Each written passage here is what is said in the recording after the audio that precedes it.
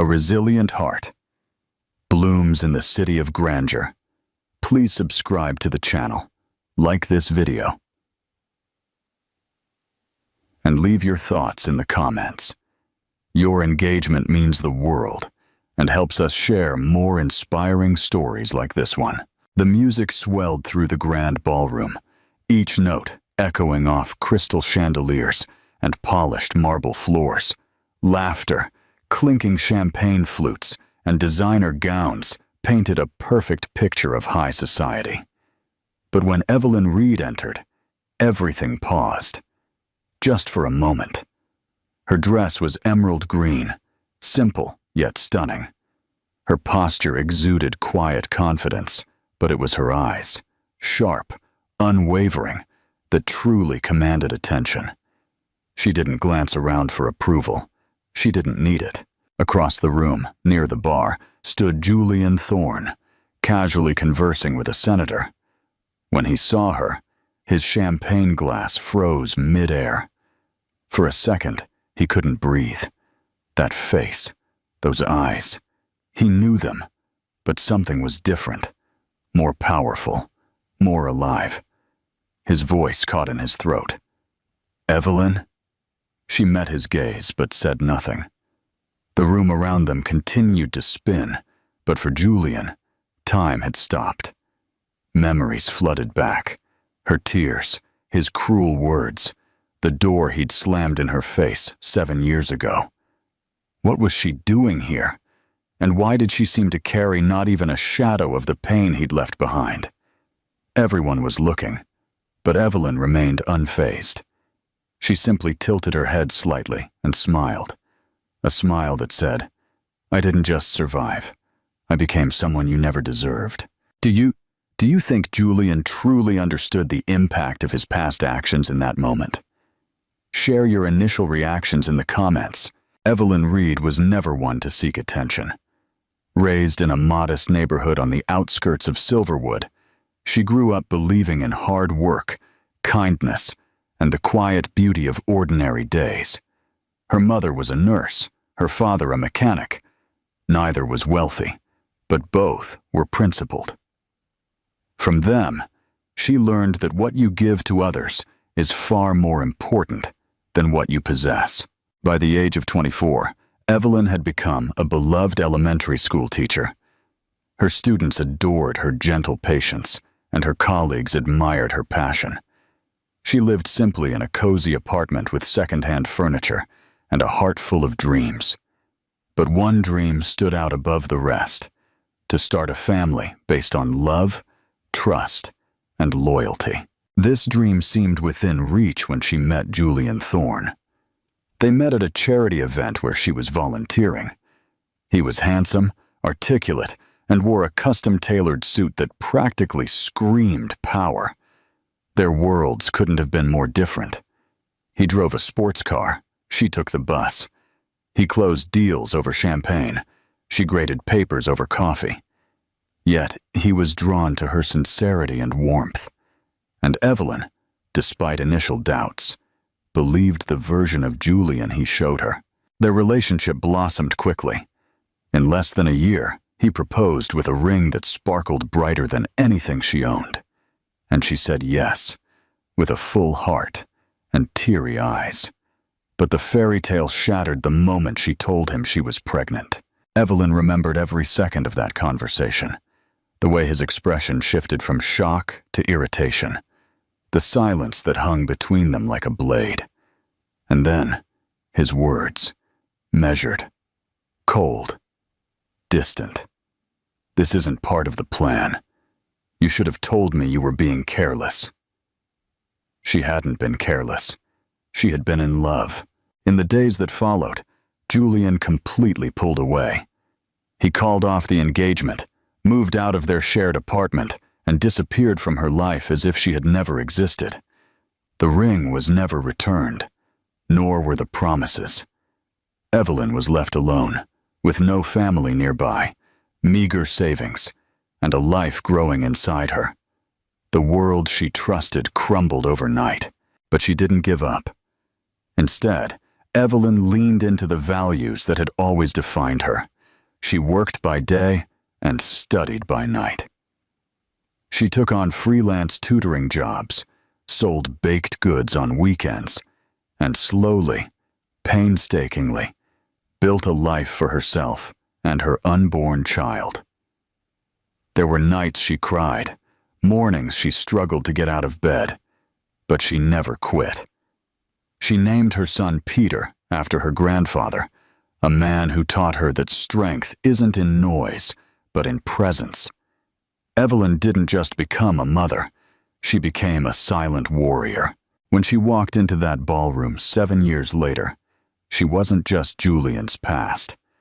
She was proof that the strongest people are often those never expected to stand out. The unfolding truth: love, loss, and resilience.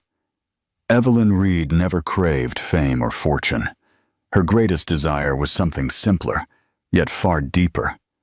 She wanted to be fully loved, to wake up next to someone who chose her every day, not for her status or appearance, but because they saw her heart and cherished it. She wanted to build a home filled with laughter, shared dinners, bedtime stories, and Sunday mornings in pajamas with coffee and cartoons in the background. From the moment she was old enough to understand the meaning of love, Evelyn knew the kind of love she yearned for: stable, honest, protective. Not the kind that flaunted itself on social media or demanded lavish trips to stay alive. She wanted a love that was present, especially when things got tough. A love that wouldn't disappear at the first sign of difficulty. When she met Julian Thorne, she thought she had finally found that kind of love, or at least the potential for it. Julian was charismatic, elegant, and incredibly persuasive. He could command a room with a glance and disarm an argument with a smile. But beneath the designer suits and luxury car, he showed Evelyn glimpses of something real. Late-night phone calls, where he spoke of his lonely childhood, his dreams of building something bigger than his father's empire, and his weariness of always having to perform for others. With her, he said he felt like he could breathe. These moments, the moments of vulnerability, won Evelyn over. She didn't care that he was a millionaire. She didn't care that their lives were so different on paper. All she saw was a man who needed love as deeply as she did. And so she gave it, freely, without reservation. Their relationship unfolded quickly. He took her to places she never imagined she'd see: dinners at upscale restaurants, weekend getaways at private resorts, handwritten notes left in her coat pocket. He made her feel chosen, special, as if she were more important than anyone else in the world. So when he got down on one knee and asked her to marry him, she said yes without hesitation. Her heart was fully committed to him, not because he was rich, not because the ring sparkled like a tiny galaxy, but because she truly believed she had found her soulmate. The news of the pregnancy came 3 months later. Evelyn was nervous to tell him, of course. They hadn't planned it, but she wasn't scared. She imagined he would be surprised at first, perhaps overwhelmed, but ultimately happy. She pictured him pulling her into his arms, kissing her forehead, and saying, "We'll figure this out together." Instead, he stared at her for a long time, an unreadable expression on his face. Then, he slowly shook his head. "You should have been more careful," he said. Evelyn felt her heart sink. "I can't be a father right now. I have too much going on. My board, the investors. They wouldn't understand this. This will ruin everything I've worked for." She barely heard the rest of what he said. Her chest felt like it was caving in. She had expected shock, maybe even panic, but not rejection. Not this cold, transactional response. She remembered whispering, "But we're getting married." He looked away. "Not anymore." Those 3 words shattered the dream she had built. In an instant, the future she had envisioned, their marriage, their child, their life together, disintegrated into dust. Julian didn't just end the engagement. He ended everything. He walked out of her apartment that night and didn't come back. Not for her, not for the baby. Evelyn spent the next few days in a daze. She cried until her face ached, until her body felt empty. But even with a broken heart, one thing remained intact: her love for the child growing inside her. That child became her purpose. In the darkest moments, when fear and loneliness enveloped her, she placed her hands on her belly and whispered, "You are wanted, you are loved, and I will never abandon you." Evelyn's greatest desire had always been to build a family based on love. She just never imagined she'd have to build it alone. And yet, through it all, the dream never died. It simply changed shape.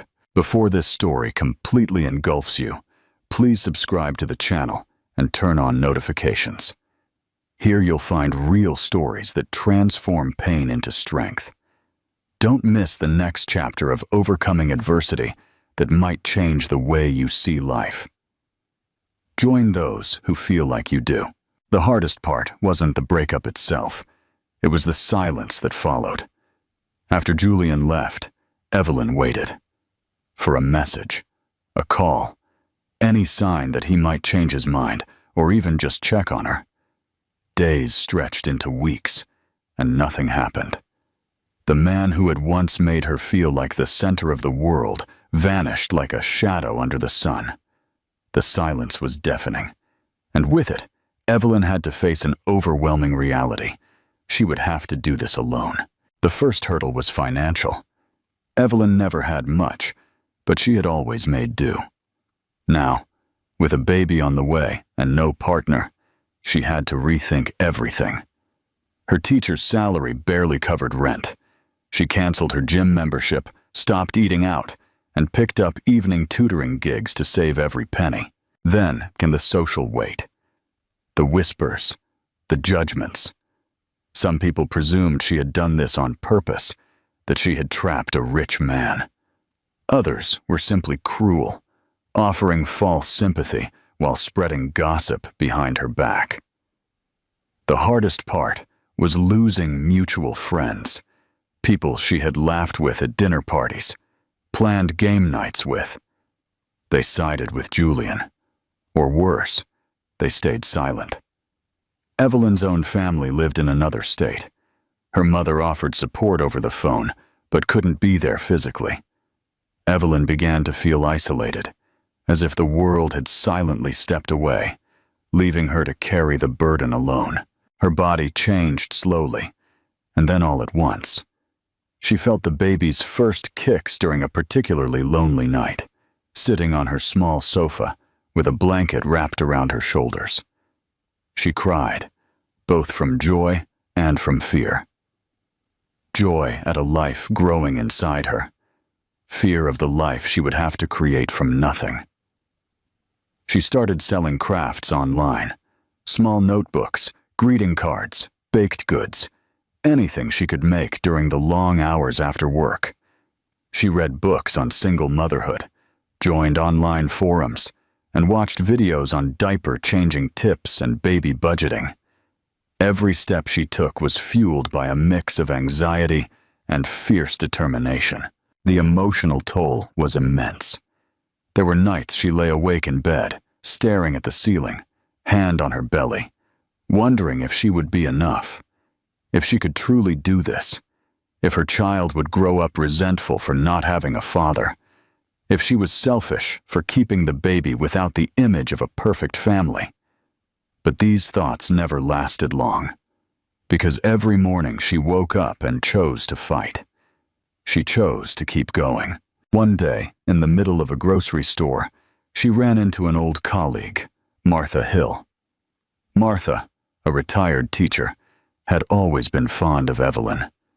Seeing her, visibly pregnant and clearly exhausted, Martha insisted they get coffee. That meeting became a weekly ritual, then a mentorship.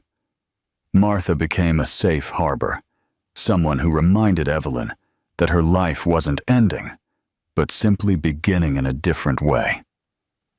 With Martha's help, Evelyn learned to build structure amid the chaos. Martha encouraged her to apply for a scholarship program to continue her studies and introduced her to a group of women who supported single mothers. Evelyn began to feel less alone, even if the road ahead was still difficult. When Peter was born, Evelyn was scared, but ready. She held him in her arms and whispered, "You and I, son, we'll make it." There were many sleepless nights, days when she had to teach with baby vomit on her blouse, mornings when Peter had a fever and she had no one to call. But she kept going. Evelyn's dream of a family based on love didn't die when Julian left. It transformed. Instead of a partner to hold her hand through storms, she stood firm and held Peter in her arms. Instead of shared responsibilities, she carried all of them. Instead of giving in to bitterness, she chose to root herself in grace. Every obstacle, financial, emotional, social, became a lesson. Every challenge, an invitation to grow stronger. And with each passing year, Evelyn wasn't just surviving. She was rebuilding. Silently, powerfully. What Julian saw as a burden, Evelyn discovered, was her greatest gift. Reclamation and radiance. A new chapter begins. Evelyn hadn't expected a proposal that night. They had gone out to celebrate Julian's latest business deal, one he'd been fighting for months. She wore a navy blue dress, simple yet elegant, and had even curled her hair, something she rarely had time for. Julian had made reservations at one of the city's most expensive restaurants, a place with string lights, live jazz, and a panoramic view of the downtown skyline. The evening felt magical. Between clinking wine glasses and soft laughter echoing from nearby tables, Julian reached for her hand. He placed a velvet box on the table. Evelyn held her breath. When he opened the box, the ring glittered brighter than the skyline behind him. "Marry me," he said, smiling. She cried. Of course, she said yes. But 2 weeks later, standing in their shared apartment with trembling hands, she told him she was pregnant. That's when the magic vanished.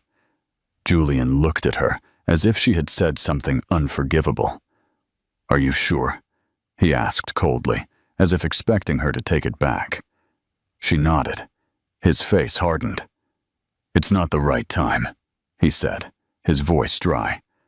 "I have too much at stake with the new expansion. Investors, press, everything. A baby doesn't fit into that picture right now." Evelyn blinked. "But we're engaged." He exhaled deeply. "Evelyn, this wasn't the plan. You should have been more careful." That phrase, "you should have been more careful," cut her like a knife. She had imagined many reactions from him. Surprise, fear, even tears. But not this. Julian began pacing. "If this gets out, it could ruin my reputation. I've worked too hard to get here. I can't be tied to a scandal." "A scandal?" Evelyn asked, bewildered.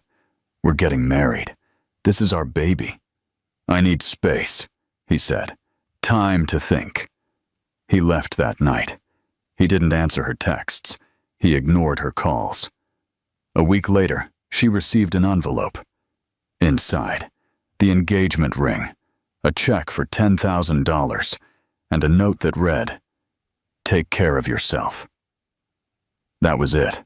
No apologies, no explanations, just a transaction, as if she was someone he could pay off and forget. Evelyn's chest ached. She held the ring in one hand, the check in the other, and felt the crushing weight of betrayal settle in. She didn't cash the check. At first, she stayed silent. She thought maybe he would come to his senses. Maybe he just needed time. But then the rumors started. She trapped him because she got pregnant on purpose. She was after his money. She tricked him. People whispered in office corridors and at social gatherings. Some smiled at her and laughed when she turned away. Her co-workers noticed the changes. Evelyn walked with her head down, her shoulders heavier. She tried to ignore it all. But the worst humiliation came a month later, at a friend's birthday party. Evelyn didn't want to go, but Martha convinced her to show up, if only to feel human for one night. The party was at a mutual friend's loft. Glass walls, high ceilings, buffet food. When Evelyn walked in, several people fell silent. Their eyes scanned her growing belly and quickly darted away. She immediately felt the weight of their judgment. Then Julian arrived. He strode in confidently, laughing with a woman clinging to his arm. Thin, glamorous, untouched by reality. He froze when he saw Evelyn, but only for a second. Then he looked away, as if she were nobody. Evelyn's heart pounded. She stood near the snack table, trying to appear nonchalant, but her hands trembled. People started whispering. Some stared openly. A man, someone she barely knew, leaned over to a friend and muttered, "So that's the girl who tried to trap Thorne." Evelyn heard it. She turned. Her cheeks flushed, not with shame, but with anger. Julian looked over at the commotion. He saw her and had the audacity to roll his eyes. Martha approached Evelyn. "Let's go," she whispered. "You don't need to stay here and take this." But Evelyn didn't move. She looked around the room. She watched every face that had laughed behind her back and swallowed hard. "I just want one person," she whispered, "to say something kind." No one did. No one. She walked out silently with Martha by her side. Outside, in the cold air, Evelyn finally cried. Not just from the ache in her heart, but from the pain of being so utterly erased. Her love, her grief, her future. Discarded like gossip no one cared to correct. In that moment, Evelyn knew she would never get an apology. She would never get justice. Not from Julian. Not from the people who saw her broken and said nothing. But what she could get was her power back, and she would. Just not tonight. Rising from the ashes, a phoenix awakens. Evelyn sat in Martha's car for nearly 10 minutes before either of them spoke a word. The cold had numbed her fingers, but it was nothing compared to the numbness spreading through her chest. Her breath fogged the window as she stared at the passing city lights, each one blurring into the next.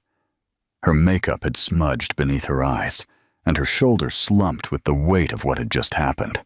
"Are you okay?" Martha asked gently. Evelyn forced a nod, but she wasn't. She wasn't okay walking into that party, hoping that maybe, just maybe, someone would see her not as a problem or a scandal, but as a person. She wasn't okay hearing her name twisted into gossip by people who used to greet her with warmth. And she definitely wasn't okay when Julian, the man she had once entrusted her entire heart to, looked at her as if she were invisible. It wasn't just about being abandoned. It was the complete erasure of her story, the way her pain had become a punchline, the way her truth was replaced by his version, a more convenient version. And no one questioned it. No one defended her. That silence hurt more than the breakup itself. She felt dirty, not in a physical sense, but as if something had been stripped from her. Dignity, perhaps, or faith. Not in Julian. She had already lost that. But faith in people, in the idea that someone would step in when cruelty showed its face. In the days that followed, Evelyn barely spoke. She went through the motions, got up, ate what she could, went to work. But inside, she was disintegrating. Every time she saw her reflection, she didn't see a strong woman.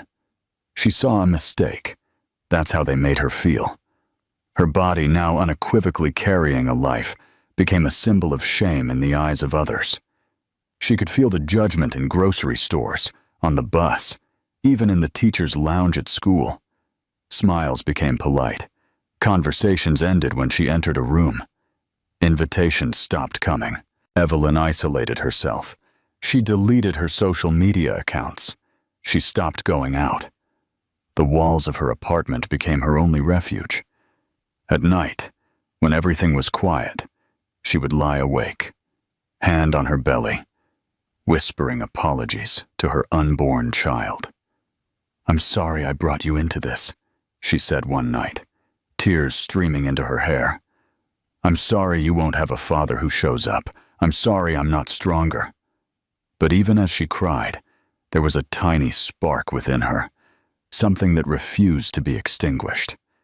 Maybe it was the baby kicking. Maybe it was instinct. Maybe it was the part of her that still remembered who she was before the ring, before Julian, before the rumors. That spark kept her alive. She started writing in a journal, not to jot down appointments or goals, but to record things she was grateful for. Some days, the list was short, just Martha's voice on the phone, or the feel of warm tea in her hands. But she wrote anyway. She also wrote letters to her son, not to give him now, but later. Letters filled with hope and truth. "You are not a product of shame," one read. "You are proof that I survived." Evelyn knew she couldn't rewrite what had happened, but she could decide how the story moved forward. She could reclaim the narrative, not for Julian, not for the people who betrayed her with their silence, but for herself, and for Peter. Because the biggest lie Julian told her wasn't that he loved her. It was that her life was ruined because of the baby. He was wrong. The baby wasn't her ruin. He was her reason. The humiliation had left deep wounds, yes, but slowly they began to heal. Not because the world changed, but because Evelyn changed. She began to walk with her head held a little higher. Not because the whispers stopped, but because she stopped believing them.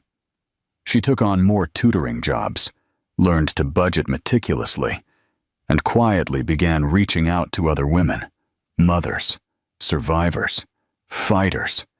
She leaned into Martha, allowing herself to ask for help, something she was too proud to do before. And the more she opened up, the more she realized she wasn't alone. There were others who had been humiliated, others who had been silenced, others who had rebuilt their lives from nothing. Evelyn wasn't broken. She was transforming, and the world, whether it liked it or not, was going to see it. The night of the party would always be painful, but it also became the spark that lit a fire within her. A fire that said, "I will not be defined by those who abandoned me. I will be defined by who I chose to become after they left." The grand reveal. 7 years later. 7 years passed, and with each passing year, Evelyn Reed transformed. Silently, steadily, without asking anyone for permission. The woman who once pleaded for Julian's attention or sat in a corner at parties, swallowing shame, had vanished. In her place stood someone hardened by experience, grounded by motherhood, and strengthened by the sheer act of surviving what should have destroyed her. Peter had become a bright, cheerful 6-year-old boy who asked many questions, laughed loudly, and loved his mother with a fierce, uncomplicated loyalty. He didn't know the whole story yet, not entirely, but he knew his mother was strong and kind, and she always made time for bedtime stories, no matter how tired she was. Evelyn never sought revenge. What she wanted was restoration, not from anyone, but of herself. She had worked to earn a better position as a teacher, taken evening courses in educational leadership, and even launched a small online business creating personalized literacy kits for children. It wasn't anything spectacular, but it was hers.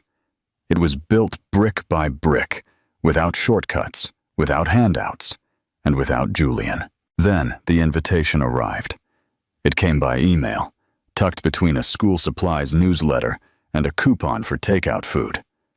It was for a charity gala, an event hosted by one of the school foundation's newest corporate sponsors.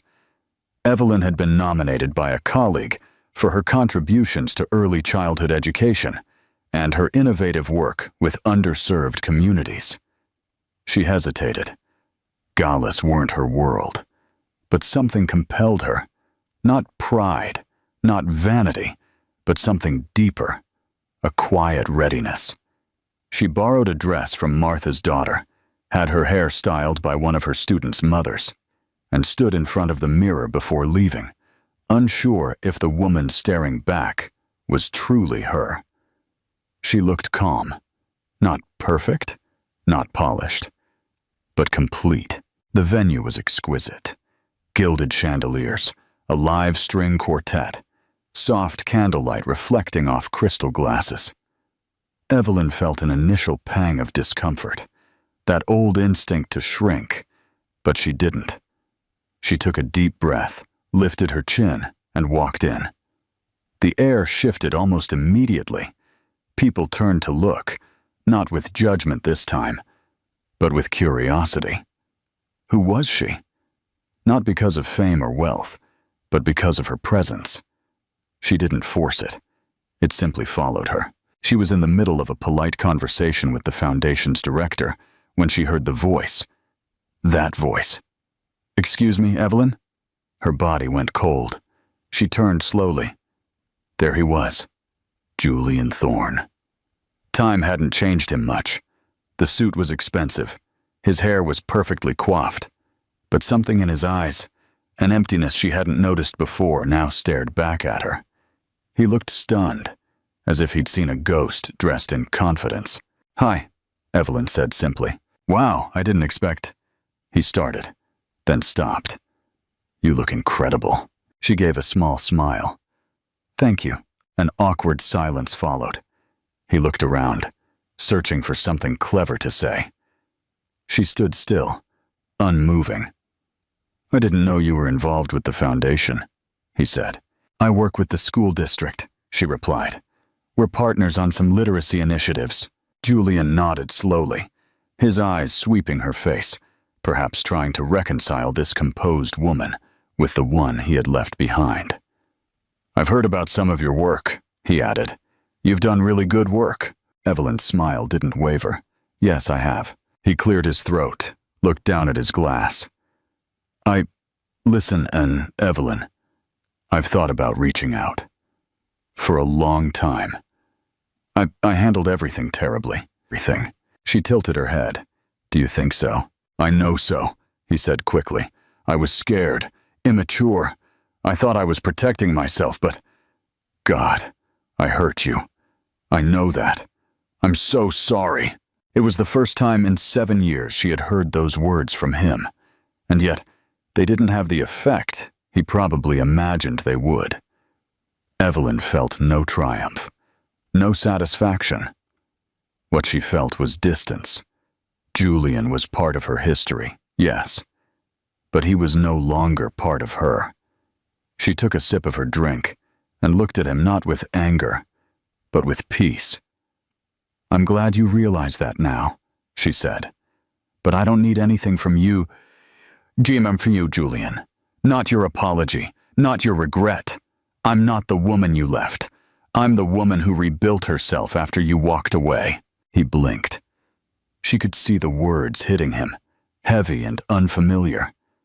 He wasn't used to Evelyn being the one in control, and she wasn't done yet.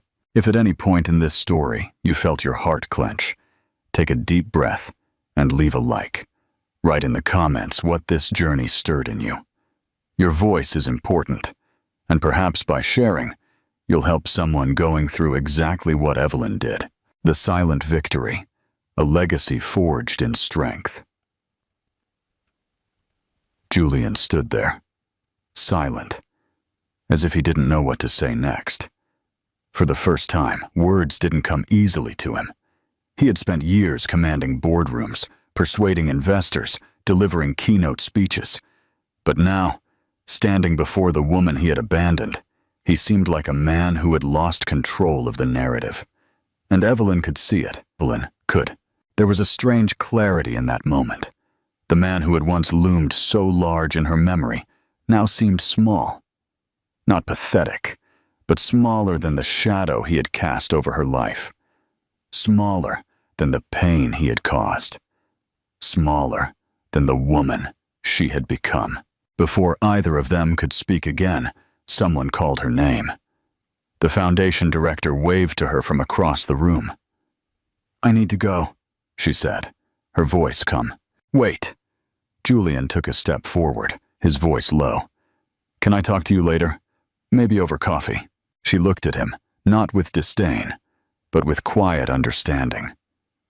"Julian," she said softly, "this moment is all the closure I need." She turned and walked away, not like a woman storming off in a huff, but like someone choosing her path with grace. As she made her way through the crowd, something shifted. People began approaching her, not out of curiosity, but with genuine interest. A woman from the education board praised her recent article. A local nonprofit leader asked for her contact information. A man from a publishing house expressed interest in her literacy kits. Evelyn no longer blended into the room. She belonged there. And as the night wore on, she felt it fully for the first time. She was no longer surviving. She was thriving. Meanwhile, Julian stood leaning against the wall, watching the scene unfold. He saw her laugh, a real laugh, with someone who clearly admired her. He saw her surrounded by people who valued her for who she was now, not who she had been with him.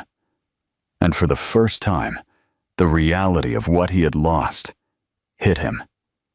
He hadn't just left a woman. He had left someone extraordinary. Evelyn didn't need to say anything. Her presence said it all. You could have been part of this story, but you left before it began. Later that night, Evelyn stepped outside for air.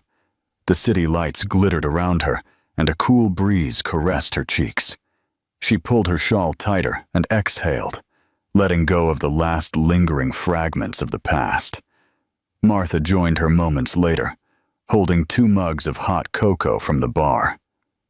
"Well," Martha said with a smile, "you certainly made an impression in there." Evelyn chuckled, accepting the mug. "I didn't expect any of that." "You didn't expect to shine." Martha raised an eyebrow. "Evelyn, you've been shining for years." Tonight the room finally noticed. They stood in silence for a while, sipping cocoa, listening to the faint music drifting from inside. "You know," Evelyn said softly, "I thought seeing him again would destroy me. I thought I'd crumble the second he looked at me." Martha smiled. "But you didn't crumble." Evelyn shook her head. "No, I didn't." And that was the turning point. She no longer carried anger. She no longer carried shame. What she carried now was pride. Not the boastful kind, but the deep, steady kind. The kind that comes from walking through fire and not letting it consume you. From that night forward, things began to shift. Not because of Julian's presence, but because of Evelyn's own light. People started recognizing her work. Her literacy kits gained traction online. She was invited to speak at a local education conference. Her confidence wasn't forced. It was rooted. At home, Peter had no idea what had happened that night. All he knew was that when his mother tucked him into bed the next evening, she seemed lighter, happier, as if something invisible had been lifted from her shoulders. He snuggled close to her and whispered, "You're the best mom in the world."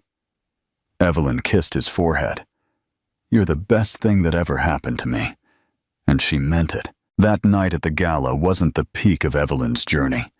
It was just the beginning of a new chapter, A chapter where she finally saw herself the way she had always hoped someone else would see her. And now she no longer needed anyone else's eyes to validate her. She saw clearly strength, dignity, and a life she built on her own terms. A ripple effect. Inspiring change. On the Monday after the gala, Evelyn Reed woke at dawn. Peter was still sleeping, his small body curled like a comma under his superhero sheets. She watched him for a moment, his breathing quiet, the tiny twitch of his fingers in a dream, and she felt a wave of gratitude that was almost too big for words. She kissed his forehead before heading to the kitchen. Her phone vibrated on the counter. 3 unread emails. One was from the education board. They wanted to feature her in their next newsletter. Another was from the publishing contact she'd met at the gala, asking if she'd be interested in developing a series of children's books based on her literacy kits. She stared at the screen, stunned. Then she smiled, softly at first, then with growing certainty. This was it. Not a sudden miracle, not a lottery ticket, but the slow, steady payoff of never giving up. The first few years after Peter's birth had felt like pushing a boulder uphill, and now she could finally feel it tilting forward, the momentum shifting in her favor. But nothing compared to what happened that Friday afternoon. Evelyn was invited to speak at a school board conference, a gathering of educators, donors, and policymakers. It was a small, even intimate, but important event.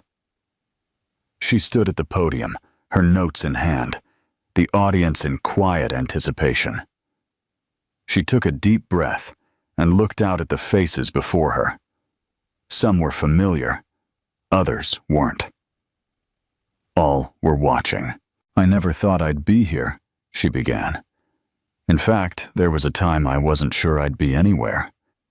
She told her story, not the sensationalized version, nor the one whispered at parties, but the truth about being abandoned while pregnant, about starting over from scratch with nothing but her will and her child, about how every closed door led her to build a new one.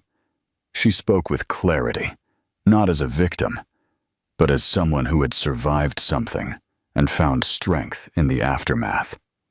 "You don't need a perfect beginning," she said, "to create a meaningful life. Sometimes it's the cracks in your story that let the light in." When she finished, the room was silent. Then came the applause, longer and louder than she expected. People rose to their feet. Some were dabbing their eyes. One man approached her afterward and said, "That wasn't just a speech. It was a mirror. You made me see things in myself." Later that week, the foundation released a video of the speech. It went viral, shared not just by educators, but by single mothers, advocacy groups, and women who had experienced similar pain. Evelyn began receiving messages from across the country, people thanking her for her honesty, her strength, her story. It was a true whirlwind. Local media reached out. A podcast invited her for an interview. A literacy nonprofit offered a grant to expand her educational kits. But amid all the buzz, Evelyn remained grounded. Every morning, she still packed Peter's lunch. She still walked him to school when she could. Still helped him read at night. Still kissed his scraped knees. Because that was always the center of everything. Him. One day, while she was making dinner, Peter looked up from his homework and asked, "Mom, were you ever sad? You didn't marry my dad?" The question hit her like a sudden gust of wind, not because she didn't have an answer, but because he asked it with such gentleness, such innocence. Evelyn sat down beside him. "I was sad," she admitted. "For a while, not because I missed him, but because I thought I wasn't strong enough to do it alone." Peter tilted his head. "But you are." She smiled, "Yes, I am." He nodded and went back to coloring, as if he just needed to hear that spoken aloud. That night, she opened her journal and wrote, "My son sees me. That is enough." A week later, she was invited to an awards dinner hosted by the same foundation that held the gala. This time, she wasn't just attending. She was being honored. She walked into the grand ballroom not as a guest, but as the guest of honor. The applause as she approached the stage was thunderous. She didn't see Julian in the crowd, but she didn't need to. She was no longer looking for closure. This wasn't about him. This was her moment. The recognition of all the nights spent crying on the kitchen floor, all the mornings she dragged herself to work after 2 hours of sleep, all the times she chose love when resentment would have been easier. She accepted the award with steady hands. "I built a life out of broken pieces," she said. "And now those pieces are stronger because they were put back together with purpose." She paused, emotion rising in her throat. To all the women watching this who feel invisible, who have been told it's too late, that you're too broken, too alone, this is proof that your story isn't over. You are not the damage. You are the design. There were tears in the audience. People rose to their feet. The moment felt like the end of a long, painful cycle, but also the beginning of something even more beautiful. Evelyn didn't just reclaim her voice. She became someone others could hear, believe in, and learn from. She didn't need to prove anything to Julian. She had already proven everything to herself. A lasting legacy, defining her own worth. The buzz around Evelyn Reed's speech didn't die down after that night. It grew. Clips circulated online, shared not just by educators and parents, but by influencers, journalists, and everyday people who saw something in her that they needed. Truth, resilience, and hope. It wasn't just about her story anymore. It was about how many people saw themselves in her. Back at school, her colleagues greeted her differently. They weren't just impressed, they were inspired. One of the janitors, a quiet man who rarely spoke, stopped her in the hallway to say, "My sister raised 3 kids alone. She would have loved to hear your words." A parent emailed the principal, saying her daughter, a student in Evelyn's class, had come home and said, "Ms. Reed is a hero." The principal herself, who had once questioned Evelyn's ability to balance motherhood and teaching, now asked her to lead a new mentorship program for young educators. Evelyn didn't feel famous. She felt purposeful, but not everyone watched from a distance. Unbeknownst to Evelyn, Julian Thorne had seen her speech. It popped up in his social feed thanks to someone who shared it with the caption, "This is what true strength looks like." At first, he scrolled past, but something made him go back and click play. He hadn't expected it to affect him, but it did. Every word Evelyn spoke was a mirror to the person he had once been. The selfishness, the fear, the cowardice. He remembered the night he left, the letter he never had the courage to write, the child he had never known. He saw in her everything he had underestimated and everything he had lost. A week later, Julian showed up at one of the literacy events Evelyn had been invited to speak at. He stood at the back of the room, not wanting to intrude, just to see her again. And as he watched her speak to a room full of families and children, his chest tightened. After the event, he waited outside. This time, he didn't approach with arrogance. No suit and tie, no rehearsed lines, just a man, unsure of what to say. Evelyn noticed him immediately. She walked out with Peter, who was holding an animal-shaped balloon and excitedly telling her about the magic show inside. Julian held his breath as he saw the boy. He was so much like her. Peter turned to Evelyn. "Mom, who's that man?" She hesitated. "Just someone I used to know." And with that, She gently guided her son toward the car. Julian didn't call out to her. He didn't run after her. He knew he had no right. Later that night, Evelyn sat on the edge of Peter's bed as he drifted off to sleep. She thought about Julian, not with anger nor longing, but with a clarity that had taken years to achieve. She didn't need him to feel valid. Her life was already full. Her son was loved. Her career was flourishing. Her name was hers again. What Julian thought now was irrelevant, but the world did notice again. Only this time, not for his wealth. In interviews after Evelyn's speech, people started putting the pieces together. Some reporters dug up old connections. The rumors about who the man was resurfaced, and this time, they weren't kind to him. Articles with titles like "The Woman He Left Behind" and "How She Rose Anyway" gained traction. Julian was questioned once in an interview about Evelyn. He paused, looked down, and said, "She deserved better than me." It was the truth. Meanwhile, Martha Hill, the woman who stood by Evelyn through every storm, watched it all with pride. She used to joke, "I always knew you'd make an impact, girl. Just didn't expect you to become an unstoppable force." Evelyn would laugh when she said that, but she knew it was true. Even her old friends, those who had disappeared after the breakup, started reaching out. Some apologized sincerely. Others just tried to reconnect now that her name carried some weight. Evelyn was polite, but cautious. She had learned the hard way who to trust. Still, the most powerful reactions didn't come from the people who now knew her name. They came from those who didn't. Women in small towns, mothers who had been humiliated, teachers who felt invisible, teenagers who wrote to her. Saying her story gave them the strength to leave a toxic relationship, to speak up for themselves, to believe in their worth. And every time Evelyn read one of these messages, she remembered that version of herself, the one crumpled on the floor in the dark, doubting she would ever get up. She wanted to go back in time and whisper to that girl, "One day, the world will hear your voice, and it will be better for it." At home, Peter began to understand more. He asked questions.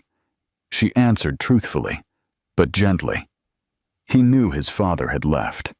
He also knew he was loved, deeply loved, that his mother had never given up on him, not for a second. And one night, as they read books under the covers, Peter looked up at her and said, "When I grow up, I want to be like you. Brave." Evelyn smiled, her heart full. "You already are." The applause from this gala had faded. The award sat on a shelf. The news mentions would eventually stop, but the change in Evelyn, that was permanent. She had become something unshakable. Not just a mother, not just a survivor, but a woman who turned humiliation into hope. And in doing so, she didn't just rise. She brought others with her. The profound impact, a call to action. There's something powerful about pain when it doesn't win. Evelyn Reed's story isn't just about heartbreak, betrayal, or the struggle of single motherhood. It's about what happens when a person chooses not to let the worst day of their life define their entire life. It's about the quiet, unglamorous process of healing, not in dramatic leaps, but in everyday choices. Waking up, showing up, refusing to give up. Her journey reminds us that strength often looks nothing like we expect. It's not loud. It's not flashy. Sometimes it looks like a tired mother holding her baby, crying while answering emails. Sometimes it looks like sitting alone at a school play, applauding with pride, even when no one else is there. And sometimes it looks like walking into a room full of people who once looked down on you and holding your head higher than ever before. Evelyn didn't fight back with anger or revenge. She fought back with growth. She didn't expose Julian. She didn't seek public retaliation. Instead, she allowed her life to speak louder than any accusation ever could. And that's what made people listen. There's a deeper message here too, one that speaks to anyone who has ever felt abandoned, silenced, or dismissed. You are not what someone else did to you. You are what you choose to become afterward. Evelyn wasn't just a woman who was left. She was a woman who stayed present, stayed strong, stayed committed to her child and to herself. And through that steadfastness, she redefined what it meant to be enough. Her story challenges the idea that we need validation from those who hurt us. It shows us that redemption doesn't always come from others acknowledging they were wrong, but from our acknowledging that we were right to believe in ourselves all along. And perhaps most importantly, Evelyn's journey is a call to see those who are often invisible. The single mothers holding it all together on minimal sleep. The women rebuilding from broken trust. The people who aren't asking for applause, just dignity. Because when we look closely, we see that strength isn't about never falling. It's about getting back up with such grace that others start to believe they can rise too. Evelyn's life became her answer, not just to Julian, but to a world that doubted her. She didn't just survive. She transformed. And in doing so, she left behind more than a story. She left a legacy, the unforgettable impact, a new horizon. In the months following her viral speech and growing recognition, Evelyn Reed continued doing what she had always done, serving, teaching, and raising her son with grace. But now, the world began opening doors she thought were closed. She received an offer for a board position at a national education nonprofit, where she could influence programs aimed at empowering single mothers through literacy and job training. She accepted, not for the title, but for the chance to ensure other women didn't feel as alone as she had. Her small online literacy business blossomed and grew into a respected platform. Schools across the country began ordering her kits, and she started receiving invitations to speak at conferences, universities, and women's empowerment gatherings. She always told the truth, not the polished, convenient version, but the real one.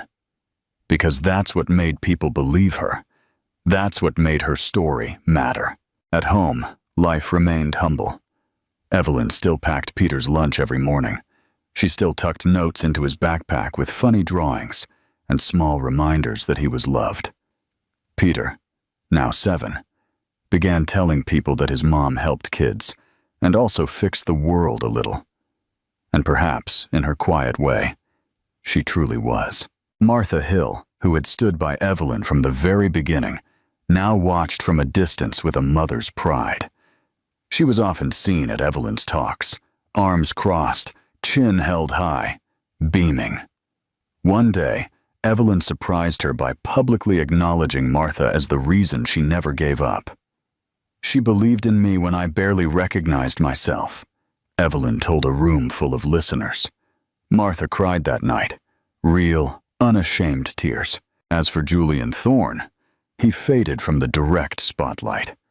His business survived, but something had shifted. He stopped being the man who was always seen and began to become the man who watched silently. The man who realized, too late, that some losses are irretrievable because they were never about money, but about character. Evelyn never spoke ill of him publicly. She didn't need to. The life she built spoke louder than anything she could say. And one day, years later, when Peter was old enough to ask deeper questions, she told him everything. Not to hurt him, but to honor the truth. And when she finished, he didn't look at her with pity or anger. He looked at her with admiration. "You didn't give up on me," he said. "Never could," she replied, smiling through tears. And that was it, the final piece. Evelyn Reed was abandoned, humiliated, erased. But in the end, she became unforgettable. If Evelyn's story touched your heart, take a deep breath and ask yourself, how many people walk past us every day, fighting silent battles, rebuilding themselves after heartbreak, carrying burdens alone, proving their worth in a world that refuses to see them? This story isn't just about a woman who was left. It's about a woman who chose to rise when the world tried to keep her down. And somewhere out there, someone you know, perhaps a friend, a coworker, maybe even you, is going through something similar. So, here's what we want you to do. Leave a comment below telling us what part of Evelyn's journey moved you the most. Was it the moment she stood tall at the gala? The way she never stopped fighting for her son? Or perhaps the way she faced the past without bitterness? If this story reminded you of your own strength, or the strength of someone you love, comment, "I rise too," and let your voice join a chorus of others who refuse to be silent. Share this video with someone who needs to be reminded that they are not alone, that their story still matters, and that no one's worth is defined by people who failed to see it. And don't forget to subscribe to our channel for more stories like this, stories that inspire, challenge, and heal. Evelyn didn't need revenge. She needed respect. And in the end, she not only got it, but she became the reason others believe they can get it too. Be part of this movement, because perhaps the next story we tell will be yours.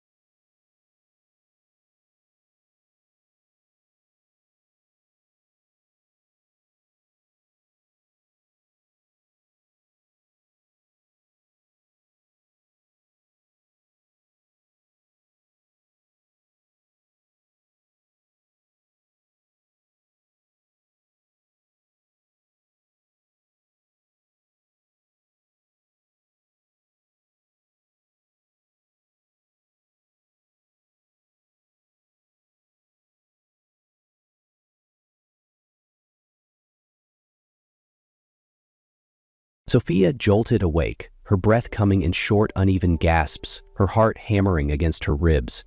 The air felt heavy, unfamiliar. Panic clawed at her chest as she forced herself to focus. But nothing made sense. She wasn't in her room. She wasn't even sure she was safe. And worst of all, she had no idea where she was. The room around her was unfamiliar, overwhelmingly grand. Soft golden light filtered through thick velvet drapes, casting a warm glow on the crystal chandelier suspended from the high ceiling. Every detail exuded luxury. The intricate carvings on the walls, the scent of rich sandalwood lingering in the air. It was breathtaking, yet it made her feel impossibly small. Then she noticed something else. A steady, rhythmic breathing beside her. Sophia's heart pounded violently as she turned her head. A man lay beside her, his broad, chiseled chest rising and falling with quiet confidence. He belonged here. This space, this world, it was his. But she did not. A name drifted into her mind like a whisper on the wind. Damien. She didn't know why she knew it, nor why he was here with her. But one thing was certain. Something had happened last night. And she couldn't remember any of it. Fear wrapped around Sophia like a vice as she jolted upright, her fingers clutching the silky sheets as if they could anchor her to something real. But nothing about this was real. The room was too vast, too pristine, too exquisite to belong to her. Heavy velvet drapes framed the towering windows, allowing soft golden light to spill onto the smooth satin sheets draped over her bare skin.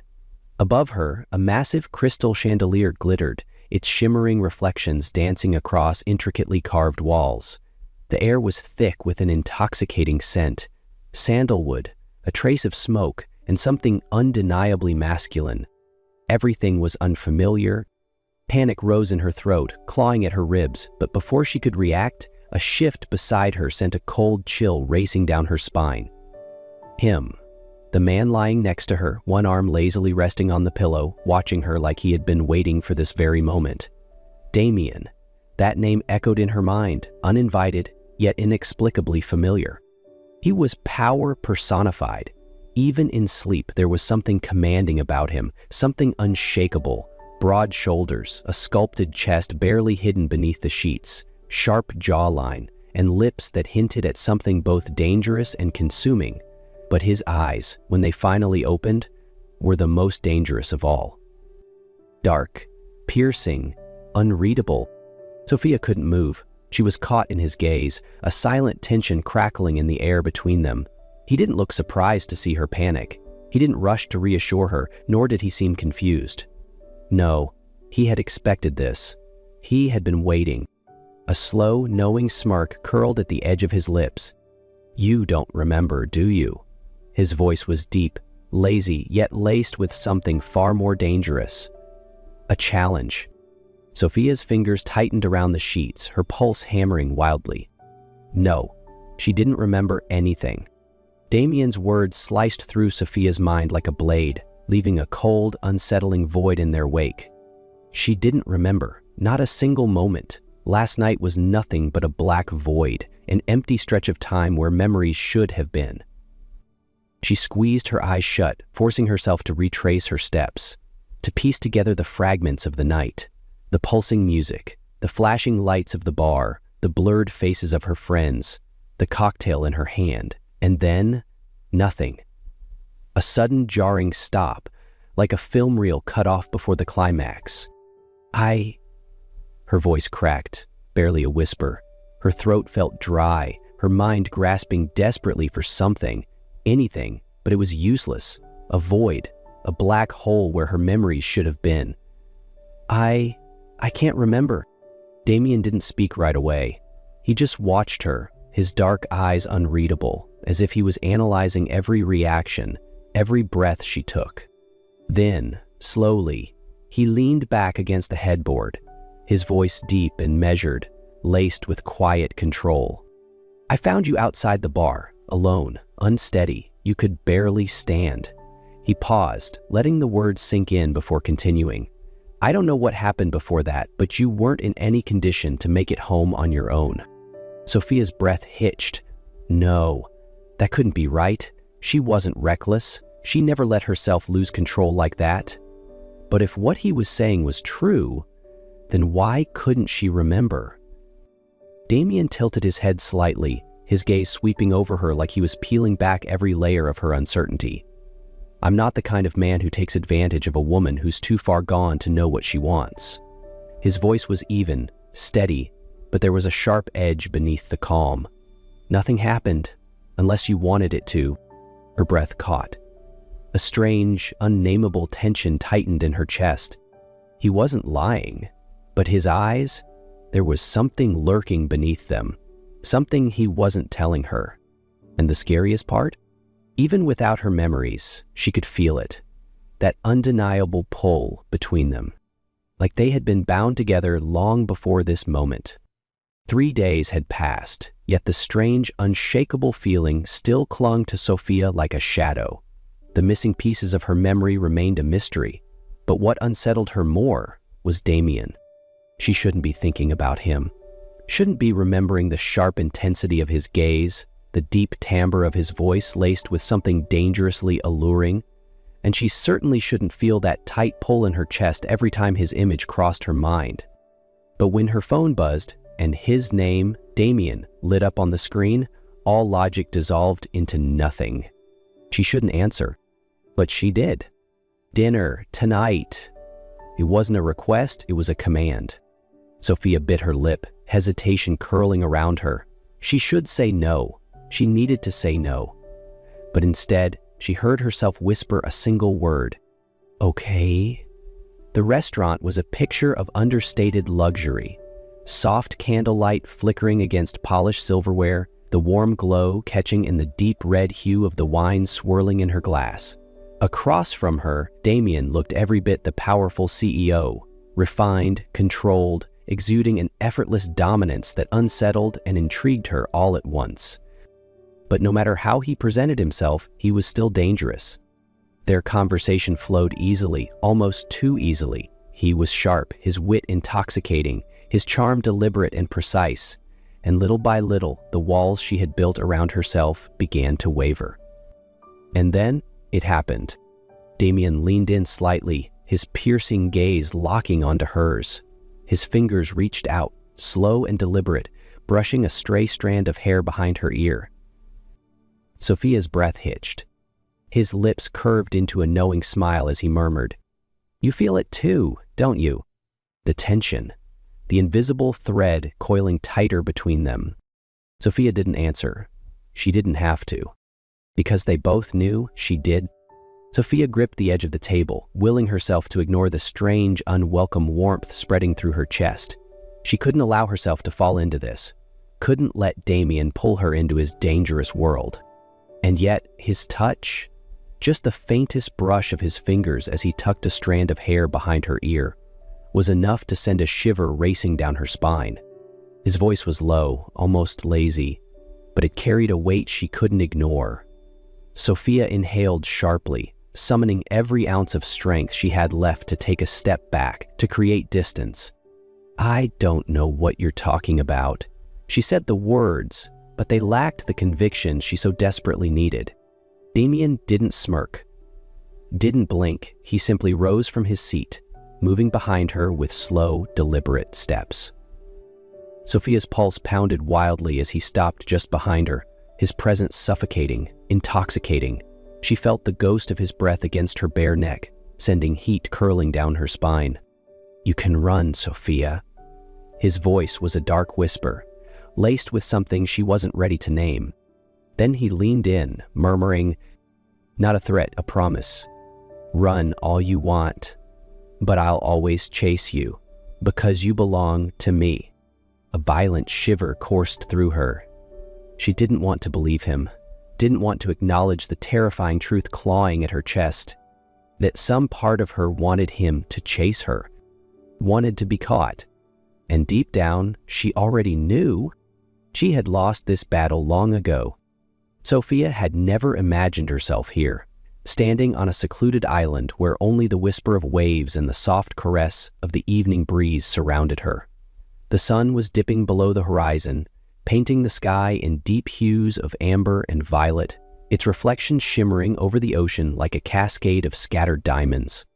Damien stood just a few steps away, yet his presence wrapped around her like an invisible force. He didn't have to touch her to make her feel the weight of him. His power was in his gaze, in the way he moved with quiet, deliberate control. She didn't know why he had brought her here, didn't know if she had the courage to take one more step into his world. But when he turned to face her, his expression more serious than she had ever seen before, she knew this moment would change everything. Without warning, Damien slowly dropped to one knee. Sophia froze, her heart slamming against her ribs. The golden light of sunset gleamed against the flawless diamond ring he held between his fingers.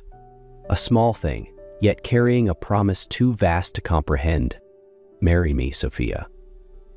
His voice was low, steady, but filled with an honesty that stripped away every last defense she had left. "Let me love you forever." All rational thought disappeared. In its place was something pure, something undeniable, something that had been there all along. A single tear slipped down her cheek, her breath hitching in her throat. But there was no hesitation when she whispered, "Yes." And when Damien rose, pulling her into his arms, kissing her so deeply it stole the very air from her lungs, Sophia knew there was no turning back. But this time, she didn't want to.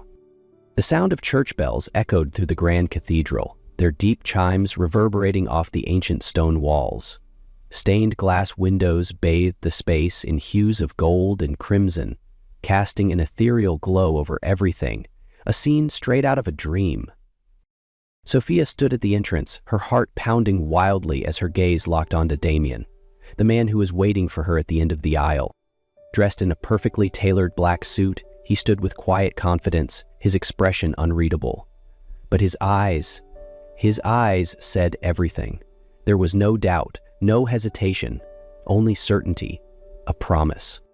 Her breath hitched as she stepped forward, each slow, measured stride bringing her closer to him.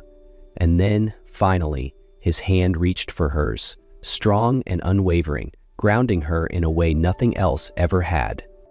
The priest spoke, his voice solemn and steady, but Sophia could only hear the sound of her own heartbeat, thrumming in time with Damien's. With God as my witness, I vow to love you, protect you, and cherish you for the rest of my life. His voice was deep, steady, each word an unshakable oath. Sophia swallowed hard, her vision blurring with unshed tears. She drew in a shaky breath, her hands tightening around his. With all my heart, I am yours. And then, before the world, before the heavens themselves, Damien pulled her into his arms, his lips capturing hers in a kiss that was more than just passion. It was devotion, possession, an unspoken promise sealed between them. And in that moment, Sophia knew this wasn't just a wedding. It was the beginning of forever. The first rays of dawn streamed through the open window, casting a golden glow across the room. Sophia stirred slightly, feeling the familiar warmth beside her. Damien's arm wrapped securely around her, even in sleep. She smiled softly, but deep inside she carried a secret, a tiny, miraculous secret that would change their world forever. Slipping out of bed, she pulled on one of Damien's crisp white shirts, inhaling the faint traces of his scent lingering on the fabric. Her fingers instinctively brushed over her stomach. There was no visible change yet, but she knew. She was carrying life, a part of her, a part of him. The sound of footsteps approached behind her, steady and strong. A familiar arm curled around her waist, pulling her against his solid frame. Awake so early, sweetheart. Damien's voice was husky with sleep, but his warmth was grounding, anchoring her in ways she had never known before. Sophia turned in his embrace, looking up into the depths of his unreadable gaze. Her heart pounded, not with fear, but with the knowledge that from this moment forward, everything would be different. She reached for his hand, guiding it gently to rest against her stomach. Damien froze. His palm lay still, tense against her, before pressing in slightly, as if searching for confirmation. "Damien?" Her voice wavered, thick with emotion. "I have something to tell you." The world seemed to stand still. His dark eyes searched hers, scanning her face as if trying to make sense of her words. And then his breath escaped in a slow, shaky exhale. "Are you saying—" Sophia smiled, tender and radiant. "We're having a baby." For the first time, every trace of Damien's usual control shattered. He just stood there, eyes wide, expression unreadable, except for the raw, undeniable emotion shining through. Then, without warning, he lifted her off the ground, spinning her in the air, his deep laughter mixing with the sound of her delighted gasp. "You are the best thing that has ever happened to me, Sophia." His voice was rough, thick with something deeper than words could convey. His lips found hers in a kiss that held every promise, every dream, every unspoken vow. And this time, in his arms, Sophia knew they weren't just two people anymore. They were a family. The hospital room was quiet, filled only with the soft sound of Sophia's steady breathing and the rapid, thunderous beat of Damien's heart. He couldn't tear his eyes away from the tiny bundle in his arms. A baby girl, her delicate features peaceful, her breath barely a whisper against his skin. For the first time in his life, Damien felt small. He had held power, wealth, and influence in the palm of his hand, but nothing had ever felt as profound as this moment. His large hands trembled slightly as he gently traced the baby's face, overwhelmed by an emotion so fierce, so consuming that he didn't know how to contain it. He lowered his head, his voice thick with raw emotion as he whispered to Sophia, "She is proof of our love, and you are my first, my only, my forever." Sophia gazed at him, her eyes shimmering with unshed tears, but her smile was soft, radiant, like the first light of morning. She had once wondered what love truly meant. Now she knew. It was this moment, Damien, their daughter, the family they had built together. She needed nothing else. Her life was complete.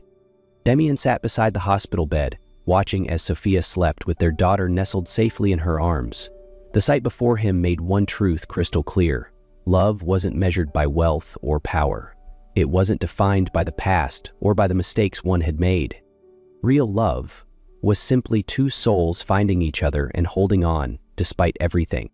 He had once believed he was meant to be alone, that his heart had no space for anyone else. But Sophia had shattered that belief. She had walked into his life unannounced, turned his world upside down, and made him understand the simplest yet most profound truth. Love wasn't about control. It was a choice. Every single day. Leaning down, Damien pressed a gentle kiss to his wife's forehead, whispering a promise, not just to her, but to himself. Love is not about perfection. It's not about never making mistakes. It's about choosing someone every single day, through every storm, through every moment of doubt. And when you find the one who makes even your darkest days worth it, you never let go. And he knew, today, tomorrow, and for the rest of his life, he would always choose her.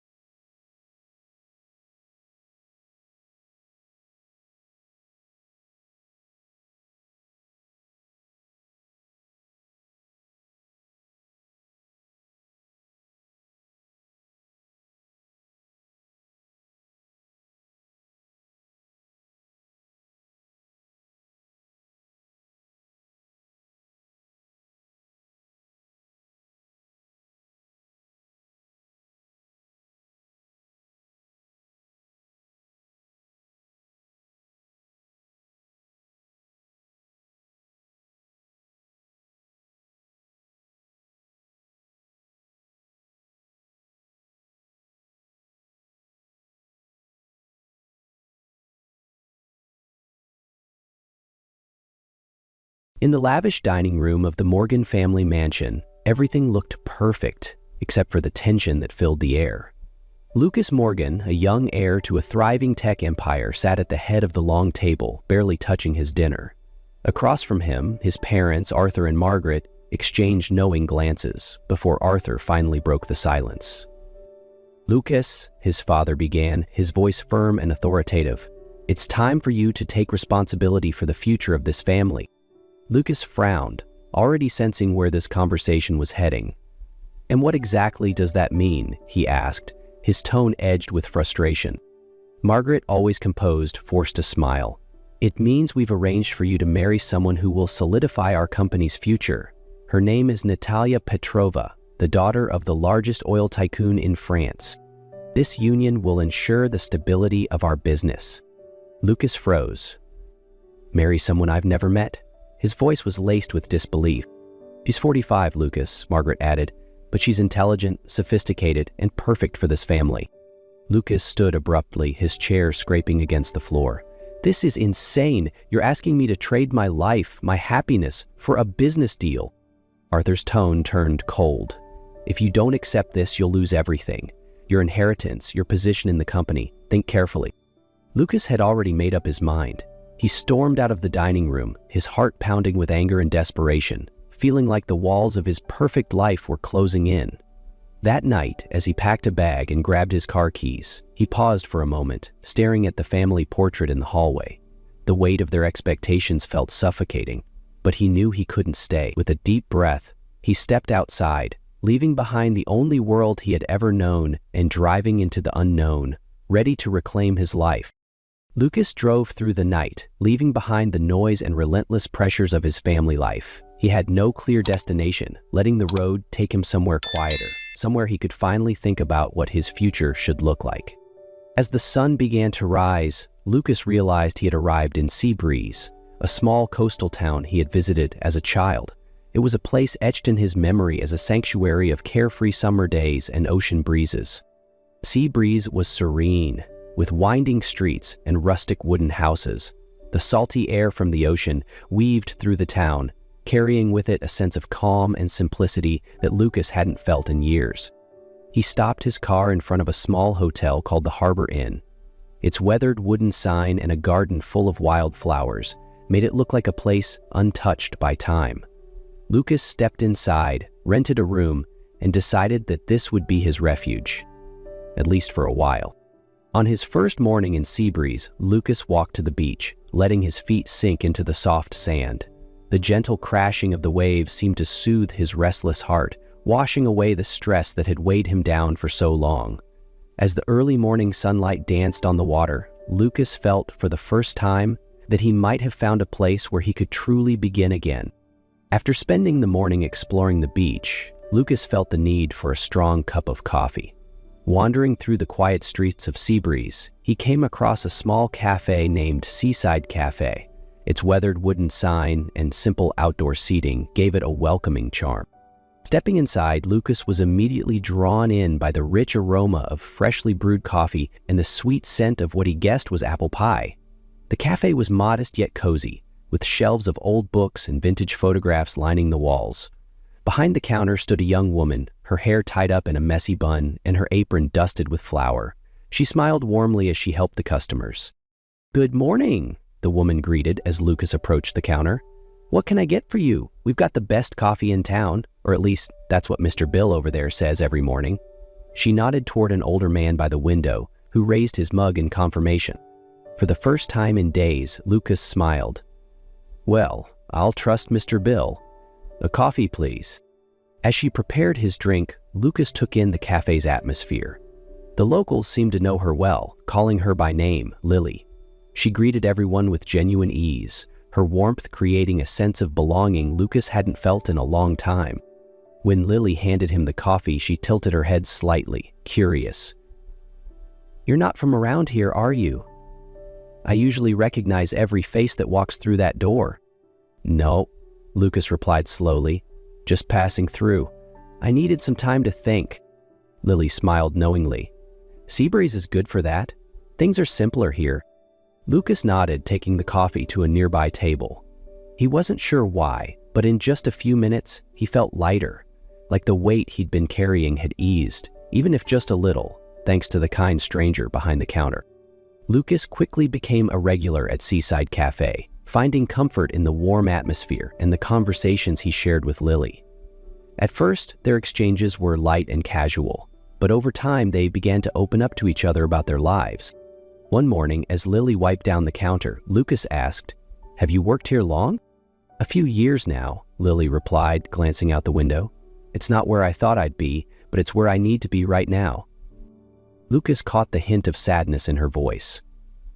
"Where did you think you'd be?" Lily smiled wistfully. "I used to dream of being an artist.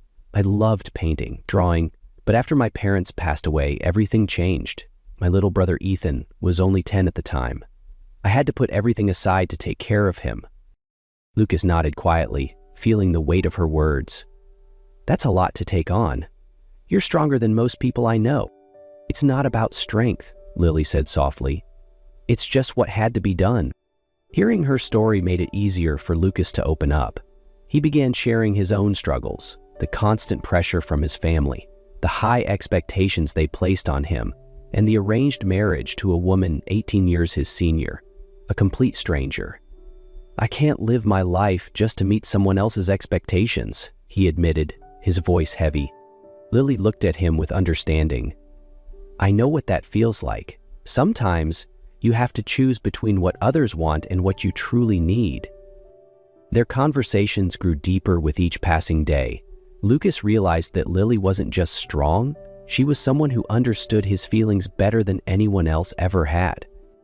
One evening, as Lucas helped Lily clean up after closing, her younger brother Ethan was busy with his homework at a nearby table. "What do you do in the city?" Ethan asked, his curious eyes fixed on Lucas. Lucas hesitated, not wanting to reveal too much. "I used to work for my family, but I'm taking a break right now." Sensing his discomfort, Lily stepped in with a smile. "Ethan, why don't you help me clean the kitchen?" Once Ethan was out of earshot, Lily turned to Lucas. "You don't have to say anything you're not ready to share. I get it." Lucas felt a wave of relief. He wasn't ready to tell her everything yet, but he knew he'd found someone he could trust.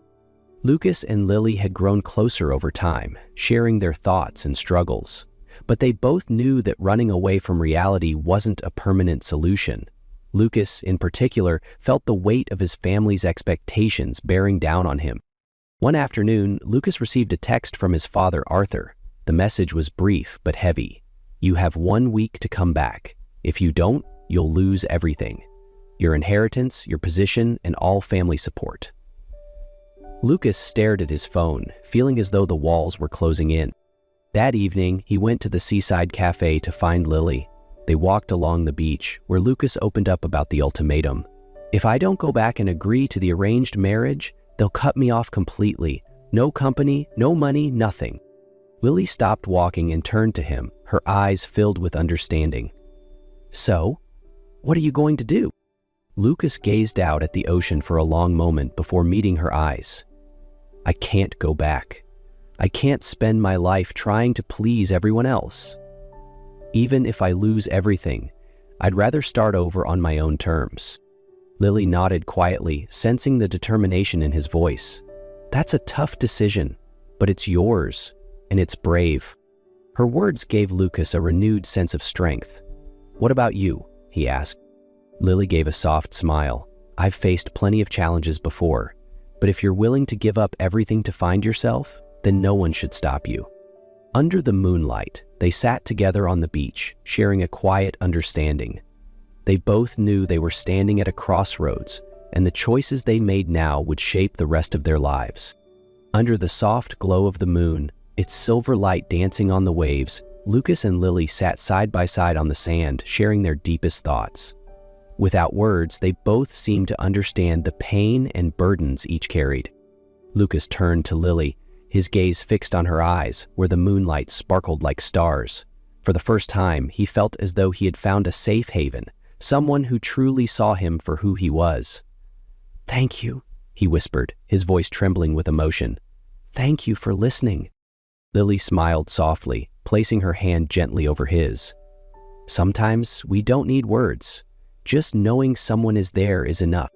In that moment, Lucas leaned closer, his eyes never leaving hers. "I've never met anyone like you, Lily," he said, his voice barely audible. Lily felt the warmth radiating from Lucas, her heart beating faster as if it already knew what was about to happen. "Then let's make this moment ours," she whispered, her eyes fluttering shut.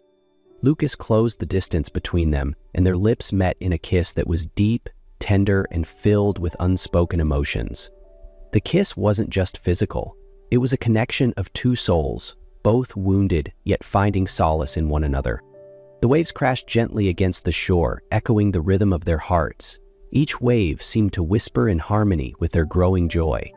That night, under a sky full of stars, Lucas and Lily came together, not just in words, but in the intimacy of their bodies. The beach became the silent witness to a love that needed no promises, only the truth of the moment. As the first rays of sunlight broke over the sea breeze shore, Lucas and Lily woke up beside each other, filled with a mixture of emotions. They knew life wouldn't be easy, but it was the beginning of something new, a future they were ready to build together. Lucas spent days reflecting on what he could do to start over. He thought about the peaceful moments he had experienced at Seaside Cafe, where the cozy atmosphere had helped him get through his first days in Seabreeze. That memory sparked an idea. One evening, as they sat together on the beach, Lucas turned to Lily. "I want to open a cafe," he said, his eyes lighting up with excitement. But not just any cafe. An art cafe, a space where people can come for coffee, see artwork, and maybe even find inspiration. Lily looked at him, surprised but supportive. "That's an amazing idea, and if you need me, I'll be there with you." Lucas smiled, feeling a sense of relief. "I don't just need you, Lily. I want you to help me build this. Your talent and passion will make it something truly special." With the savings he had left, Lucas began renovating a small building near the shore, transforming it into Horizon Cafe, an art cafe where local artists could display their work. Lily took charge of designing the space and started teaching art classes in a cozy corner of the cafe. The people of Seabreeze quickly embraced the idea, and the cafe became a hub of creativity and connection in the town. Lucas and Lily found not just a new purpose, but also a place where they truly felt they belonged. Horizon Cafe quickly became the heart of Seabreeze, a gathering place for the community to enjoy coffee and admire inspiring artwork. Lucas and Lily worked side by side, turning the cafe into not just a business but a reflection of their shared passion and dreams. One evening after the cafe had closed, Lucas led Lily on a walk along the moonlit beach. The gentle sound of the waves provided the perfect soundtrack to the moment. Lucas stopped and turned to face Lily, his eyes filled with sincerity. "Lily," he began, his voice slightly trembling, "when I came to Seabreeze, I was running away. I didn't know what I was looking for. But then I found you. You didn't just save me from my old life. You helped me discover who I really am." Lucas knelt down, his hands trembling slightly as he pulled a small box from his pocket. Inside was a simple yet meaningful ring, a symbol of everything he wanted to build with Lily. His voice was filled with both nervousness and certainty as he said, "Lily, when I came to Seabreeze, I was lost. You gave me more than a place to belong. You gave me hope, strength, and love. I can't imagine this life without you by my side. Will you marry me?" Lily gasped, tears sparkling in her eyes under the moonlight. "Yes, Lucas, yes, I will." Under the starry sky, they embraced, knowing their love would be the foundation for everything they would build together. The next morning, the sunlight bathed the Seabreeze shore in a warm golden glow, as if the universe itself had paused to celebrate Lucas and Lily's love. They had decided not to wait any longer. Their love didn't need grand gestures or extravagant planning, only the sound of the waves, the breeze carrying the scent of wildflowers, and the smiles of the people who mattered most. The soft hum of the ocean provided the perfect background as Lucas and Lily exchanged their vows. It was simple, yet every word carried the weight of their journey, their struggles, and their love. The small Seabreeze community quickly came together to help. Wildflowers were picked from the nearby hills, wooden chairs were brought out from the cafe, and a simple arch was built with branches decorated with white ribbons. It was modest but brimming with love. As Lily walked down the sandy aisle in her simple white dress, Lucas couldn't take his eyes off her. His heart skipped a beat as she smiled at him, the gentle breeze playing with her hair, making the moment feel absolutely magical. They held hands and exchanged their vows, their voices steady with emotion. "From this day forward, we will build a life full of love and hope together." The ceremony ended with claps, cheers, and joyful laughter. That afternoon, Lucas and Lily returned to Horizon Cafe with their friends and neighbors for a small, intimate reception. The cafe was warm and inviting, with simple wooden tables pushed together and covered with white linens. Wildflowers were arranged in small glass jars, adding a touch of beauty to the cozy atmosphere. The townsfolk brought homemade dishes, apple pies, freshly baked bread, and a small wedding cake that was humble but meaningful. Soft music played from an old speaker, filling the space with a serene and joyful melody. Lucas raised his glass, looking around at the smiling faces of the people who had become their family. "Thank you," he said, his voice thick with emotion, "not just for helping us celebrate today, but for welcoming us into this community and making us feel at home." Lily smiled, her eyes glistening as she looked at Lucas. "And thank you," she whispered softly, just for him to hear, "for believing in love and believing in us." As the sun began to set, Lucas and Lily danced together under the golden sky, laughter and joy radiating through the cafe. The celebration was small, but it was perfect, a true reflection of the life they were building together.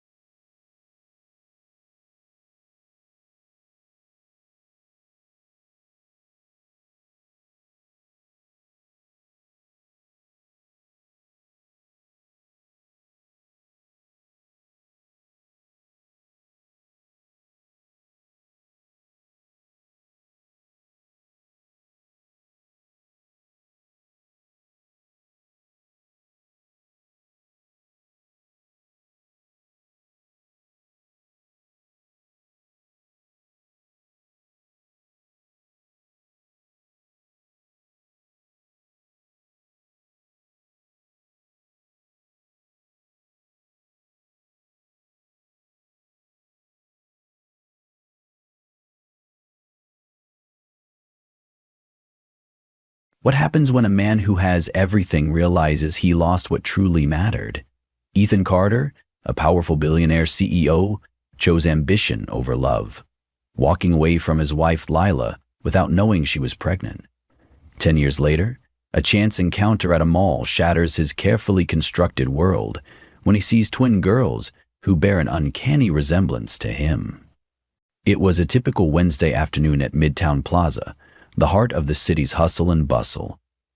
The mall teemed with life, families browsing shop windows, children begging for treats, and the faint hum of music blending into the murmur of conversations. Amidst the crowd, Ethan Carter walked with the measured pace of a man who commanded empires, yet seemed perpetually restless. A real estate tycoon with properties spanning continents, Ethan moved through the world as if he owned it. Yet, deep down, he felt a gnawing emptiness, an unshakable sense of disconnection, and the suspension of death, the feeling of a lifetime's work of death that must be consumed before the universe can be filled with something better. He wasn't here for leisure. A high-profile meeting over coffee had brought him to the mall, and his black luxury sedan waited outside, its engine quietly idling for his return. Ethan adjusted his cufflinks as he walked, his mind already racing ahead to his next deal. But then, something made him stop. Across the atrium, a woman stood near a boutique window. She had long, dark hair that cascaded over her shoulders and an effortless grace that seemed familiar. Beside her were two young girls, their identical features and synchronized gestures catching his attention. At first, it was curiosity. Then it hit him like a thunderclap. The girls, no older than 10, had his piercing green eyes, the same sharp jawline, and even the slight tilt of their chins. The resemblance was unmistakable. His chest tightened. He knew the woman too. It was Lila Bennett, the artist he had once loved with an intensity he hadn't thought possible. The woman he'd left behind when he chose ambition over love. A woman he hadn't seen in a decade. The world around Ethan seemed to fade, the chatter and music receding into a dull hum. He stood frozen, staring at the family he hadn't never known existed. The girls weren't just striking a resemblance. They were his daughters. and Lila had never told him. Ethan's breath hitched as he took an involuntary step forward, but before he could speak or act, Lila turned. Her gaze swept across the crowd until it landed on him.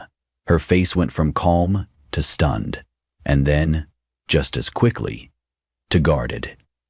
Without a word, she placed protective arms around the girls and guided them toward the escalators, disappearing into the crowd. For the first time in years, Ethan Carter felt utterly powerless. And for the first time in his life, he was truly afraid.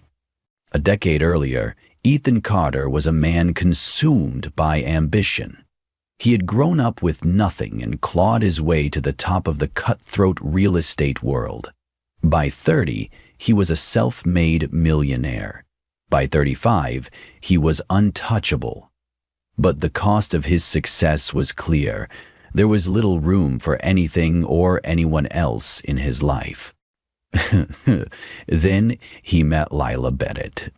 She had walked into his world like a flash of color in an otherwise monochrome existence. Lila was an artist, her hands often speckled with paint, and her eyes alight with passion for everything she touched. They met at a charity event, a world she inhabited reluctantly, and he dominated effortlessly. Ethan hadn't intended to notice her, but Lila had a way of pulling people in. She talked about art, dreams, and life as if they were enshrined on life, as if they were intertwined. Her energy intoxicating. For a brief, fleeting time, Lila made Ethan believe in something more than profits and power. They spent nights talking until dawn, their worlds colliding in ways he couldn't have anticipated. Her laughter softened his edges, and her vision for a life filled with creativity and meaning gave him glimpses of a world outside boardrooms and balance sheets. But love, Ethan decided, was a liability. As his company expanded and the demands of his empire grew, he began to pull away. He told himself it was necessary. Marriage, children, these were distractions that would only weaken his focus. Lila didn't see it coming when Ethan broke things off. His words were clinical, as if he were negotiating a contract. You deserve more than I can give you. I need to stay focused. Focused. The word had haunted Ethan for years. He'd walked away, thinking he was doing the right thing. In truth, he was afraid.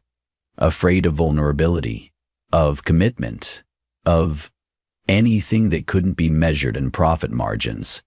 What he didn't know was that Lila was already carrying his children. She had called him once, a week after he left, but Ethan didn't answer. He was in the middle of a crucial merger. When he saw her name flash on his phone, he silenced it without a second thought. She never tried again. Lila moved away soon after, vanishing from his life as completely as he had vanished from hers.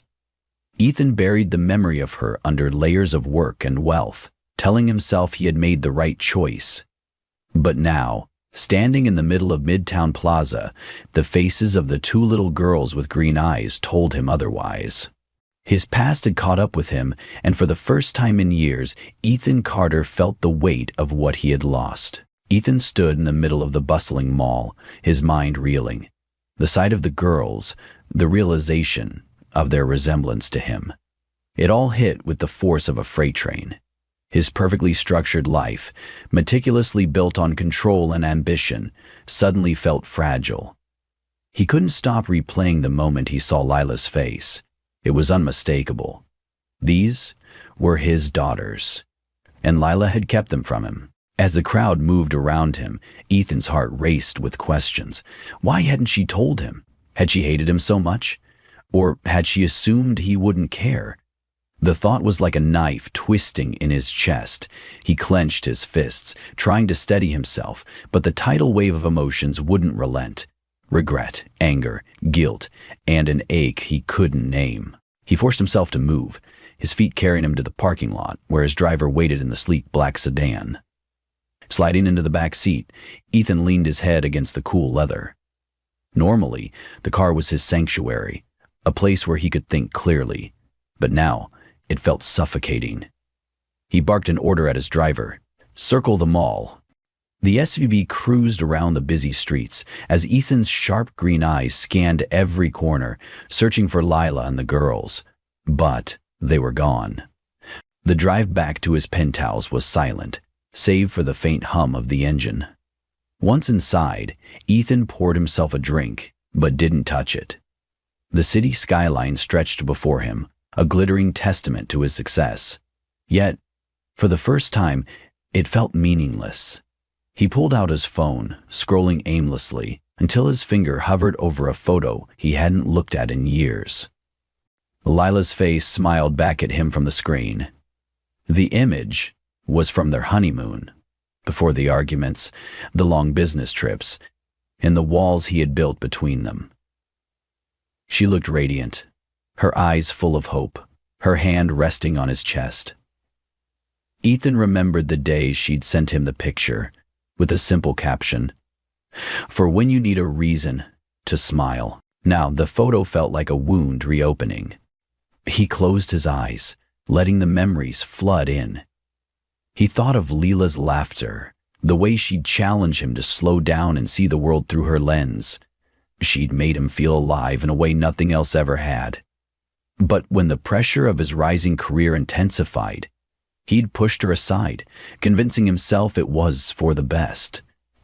Ethan opened his eyes, his jaw tightening. He wasn't the same man he'd been back then. Or was he? The question lingered, gnawing at him. The next morning, after a sleepless night, Ethan's determination solidified. He couldn't leave this unresolved. He couldn't ignore the truth staring him in the face. Those girls were his daughters, and he needed to know why Lila had kept them from him. By mid-afternoon, his assistant, Mia, handed him a slim folder. Her expression was carefully neutral, but Ethan could sense her curiosity. "You asked for everything we could find on Lila Bennett," she said quietly. Ethan flipped through the pages. The details of Lila's life unfolded before him. After leaving New York, she'd moved to Boston. She worked as a curator at a small but prestigious art gallery, a job that fit her creative nature. The twins, Clara and Sienna, were 10 years old, born shortly after Ethan had walked away. The timeline hit him like a punch to the gut. He leaned back in his chair, the folder slipping from his fingers. Clara and Sienna, his daughters. A surge of anger rose within him. Why had Lila kept them a secret? Had she done it out of spite, or had she truly believed he wouldn't care? The questions churned in his mind as he stared at the ceiling. Later that week, Ethan found himself parked outside the gallery where Lila worked. The modest brick building was worlds away from the glass towers he frequented.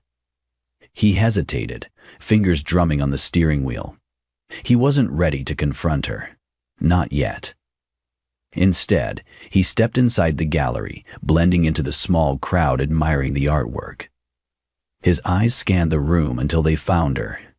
Lila stood in the center, speaking to a patron. Her voice was calm, confident, her presence magnetic. She hadn't changed much. Her hair was tied loosely, strands framing her face in a way he remembered vividly. Ethan's chest tightened as he watched her, guilt and longing colliding in his heart. Suddenly, her gaze flicked to him. Her smile faltered, her expression shifting to surprise, then steely resolve. She excused herself from the conversation and walked toward him, her posture straight, her expression unreadable. "What are you doing here, Ethan?" she asked, her voice low but firm. He searched for the right words, but none came. Instead, he blurted the one question that had haunted him since that moment in the mall. "Why didn't you tell me?" Lila's eyes narrowed, her stance stiffening. She crossed her arms, a clear barrier between them. "Tell you what, Ethan?"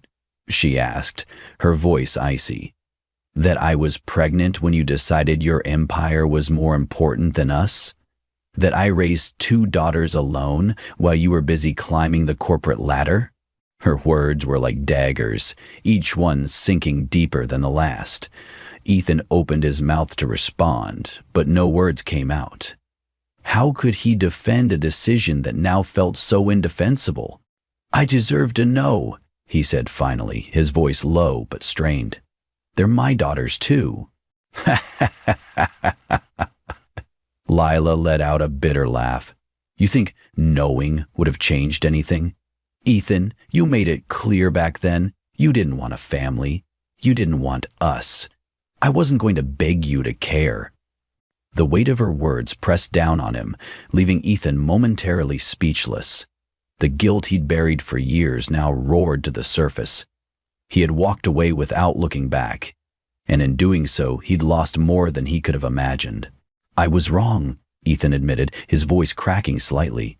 "I made a mistake, one I've regretted every day since."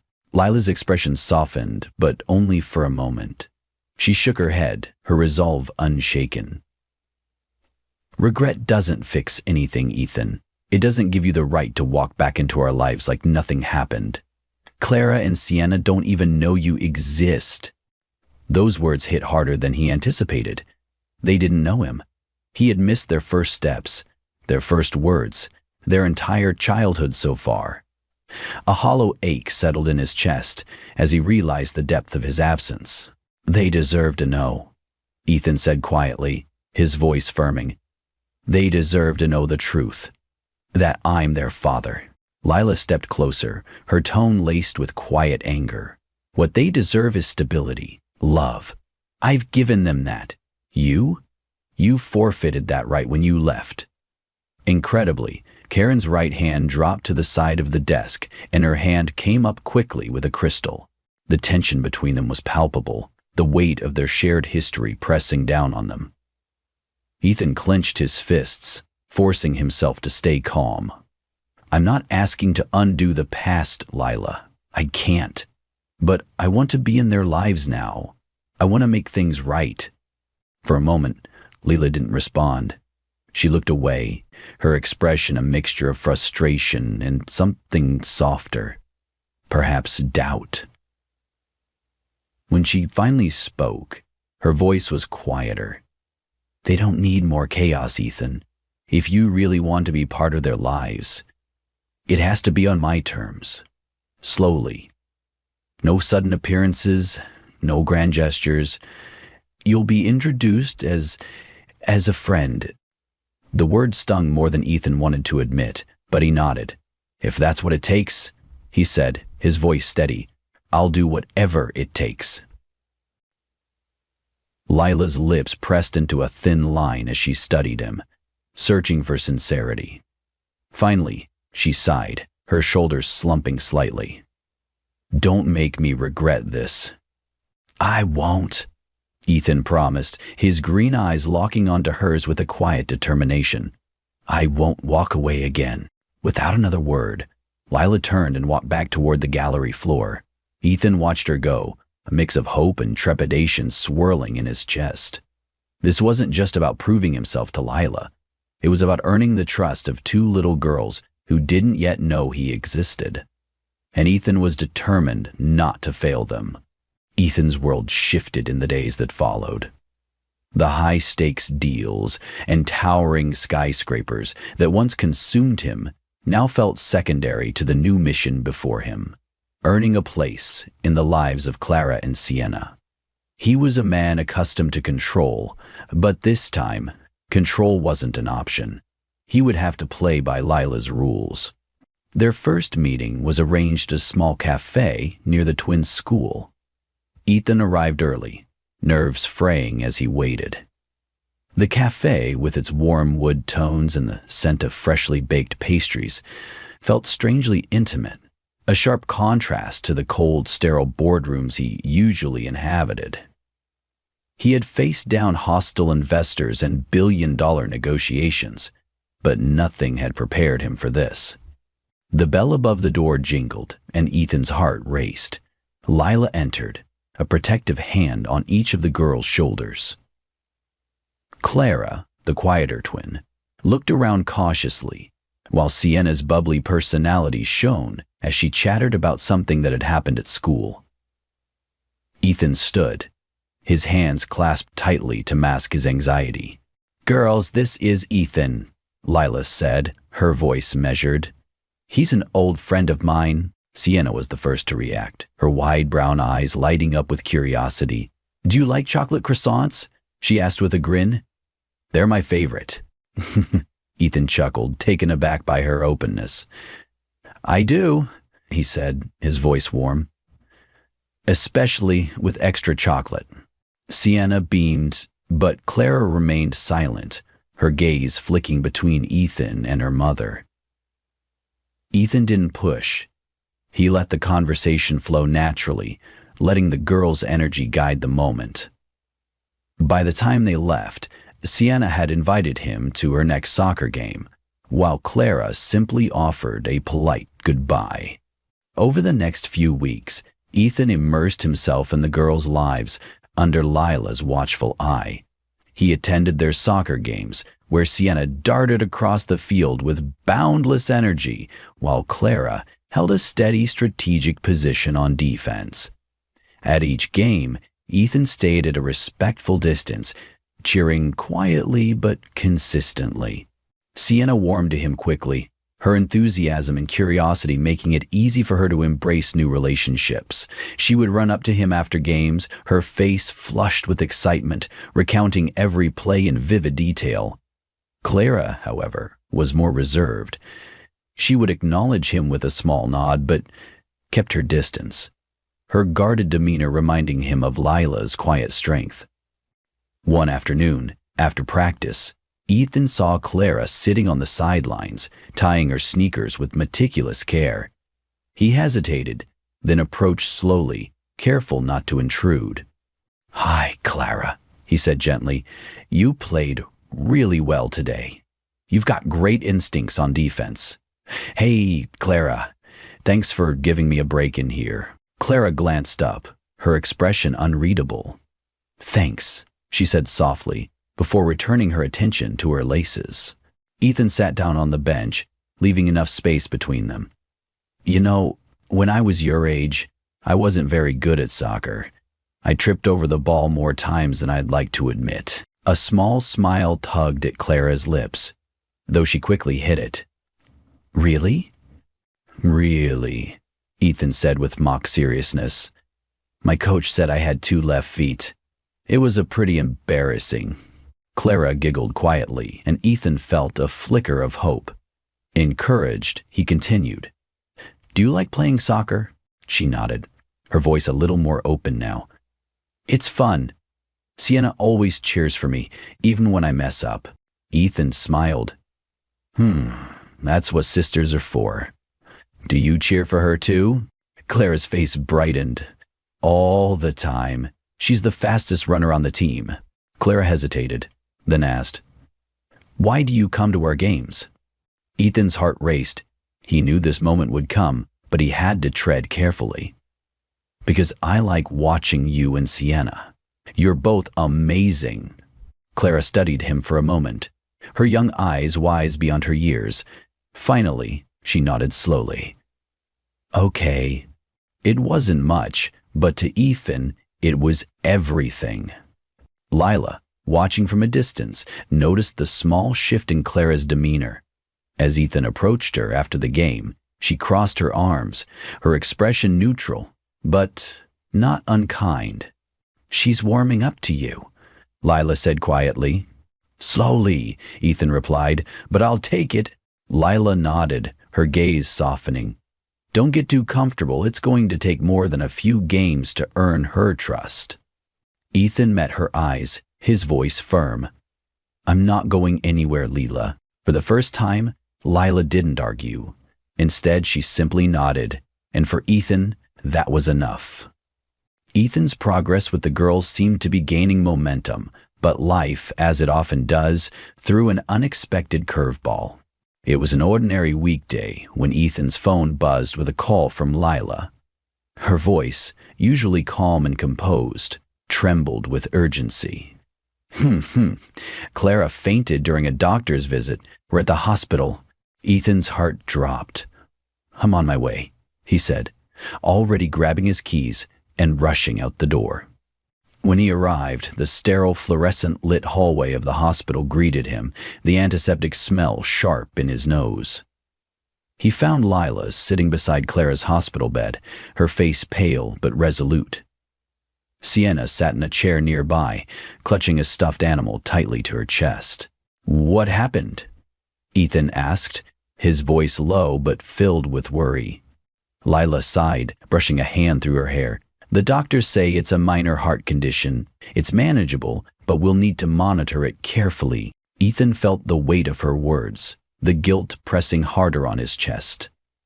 "I should have been here," he murmured, his voice cracking. "I should have known." Lila looked at him, her expression softening for the first time in days. "You're here now," she said simply. "That's what matters."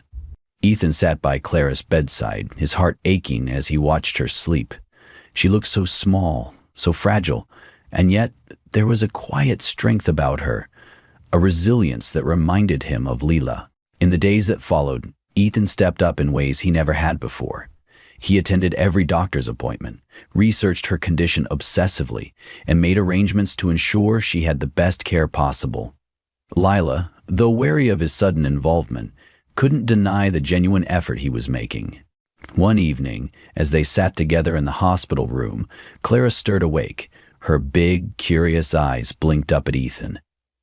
"Why are you always here now?" she asked, her voice soft. The question struck Ethan like lightning. He glanced at Lila, who gave him a small nod, encouraging him to answer. Taking a deep breath, he leaned closer to Clara. "Because you're important to me," he said gently. "You and Sienna both." Clara studied him for a long moment, her young mind processing his words. Finally she nodded, her expression thoughtful. It wasn't an embrace or a declaration of love, but it was a start. The crisis marked a turning point for Ethan. It wasn't just about earning Clara and Sienna's trust anymore. It was about proving to Lila and to himself that he could be the father they deserved. Slowly but surely, he began to rebuild the family he had once abandoned. But as the pieces started to fall into place, Ethan realized that the past still held a tight grip on their future, and the road to redemption would be far from easy. Ethan's dedication to Clara and Sienna was becoming undeniable. He attended every appointment, every game, and every recital, doing everything he could to prove that he wasn't the man who had walked away. Slowly, Lila began to soften, though her walls remained firmly in place. But just as things seemed to be settling, the past resurfaced in an unexpected and confrontational way. It was a quiet evening when Ethan returned to his penthouse, his mind occupied with plans for the girls' upcoming school recital. As he stepped into the lobby, a familiar figure stood waiting, Ryan Taylor, Lila's longtime friend and confidant. Ryan's presence was as unexpected as it was unsettling. Suddenly, he found every afternoon precious, as he and Lila sat opening vinyl records. After he'd finished describing Ryan to Kester, her face twisted to an owlish covering of her features, her face screwed up indecisive. "Ryan?" Ethan greeted cautiously, his tone neutral. Ryan's expression was unreadable, but his eyes carried the weight of years of protective resentment. "I know what you're doing, Ethan," he said, his voice calm but cutting, "and I'm here to tell you that I won't let you hurt them again." Ethan's jaw tightened. "I'm not here to hurt anyone." Ryan stepped closer, his posture tense. "You already did. You left Lila when she needed you most. You left those girls before they were even born. And now you think you can just show up and fix everything? They're not pawns in your quest for redemption." The accusation hit hard, but Ethan stood his ground. "I know I made mistakes, Ryan," he said, his voice firm but steady. "I can't change the past, but I'm trying to be here now. For them, for Lila. I won't walk away again." Ryan shook his head, disbelief flickering across his face. "You think showing up a few times and throwing money at the situation makes you a father? You've missed 10 years, Ethan. 10 years. Ethan's hands clenched into fists at his sides, not out of anger, but out of frustration with himself. "I know," he admitted, his voice softening. "I know I can't undo the damage I've done, but I'm willing to spend the rest of my life making up for it." Ryan studied him for a long moment, his gaze piercing. Finally, he spoke, his tone colder now. "They don't need you, Ethan. They've had a good life without you. Don't ruin it because you suddenly feel guilty." With that, Ryan turned and walked away, leaving Ethan standing alone in the lobby, the weight of his words hanging heavy in the air. That night, Ethan sat in his penthouse, staring out at the city skyline. The glittering view, once a source of pride, now felt hollow. Ryan's words echoed in his mind, forcing him to confront an uncomfortable truth. His wealth, his power, his determination. None of it mattered if the people he cared about didn't trust him. He thought of Clara's cautious smiles, Sienna's boundless energy, and Lila's guarded eyes. They weren't just faces in his life now. They were the foundation of a future he desperately wanted to build. But trust wasn't given. It was earned. And Ethan realized he still had a long way to go. The next day, Ethan arrived at the gallery unannounced. It was a risky move, but he needed to speak to Lila without pretense, without carefully choreographed words. He found her in the middle of her work, her fingers brushing over a vibrant canvas, her expression peaceful. For a moment, he hesitated. She looked so content, so at home in this world she had built without him. "Leela," he called softly, breaking the spell. She turned, surprise flashing across her face, before it was quickly replaced by guarded suspicion. Crossing her arms, she asked, "What are you doing here, Ethan?" He stepped closer, his tone uncharacteristically gentle. "I need to talk to you, please." Lila hesitated, then gestured toward the back room. Once inside, the gallery's quiet hum faded, leaving only the tension between them. "I'm listening," she said, leaning against a table. Ethan took a deep breath. "I know I have no right to ask for anything, but I can't keep pretending this doesn't matter. Clara and Sienna, they matter. And so do you." Lila's eyes narrowed, her defenses rising. "Don't make this about me," she said sharply. "You had your chance, Ethan. You walked away." "I know," he said, his voice breaking slightly. "And I'll regret it for the rest of my life, but I want to make it right. I'm not the man I was back then." Lila laughed bitterly. "You think you've changed? This isn't some business deal you can negotiate, Ethan. The girls have a good life. They don't need you complicating it." Ethan stepped closer, his green eyes earnest. "I'm not here to take anything away from them. I want to be part of their lives. I want to earn their trust. And yours." The room fell silent, the weight of his words pressing down on both of them. Lila's gaze softened, though skepticism lingered in her expression. "Finally," she sighed, her voice quieter now. "If you want to be in their lives, you'll have to show me you're serious. And that starts with Clara. She's not like Sienna. She'll take time." Ethan nodded, his resolve hardening. "I'll do whatever it takes." Lila held his gaze for a moment longer before stepping back, her posture relaxing slightly.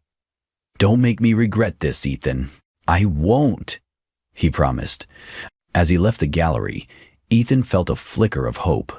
The road ahead was uncertain, but he knew one thing for sure. He wasn't giving up. Not this time. The following weeks tested Ethan's patience and resolve. He honored Lila's terms, taking small, careful steps to integrate into Clara and Sienna's lives. Each interaction brought new challenges and small victories, and slowly, the fragile threads of trust began to form. Clara remained the greater challenge, while Sienna's bubbly personality made it easy for her to connect. Clara's guarded nature kept Ethan at arm's length. He attended her soccer practices, sat through piano recitals, and quietly celebrated her successes without expecting immediate recognition. His persistence didn't go unnoticed, but Clara's walls held firm. Then, one afternoon at the park, everything changed. Clara had been quiet during their walk, her brow furrowed in thought. Finally, she tugged on Lila's sleeve and whispered something. Lila knelt, nodding gently before turning to Ethan. "She wants to ask you something," Lila said softly, her expression a mix of encouragement and apprehension. Ethan crouched down to Clara's level, his heart pounding. "What is it, Clara?" The little girl looked him straight in the eyes, her gaze steady but unsure. "Are you my dad?" Time seemed to freeze. Ethan glanced at Lila, who gave him a small nod, signaling it was time for the truth. Taking a deep breath, he turned back to Clara. "Yes," he said, his voice steady but filled with emotion. "I am." Clara studied him for a long moment, her young face unreadable. Finally, she nodded, her expression softening. "Okay," she said quietly, then turned and ran toward the swings, where Sienna was waiting. It wasn't an embrace or an immediate bond, but it was more than Ethan had dared to hope for. It was a start. In the months that followed, Ethan worked tirelessly to solidify his place in their lives. He attended every soccer game, every recital, and every family dinner Lila allowed him to join. Slowly, Clara began to open up, sharing her thoughts and dreams in small, precious moments. Sienna, always the more outgoing of the two, fully embraced Ethan's presence, often pulling him into their games and conversations. Lila, too, began to soften. While her protectiveness never wavered, she couldn't ignore the genuine effort Ethan was making. She saw it in the way he listened to Clara, the way he laughed with Sienna, and the way he respected her boundaries. The man standing before her was no longer the cold, ambitious mogul she had once known. He was someone who had learned the value of love and connection. Someone willing to fight for what truly mattered. The final turning point came on a chilly autumn evening. Clara and Sienna were performing a duet at their school's recital, their small hands gliding over the piano keys in perfect harmony. Ethan sat in the audience, his heart swelling with pride as he watched them. Lila sat beside him, her posture relaxed for the first time in years. As the final note rang out and the audience erupted into applause, Ethan glanced at Lila. She turned to him, a small but genuine smile on her lips. It wasn't an overt declaration of forgiveness, but it was a step towards something new, a future where they could rebuild what had been lost. After the recital, Clara and Sienna ran to Ethan, their faces glowing with excitement. "Did you see us, Dad?" Sienna asked, her eyes sparkling. Ethan knelt, pulling them both into a hug. "You were incredible," he said, his voice thick with emotion. "I'm so proud of you." For the first time in years, Ethan Carter felt whole. The towering skyscrapers and vast fortunes he had once chased now paled in comparison to the joy of holding his daughters close. He glanced at Lila, who stood a few steps away, watching the scene with a quiet smile. Their eyes met, and in that moment, words weren't necessary. They both knew that while the road ahead would still have challenges, they had found something far more valuable than success: a family. Ethan's journey was one of redemption, patience, and love. It was a reminder that while mistakes cannot be undone, they can inspire transformation if we choose to confront them. For Ethan, the fight to reclaim his family was not about erasing the past, but proving day by day that he could build a better future. He learned that true success isn't found in skyscrapers or fortunes. It's in the quiet moments of connection, the laughter of his daughters, and the warmth of a family he almost lost. As the screen fades to black, the final image lingers. Ethan walking between Clara and Sienna, each holding one of his hands, while Lila follows close behind with a soft smile. Their laughter echoes through the crisp autumn air as leaves swirl around them, a vivid testament to the bonds they've rebuilt. It's not a perfect picture, but a family finally finding its way back to each other.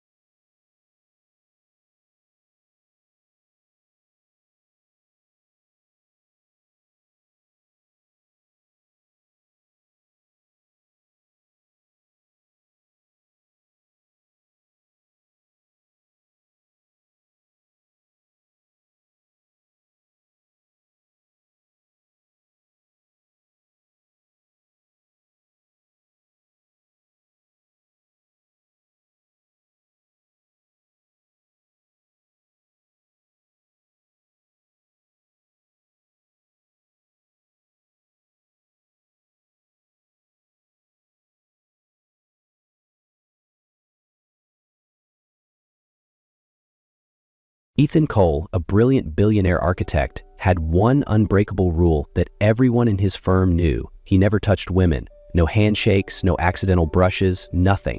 For 20 years, no one had dared to challenge it. But on one fateful morning, Lily Carter, his newly hired personal assistant, walked into his life, bringing a completely different energy. She didn't know about his rule. She wasn't intimidated by his cold demeanor, and most importantly, she was about to break the unspoken law without even realizing it. The entire office buzzed with whispers as the new assistant entered, completely unaware that she was walking straight into a situation no one had dared to face before. But Lily was never one to back down from a challenge. What happens when Ethan Cole's untouchable rule is finally broken? That morning, the air inside Cole Architects was thick with tension. Employees whispered, exchanging glances, filled with curiosity and anticipation. All eyes were on Lily Carter. She walked in with a confident stride, completely unaware that she had already become the center of office gossip, and even more unaware that she was about to break the most important rule in the building. "The new assistant is here," one of the employees murmured. "Poor thing, does she even know?" "Doubt it, no one dares to tell her." The rule they were talking about was simple yet absolute. Ethan Cole never touched women. Not a handshake, not an accidental brush, nothing. Some thought it was just another billionaire eccentricity. Others believed it stemmed from some deep, untold trauma. But Lily, she didn't care for office rumors. At that moment, she was simply focused on her first assignment of the day. "Lily, get Mr. Cole a tie. He has a meeting in 10 minutes, Emma, the executive secretary, called out. Lily blinked. "A tie?" "Yes, quickly. There are plenty in his wardrobe. Just grab one and take it to him." A tie. Simple enough. What could possibly go wrong? She walked into the executive dressing room and opened the cabinet. But as soon as she saw what was inside, she froze. There were over 50 ties neatly arranged, each a different shade, pattern, or texture. Lily frowned. What kind of man owns this many ties, she mumbled to herself. She reached for a navy blue one, then hesitated and picked a black one, then a gray one. Then panic set in and she grabbed all of them. With her arms full, she marched toward Ethan Cole's office, determined to get this simple task done. She knocked. "Come in," a deep, authoritative voice answered. Taking a deep breath, she pushed the door open and stepped inside. Ethan Cole stood by his desk, adjusting the cuffs of his shirt. With his perfectly tailored suit and his sharp, calculating gaze, he looked like a man who had already solved a multi-million-dollar problem before breakfast. He looked up at her, then at the pile of ties in her arms. His brow furrowed. "What is that?" "To ties," Lily said, stopping in front of him. "All of them?" "I didn't know which color you preferred, so I brought them all." Ethan stared at her for a long moment before letting out a slow exhale, as if summoning patience he did not have. "Give me one." Lily dumped the pile onto his desk and randomly selected one, handing it to him. Ethan arched an eyebrow. She glanced down at the tie she had just handed over and felt horror sink into her stomach. Tiny rubber ducks. "Oh, not that one." She yanked it back and grabbed another. "Here, navy blue." Ethan accepted it with a brief nod, task accomplished. Now all she had to do was turn around and walk away. But then she saw it. Ethan Cole was tying his tie the wrong way. Lily blinked, then blinked again. He was absolutely butchering the fabric as if he were attempting to strangle an invisible ghost. She couldn't hold it in. "Wait, stop. You're doing it all wrong," she said, stepping closer. "Here, let me..." And then she touched him. The moment her fingertips brushed against the skin of his neck, Ethan froze. Lily felt his entire body tense under her touch. The shift in the air was almost palpable, as if the temperature had suddenly dropped. Then, without warning... No. Ethan recoiled as if she had electrocuted him. Lily's eyes widened. Oh my God, what just happened? Ethan was staring at her like she had just launched an attack on his life. "You touched me." Lily frowned. "I was just fixing your tie." "Never do that again." His voice was tight, controlled, but there was something else in his expression. Not just anger, fear. Lily noticed how his hand instinctively reached for his neck, as if trying to erase the sensation of her touch. His breathing was uneven, his fists clenched, his usually sharp eyes clouded with something unreadable. "Relaxed, I'm not radioactive, you know." Ethan ran a hand over his neck, as if trying to erase the feeling of her touch.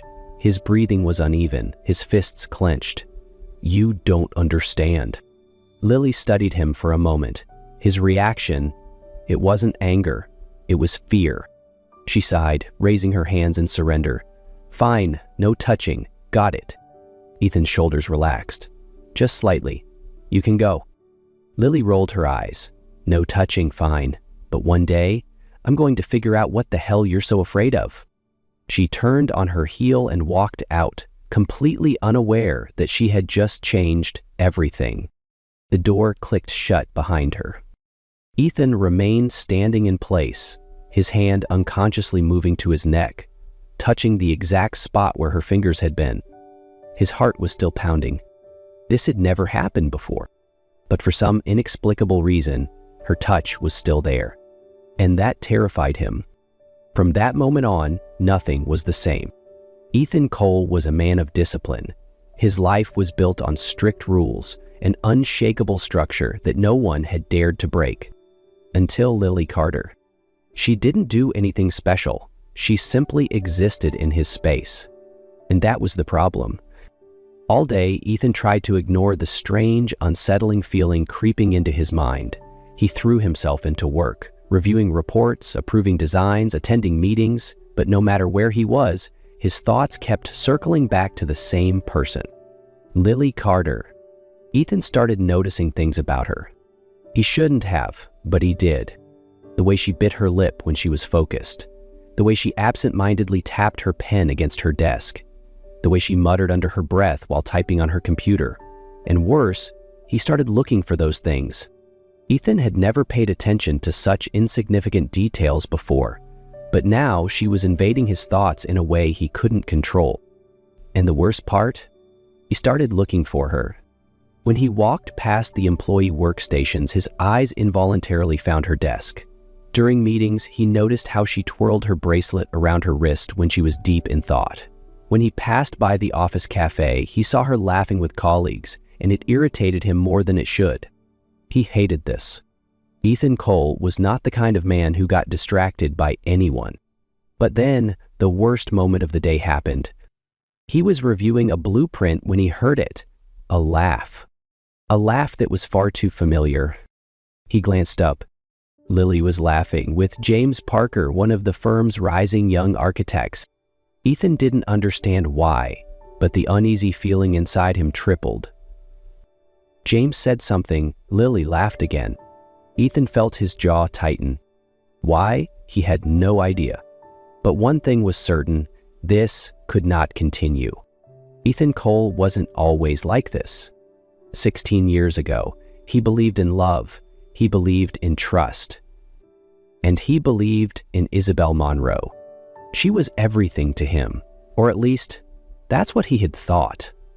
Isabel was elegant, sharp-witted, and breathtakingly beautiful in a way that commanded attention. When they were together, Ethan had believed he had found his forever. He had loved her with everything he had, and that was exactly what destroyed him. Ethan could still remember the night his world collapsed. It had been raining. He had just secured his first major project, a moment that should have been celebrated. His heart had been full, eager to share the news with Isabel, to celebrate with her. But when he walked into her apartment, he wasn't the only man there. A man of greater power, greater wealth, and then came the words that still haunted him. "Ethan, you were never enough." She had said it so easily, without hesitation, without regret. He had stood there, rain-soaked and silent, as the woman he loved walked away without a second thought. And something inside him broke that night. He no longer believed in intimacy. He no longer believed in the warmth of touch. Because now he knew touch could deceive, affection could be a trap. So he built his walls, he kept his distance. And for 20 years, it had never been a problem. Until Lily. Ethan Cole did not get jealous. He wasn't the kind of man who cared about trivial things. He didn't have time to dwell on nonsense like personal feelings.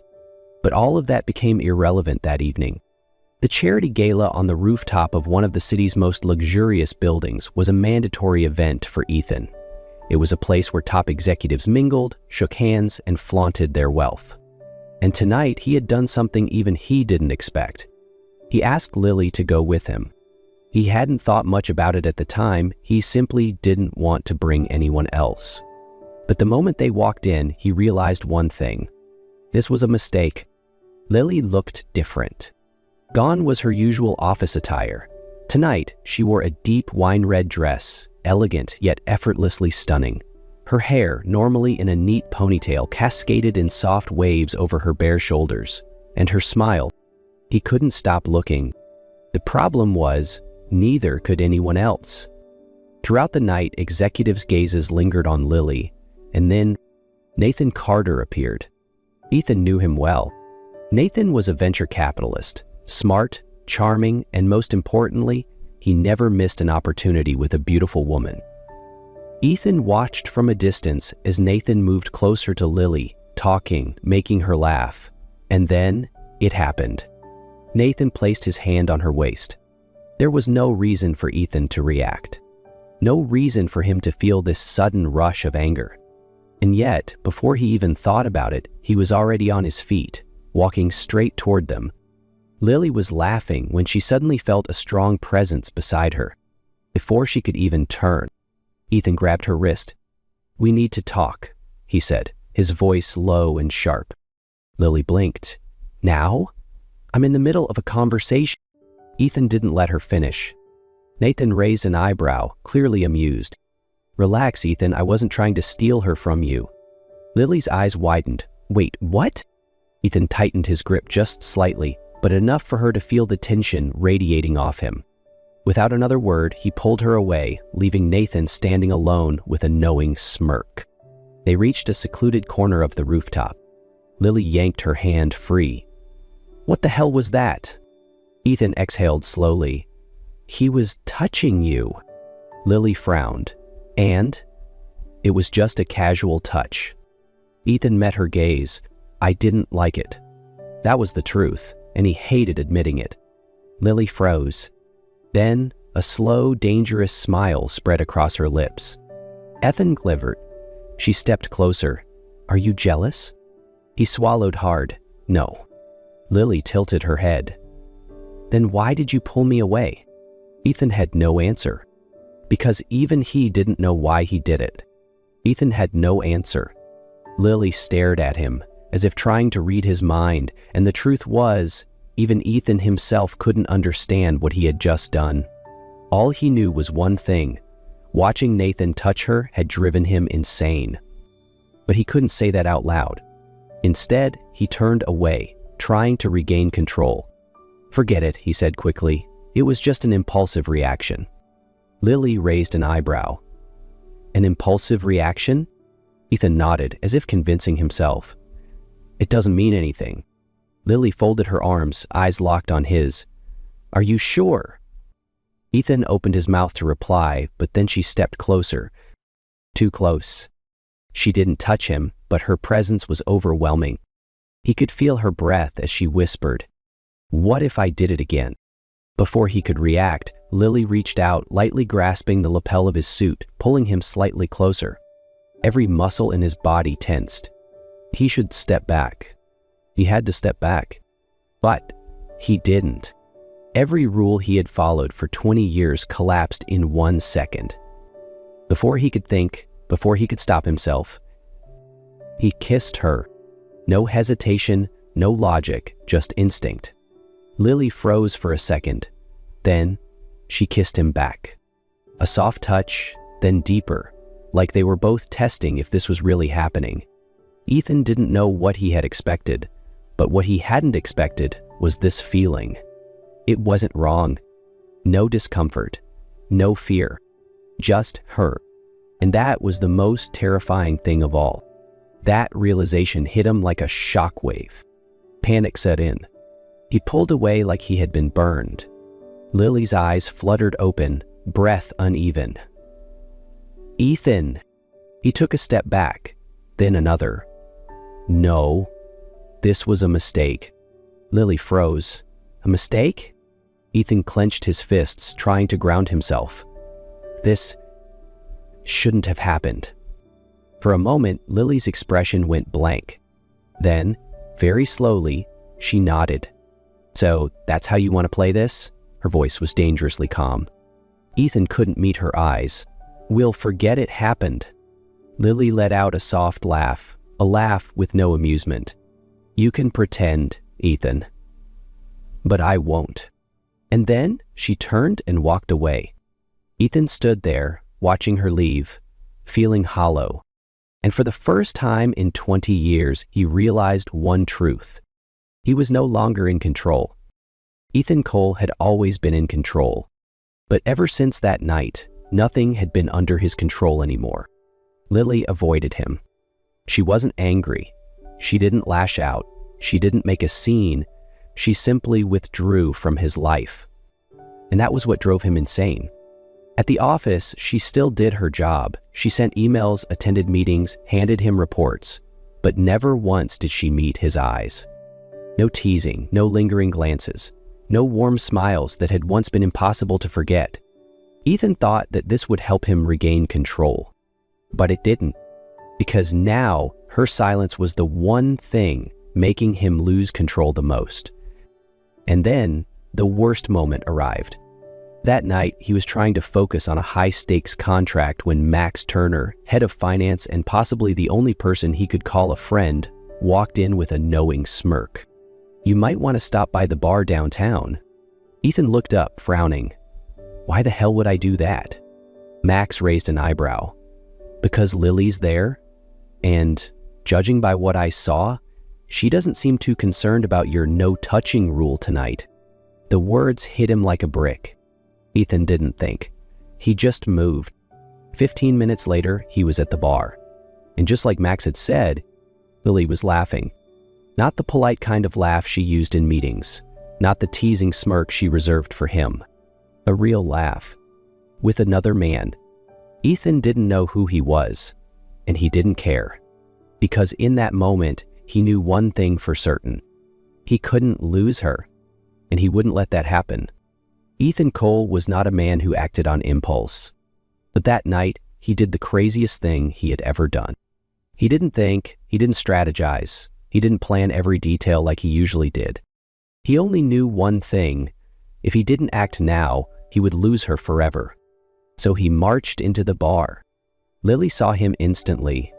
She blinked, clearly surprised to see him there, but instead of looking flustered, she turned back to her conversation, acting as if he didn't exist.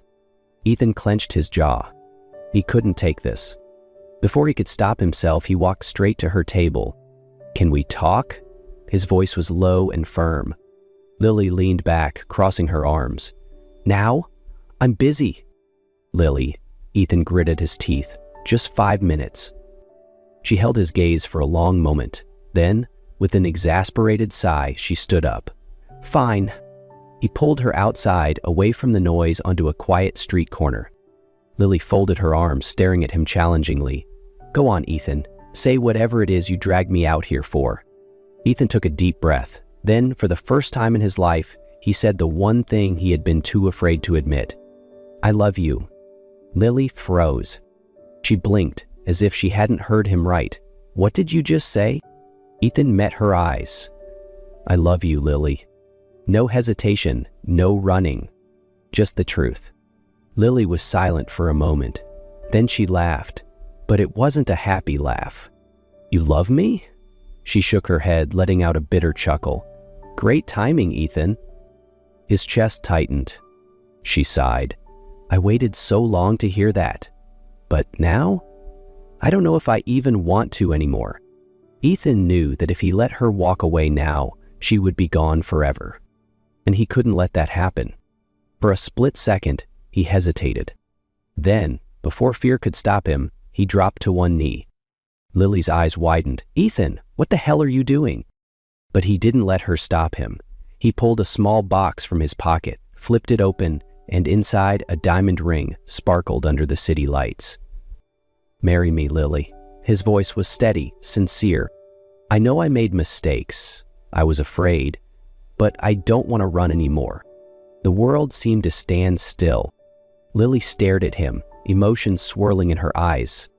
Then, slowly, she smiled. "You really are impossible, Ethan Cole." Ethan stayed on his knee, his heart pounding. Lily glanced down at the ring, then back at him. And after a long, breathless pause, she nodded. "All right." Ethan didn't waste a second. He shot up, pulled her into his arms, and kissed her right there on the street.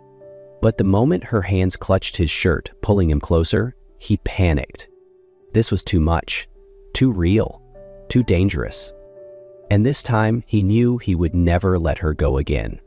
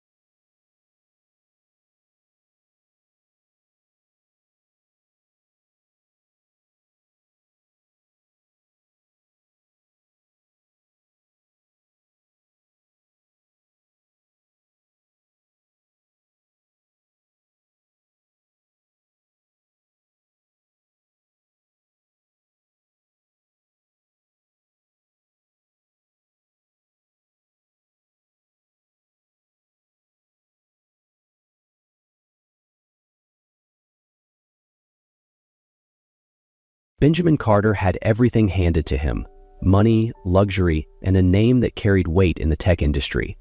As the only son of William Carter, the CEO of Carter Innovations, Benjamin's life revolved around fast cars, glamorous parties, and zero responsibility. But that all changed the day William decided he'd had enough. "You're wasting your life," William had said, his voice cold and firm. Benjamin, still nursing a hangover from the night before, had rolled his eyes, expecting another lecture. But what came next left him stunned. William had made arrangements, an arranged marriage, to a woman Benjamin had never met. Her name was Elsa Reed, a beekeeper from a rural town far removed from the glitz of city life. "You're going to marry her," William declared, "and you're going to live on her farm until you learn the value of hard work and responsibility. If you refuse, you're on your own. No money, no support." Benjamin couldn't believe it. Marry a stranger? Live on a farm? It sounded like some twisted joke. But as he stared into his father's unwavering gaze, he realized this was no bluff. His life was about to change in ways he never imagined. The train pulled into the small-town station with a screech, jolting Benjamin Carter out of his thoughts. As he stepped off, he was greeted by the faint hum of cicadas, the distant sound of a tractor, and a gust of fresh country air that felt completely alien to him. This was a world away from the glass towers and bustling streets of his old life. The ride to Elsa Reed's farm was a bumpy journey down dirt roads lined with wildflowers and weathered fences. Benjamin stared out the window, his designer shoes tapping nervously against the truck's floor. He wasn't sure what he expected, but the sight of the farm was underwhelming. A modest house with peeling white paint, a barn that had seen better days, and rows of beehives dotting the property. Elsa greeted him on the front porch, her arms crossed over a plain flannel shirt. Her jeans were faded, and her boots were caked in mud, but her posture exuded quiet strength. "Benjamin Carter, I presume?" she said, her voice calm but tinged with skepticism. Benjamin forced a smile, trying to hide his discomfort. "Yeah, that's me," he muttered, dropping his suitcase. "I didn't ask for this," Elsa said bluntly, her hazel eyes steady. "But if we're stuck in this situation, you'll need to pull your weight." Benjamin raised an eyebrow, his pride prickling. "I don't even know the first thing about farming, let alone bees." "Then you'd better start learning," Elsa replied sharply, turning back toward the house. As Benjamin followed her inside, it hit him. He didn't belong here. And yet, there was no escape. Not yet. The first morning on the farm came far too early for Benjamin. He was jolted awake by the shrill crowing of a rooster, a sound he was convinced was designed to torment him. He rolled over in the small, creaky bed, groaning as sunlight poured through the thin curtains. "Get up!" Elsa's voice rang out from the hallway, brisk and unforgiving. "We've got work to do." Dragging himself out of bed, Benjamin threw on the only clothes he had brought, a pair of jeans and a button-up shirt that looked painfully out of place in this environment. When he stepped outside, Elsa was already busy near the beehives, her sleeves rolled up as she worked with practiced ease. "Grab the smoker," she instructed without looking up, pointing toward a metal device on the table. Benjamin stared at the contraption, clueless. "The what?" Elsa sighed, walking over to demonstrate. "It calms the bees. You'll need it before opening a hive. Unless, of course, you want to get stung." It didn't take long for Benjamin to realize that farm work was nothing like the gym sessions he used to boast about in the city. Cleaning out hives, extracting honey, and maintaining the beekeeping equipment was messy, exhausting, and relentless. By midday, his shirt was drenched in sweat, and his arms were covered in faint red welts from minor bee stings. "This is insane," he muttered under his breath as he hauled a bucket of honeycomb into the barn. Elsa appeared behind him, her expression unreadable. "This is just a normal day," she said plainly. "You're not going to survive here if you keep whining." Benjamin bristled but said nothing. He hated how out of place he felt, how every task reminded him that he didn't belong. And yet, as the days dragged on, he began to notice things. The rhythmic hum of the bees, the earthy scent of the fields, the way Elsa moved with calm determination. It all began to chip away at his resentment. But the work was grueling. Every muscle in his body ached at the end of the day. Blisters formed on his hands, and his patience wore thin. Still, there was something oddly grounding about the routine, something that kept him coming back. "Not bad," Elsa said one evening, glancing at a freshly cleaned hive. It was the closest thing to a compliment she had offered him. For Benjamin, it wasn't much, but it was a start. Weeks passed, and the rhythm of farm life began to settle into Benjamin's bones. The early mornings that once felt torturous were now met with quiet determination. He still ached at the end of each day, his hands rougher and his once pristine clothes perpetually stained. But something about the simplicity of the routine felt grounding, even satisfying. It was during one of these quiet mornings that Benjamin first noticed her, not just as Elsa, the woman who had barked orders at him since he arrived, but as someone with a quiet strength and grace that he couldn't ignore. In that moment, he felt something shift, an unfamiliar warmth he hadn't experienced before. She was working by the beehives, her movements fluid and deliberate. The morning light caught strands of her hair that had slipped loose from her ponytail, framing her face in a way Benjamin hadn't noticed before. There was a calmness to her that contrasted sharply with the chaos of the farm. She seemed to belong here, in this world of buzzing bees and open fields, in a way Benjamin never had anywhere else. As she wiped her brow and glanced up, their eyes met briefly. She gave a small, fleeting smile, a rare softness breaking through her usual stoicism, and then returned to her work.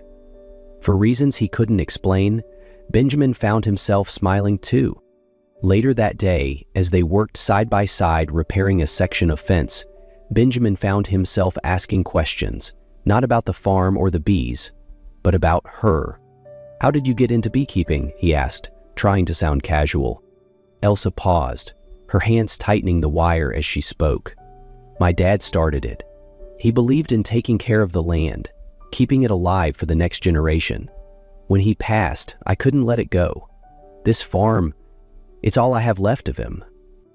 Her voice was steady, but Benjamin caught the flicker of emotion beneath it. He wanted to say something comforting, but words failed him.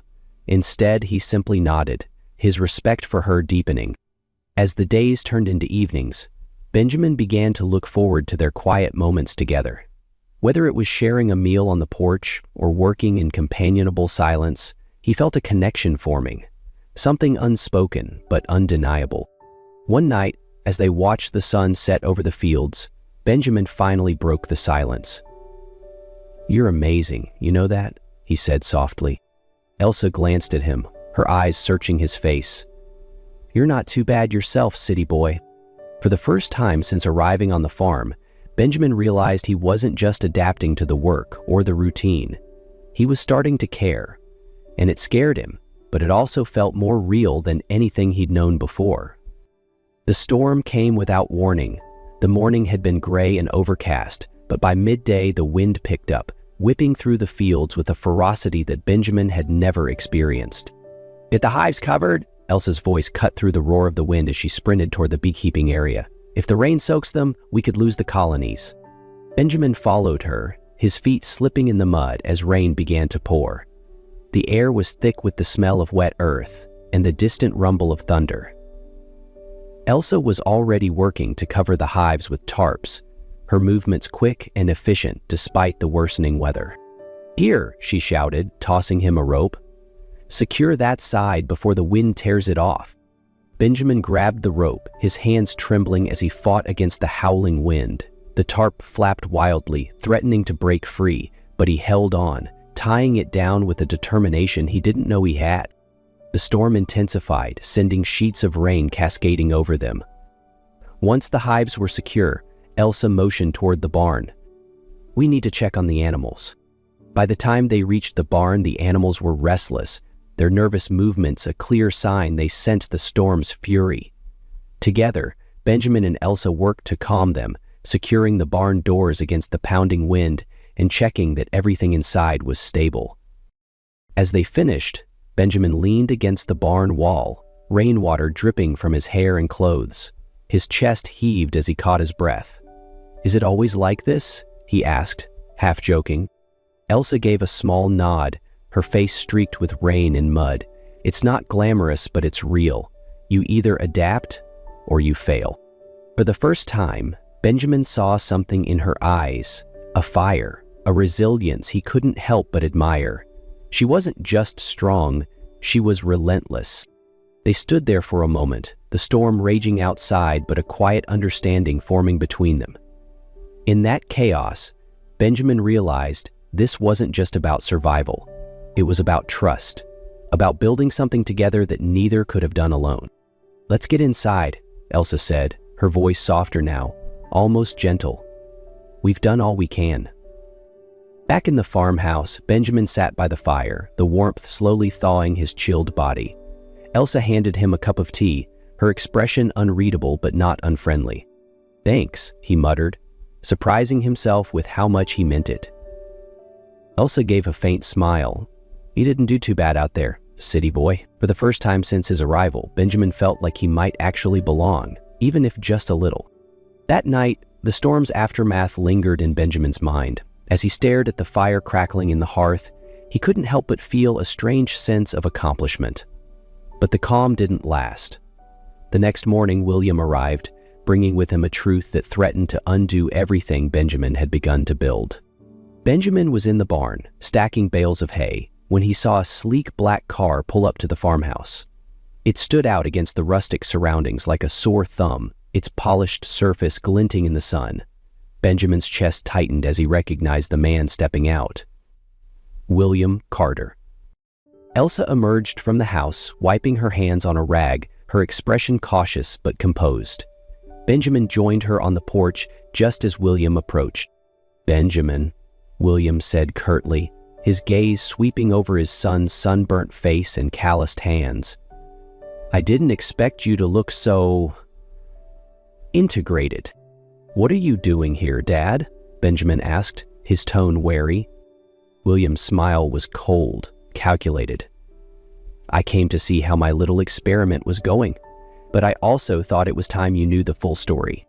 Benjamin's stomach sank. He glanced at Elsa, who suddenly looked tense. "What are you talking about?" William crossed his arms, his gaze flicking to Elsa. "This arrangement wasn't entirely my idea. Elsa came to me first. She proposed the marriage. The farm was failing, and she needed the money to keep it running." The words hit Benjamin like a punch to the gut. He turned to Elsa, his eyes wide with disbelief. "Is that true?" Elsa's face paled, but she didn't look away. "Yes," she said quietly, her voice tinged with regret. "I went to your father because I had no other choice. I tried everything, loans, selling what I could, but nothing worked. The farm is more than land to me, Benjamin. It's my family's legacy. I couldn't bear to lose it.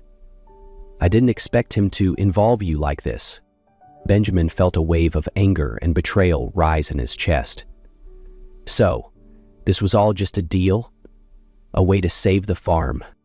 Elsa stepped closer, her voice steady despite the emotion in her eyes. "It started that way, yes, but it wasn't about using you, Benjamin. I didn't know how else to keep this place alive. It's my home. It's all I have." William's smug expression only fueled Benjamin's frustration. "See," William said, his tone sharp and cutting, "this wasn't about romance or destiny. It was a business deal, plain and simple. Survival for her and a lesson for you." "You should have told me," Benjamin said, his voice shaking with hurt. "All this time I thought my father was pulling the strings, but it was you too. Do you know how much that hurts?" "I know," she admitted, her voice cracking slightly. "But I was afraid you'd leave and everything would fall apart." The weight of her words and the truth behind them settled over Benjamin. He looked at his father, whose cold indifference was a stark contrast to Elsa's vulnerability.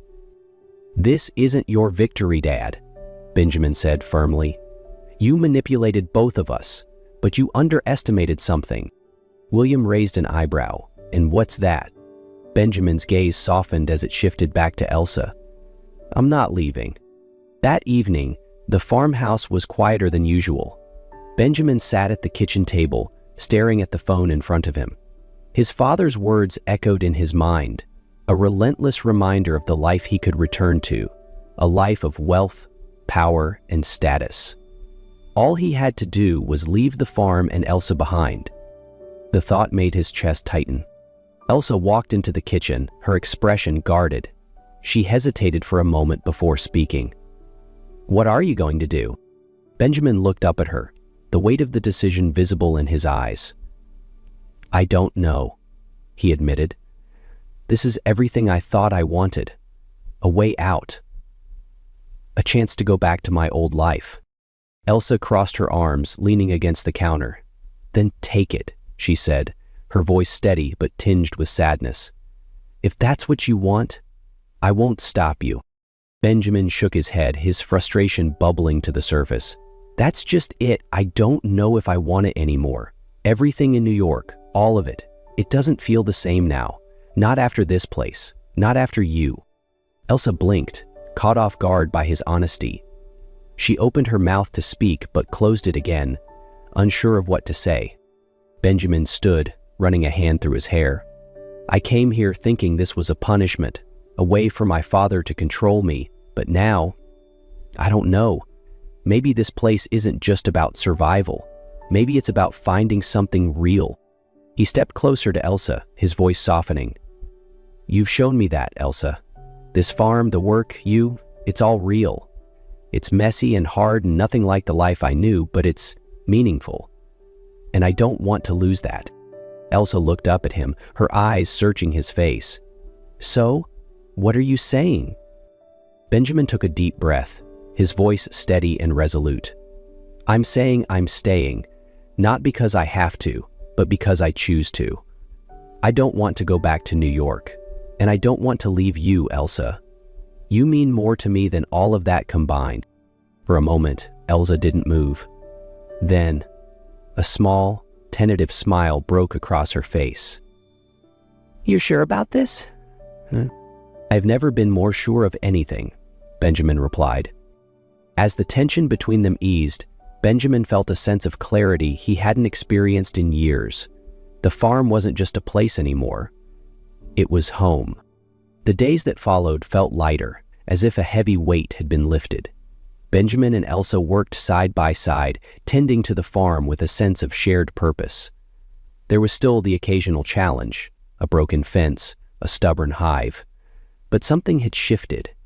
They weren't just surviving, they were building. One evening, as the sun dipped low on the horizon, casting the fields in hues of gold and orange, Benjamin and Elsa sat together on the porch. The air was warm, filled with the gentle hum of bees returning to their hives for the night. Benjamin leaned back against the railing, watching Elsa as she gazed out over the land. "You know," he said, his voice thoughtful, "this is more than I ever thought I'd have. More than I ever thought I'd want." Elsa turned to him, her lips curving into a rare, genuine smile. "Me too," she admitted softly. They fell into a comfortable silence, the kind that spoke of understanding and peace. The farm, once a symbol of obligation and hardship, had become a place of growth, connection, and hope. Benjamin reached for Elsa's hand, their fingers intertwining. "We've got a lot of work ahead," he said with a hint of a smile. Elsa nodded, squeezing his hand lightly. "Good thing we make a decent team." As the stars began to dot the night sky, Benjamin felt a sense of contentment he'd never known. He wasn't chasing wealth or status anymore. What he had now, a partner, a purpose, and a home, was far more valuable. Together, they were ready for whatever challenges lay ahead. As the stars lit up the vast country sky above them, Benjamin knew with an unshakable certainty that he was exactly where he was meant to be. Thank you for listening to Benjamin and Elsa's journey, a story of unexpected challenges, personal growth, and finding purpose in the unlikeliest of places. Now it's your turn. What part of their story resonated with you the most? Have you ever faced a moment where you had to choose between comfort and what truly matters? We'd love to hear your thoughts. Share your reflections in the comments below, and let's inspire each other with our own journeys. The Millionaire CEO and his unseen daughter. Before we dive into this heartwarming tale of unexpected family and unconditional love, drop a comment below and tell us where you're watching from. Enjoy the story. The morning sun filtered through worn curtains as Melissa Parker rushed around her small flat. The clock on the wall seemed to tick louder with each passing minute, a constant reminder that she was running late. Today wasn't just any day. It was the day of her interview at Reed Enterprises, a position that could finally turn their financial situation around. "Sophie, honey, have you brushed your teeth?" she called out, frantically buttoning her only presentable blouse. The fabric was slightly faded from too many washes, but it was clean and professional enough. "Yes, Mummy," came a small voice from the bathroom, followed by the appearance of 6-year-old Sophie, her dark curls still tangled, despite Melissa's earlier attempts to tame them. Melissa knelt down, quickly running a brush through her daughter's hair one more time. "Remember, Mrs. Jenkins will be here any minute to watch you while I go to my interview." Sophie's green eyes, startlingly bright and expressive, looked up at her mother. "Can I come with you? I'll be super quiet, I promise." "Not today, sweetie. This is a very important meeting." Melissa tucked a strand of hair behind Sophie's ear, marveling as she often did at those remarkable eyes, so like her late friend Rebecca's. The phone rang, interrupting their moment.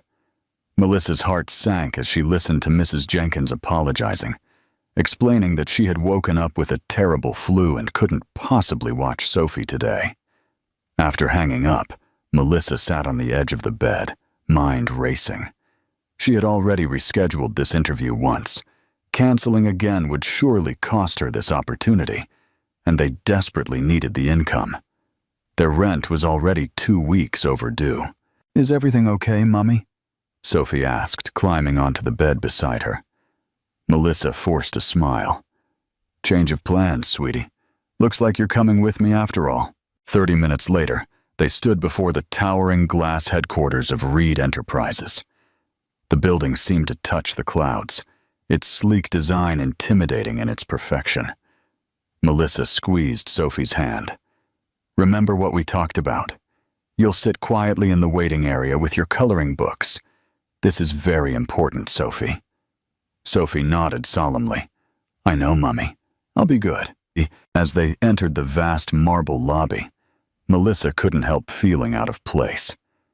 Executives in tailored suits strode purposefully across the floor, their leather shoes clicking confidently on the polished surface. She smoothed her second-hand skirt, wishing she had something better to wear. At the reception desk, a perfectly groomed woman looked up with a practiced smile. "Good morning. How may I help you?" "Melissa Parker. I have an interview with Mr. Reed at 9:30. The receptionist's eyes flickered briefly to Sophie before returning to her computer. "Yes, Ms. Parker. However, I don't see a note about bringing a child to the interview." Melissa swallowed hard. "My babysitter canceled last minute. I assure you she'll be no trouble." After a moment's hesitation, the receptionist nodded and handed them visitor badges. 18th floor. Mr. Reed's assistant will meet you there." The elevator ride seemed endless, Sophie bouncing slightly on her heels with excitement, while Melissa mentally rehearsed her responses to potential interview questions. When the doors finally opened, they were greeted by a sleek reception area with the Reed Enterprises logo prominently displayed on the wall. A young man in a crisp suit approached. "Ms. Parker, I'm James, Mr. Reed's executive assistant. Mr. Reed will see you shortly." His gaze dropped to Sophie. "And who's this?" "This is my daughter, Sophie. My childcare fell through at the last minute." James frowned slightly. "Mr. Reed's schedule is extremely tight today. Children aren't typically allowed in executive interviews." "Please," Melissa said, lowering her voice. "I'm a single mother, and I really need this job. She has coloring books and will be perfectly quiet in the waiting area." After a moment's consideration, James nodded. "Very well. Please have a seat. I'll come get you when Mr. Reed is ready." Melissa settled Sophie in a plush chair with her coloring book. "Remember, stay right here. Don't move until I come back." Sophie nodded, already opening her crayons. "I promise, Mummy."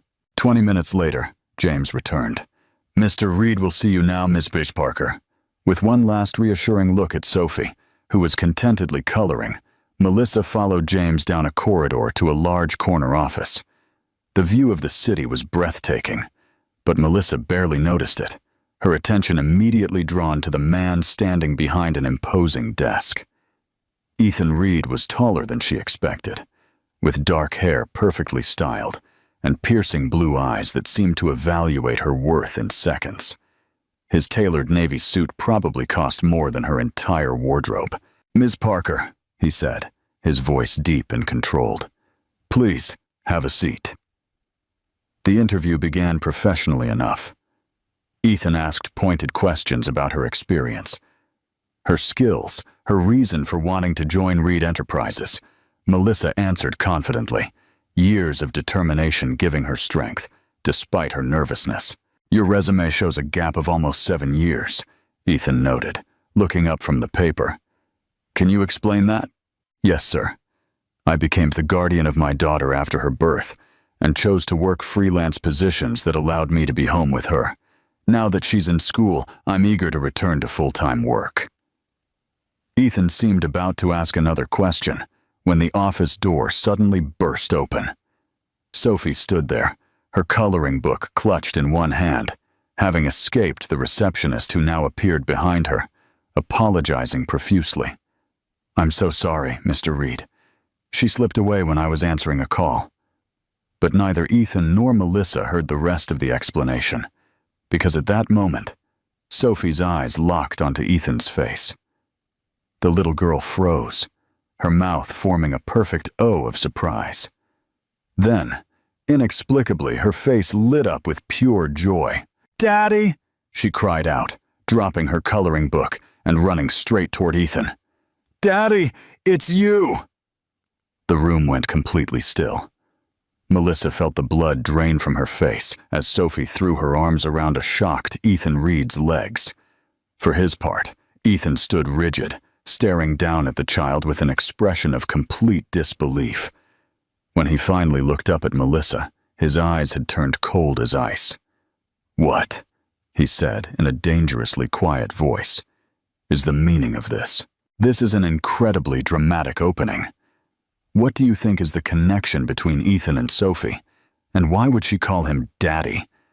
What's the most shocking unscripted moment you've ever witnessed in a public setting? Share your thoughts below. Ethan's eyes hardened as he stared at Melissa over Sophie's head. His mind raced through possibilities, none of them favorable. The timing, just weeks before his merger announcement and months before his wedding to Victoria, seemed calculated. Ms. Parker, he said, his voice dangerously controlled. I'd appreciate an explanation now. Melissa stood frozen, as shocked as Ethan by Sophie's outburst. I don't know why she said that. Sophie, honey, come here. Sophie clung tighter to Ethan's legs.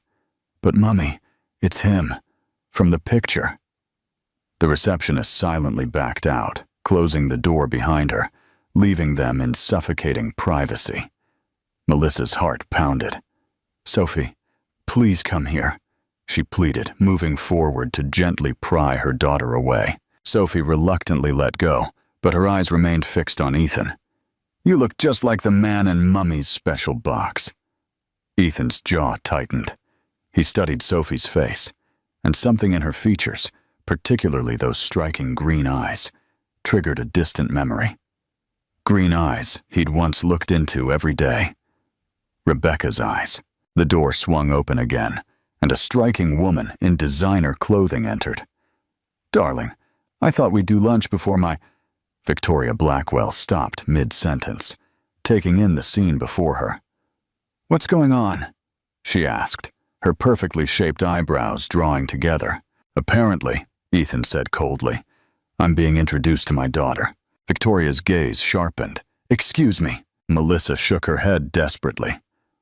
No, there's been a misunderstanding. I came for an interview. I don't know why Sophie said that. Victoria's lips curved into a disbelieving smile. How convenient. An interview that turns into a paternity claim. It's not like that, Melissa insisted, drawing Sophie close. I'm sorry for the confusion, Mr. Reed. We should go. Not so fast, Ethan said, stepping around his desk. Your daughter seems convinced I'm her father. That's quite an accusation. Victoria placed a possessive hand on Ethan's arm. Darling, this is obviously a ploy. The timing is suspect, given the merger announcement next week. Melissa felt heat rising to her cheeks. I didn't know anything about you before applying for this job. I certainly didn't know what you looked like. Then explain why your daughter recognized me, Ethan demanded. Sophie looked up. He looks like the man in the picture with Aunt Rebecca. At the name, Ethan visibly flinched. Rebecca? Rebecca Jensen? The room seemed to tilt beneath Melissa's feet. You knew Rebecca. Answer my question first, Ethan countered. Victoria interjected. This is ridiculous. We should call security. No, Ethan said sharply. I want answers. He knelt to Sophie's eye level. Who is Rebecca to you? Before Sophie could answer, Melissa spoke. She was my best friend, Sophie's biological mother. The color drained from Ethan's face as he stared into Sophie's green eyes. Rebecca's eyes. Rising slowly, he turned to Victoria. Give us a moment. Ethan, you can't be serious. Please, Victoria. After Victoria reluctantly left, Ethan faced Melissa. I want a DNA test. Today. The words hit Melissa like a physical blow. Mr. Reed, I didn't come here for anything but a job. I didn't even know you knew Rebecca. Yet here we are, he said coldly. My legal team will be in touch this afternoon. I suggest you make yourself available. You can't just demand. I can, and I will. His voice left no room for argument. If there's even a possibility that child is mine, I need to know. What profound impact will this unexpected demand have on Melissa's already precarious situation? What's the most challenging moment you've ever faced, where your integrity was tested by desperation? Share your story below. Back in her small flat, Melissa's hands trembled as she made Sophie a sandwich. The morning's events replayed in her mind like a nightmare she couldn't wake from. Mummy, are you mad at me? Sophie's small voice broke through her thoughts. Melissa turned, forcing a gentle smile. No, sweetie, I'm not mad, but I need to understand what happened. Why did you call that man Daddy? Sophie fidgeted with her sandwich. He looks exactly like the man in the picture with Aunt Rebecca, the one you keep in your special box. Melissa's heart sank. She'd been so careful to keep that photo hidden. You went through my things? I didn't mean to, Sophie said, eyes welling with tears. I was looking for the stickers you promised, and I found the box under your bed. Melissa sat down heavily. The wooden box contained her few keepsakes of Rebecca, including the single photograph she had of Rebecca with Ethan Reed, though she'd never known his name. Rebecca had only referred to him as the one who got away. Sophie, that doesn't mean he's your father. But you said my daddy is in heaven with Aunt Rebecca. The lies she'd told to simplify things for a 4-year-old now came back to haunt her. It's complicated, sweetie. The doorbell rang, interrupting them. Melissa opened the door to find a stern-faced woman in a business suit. Ms. Parker, I'm Amanda Wells, legal counsel for Reed Enterprises. She handed Melissa an envelope. These are consent forms for DNA testing. A car is waiting to take you to the lab. Melissa glanced at Sophie, who was watching curiously from the kitchen doorway. I need time to process this. Mr. Reed is offering a generous stipend for your cooperation today. Amanda's voice lowered. Or we can pursue this through formal legal channels. The implicit threat hung in the air. With mounting bills and an eviction notice looming, Melissa had little choice. 20 minutes later, they sat in a private medical facility. Sophie colored quietly, while a technician prepared to take DNA samples. Across the room, Ethan stood with his arms crossed, face impassive. When he approached, Sophie smiled tentatively. Are you really my daddy? Ethan's stern expression faltered. That's what we're here to find out. Melissa intervened. Sophie, this doesn't mean... Actually, Ethan cut in, I'd like a word with Ms. Parker. Alone. In a small consultation room, Ethan closed the door. I want the truth. All of it. Melissa met his gaze steadily.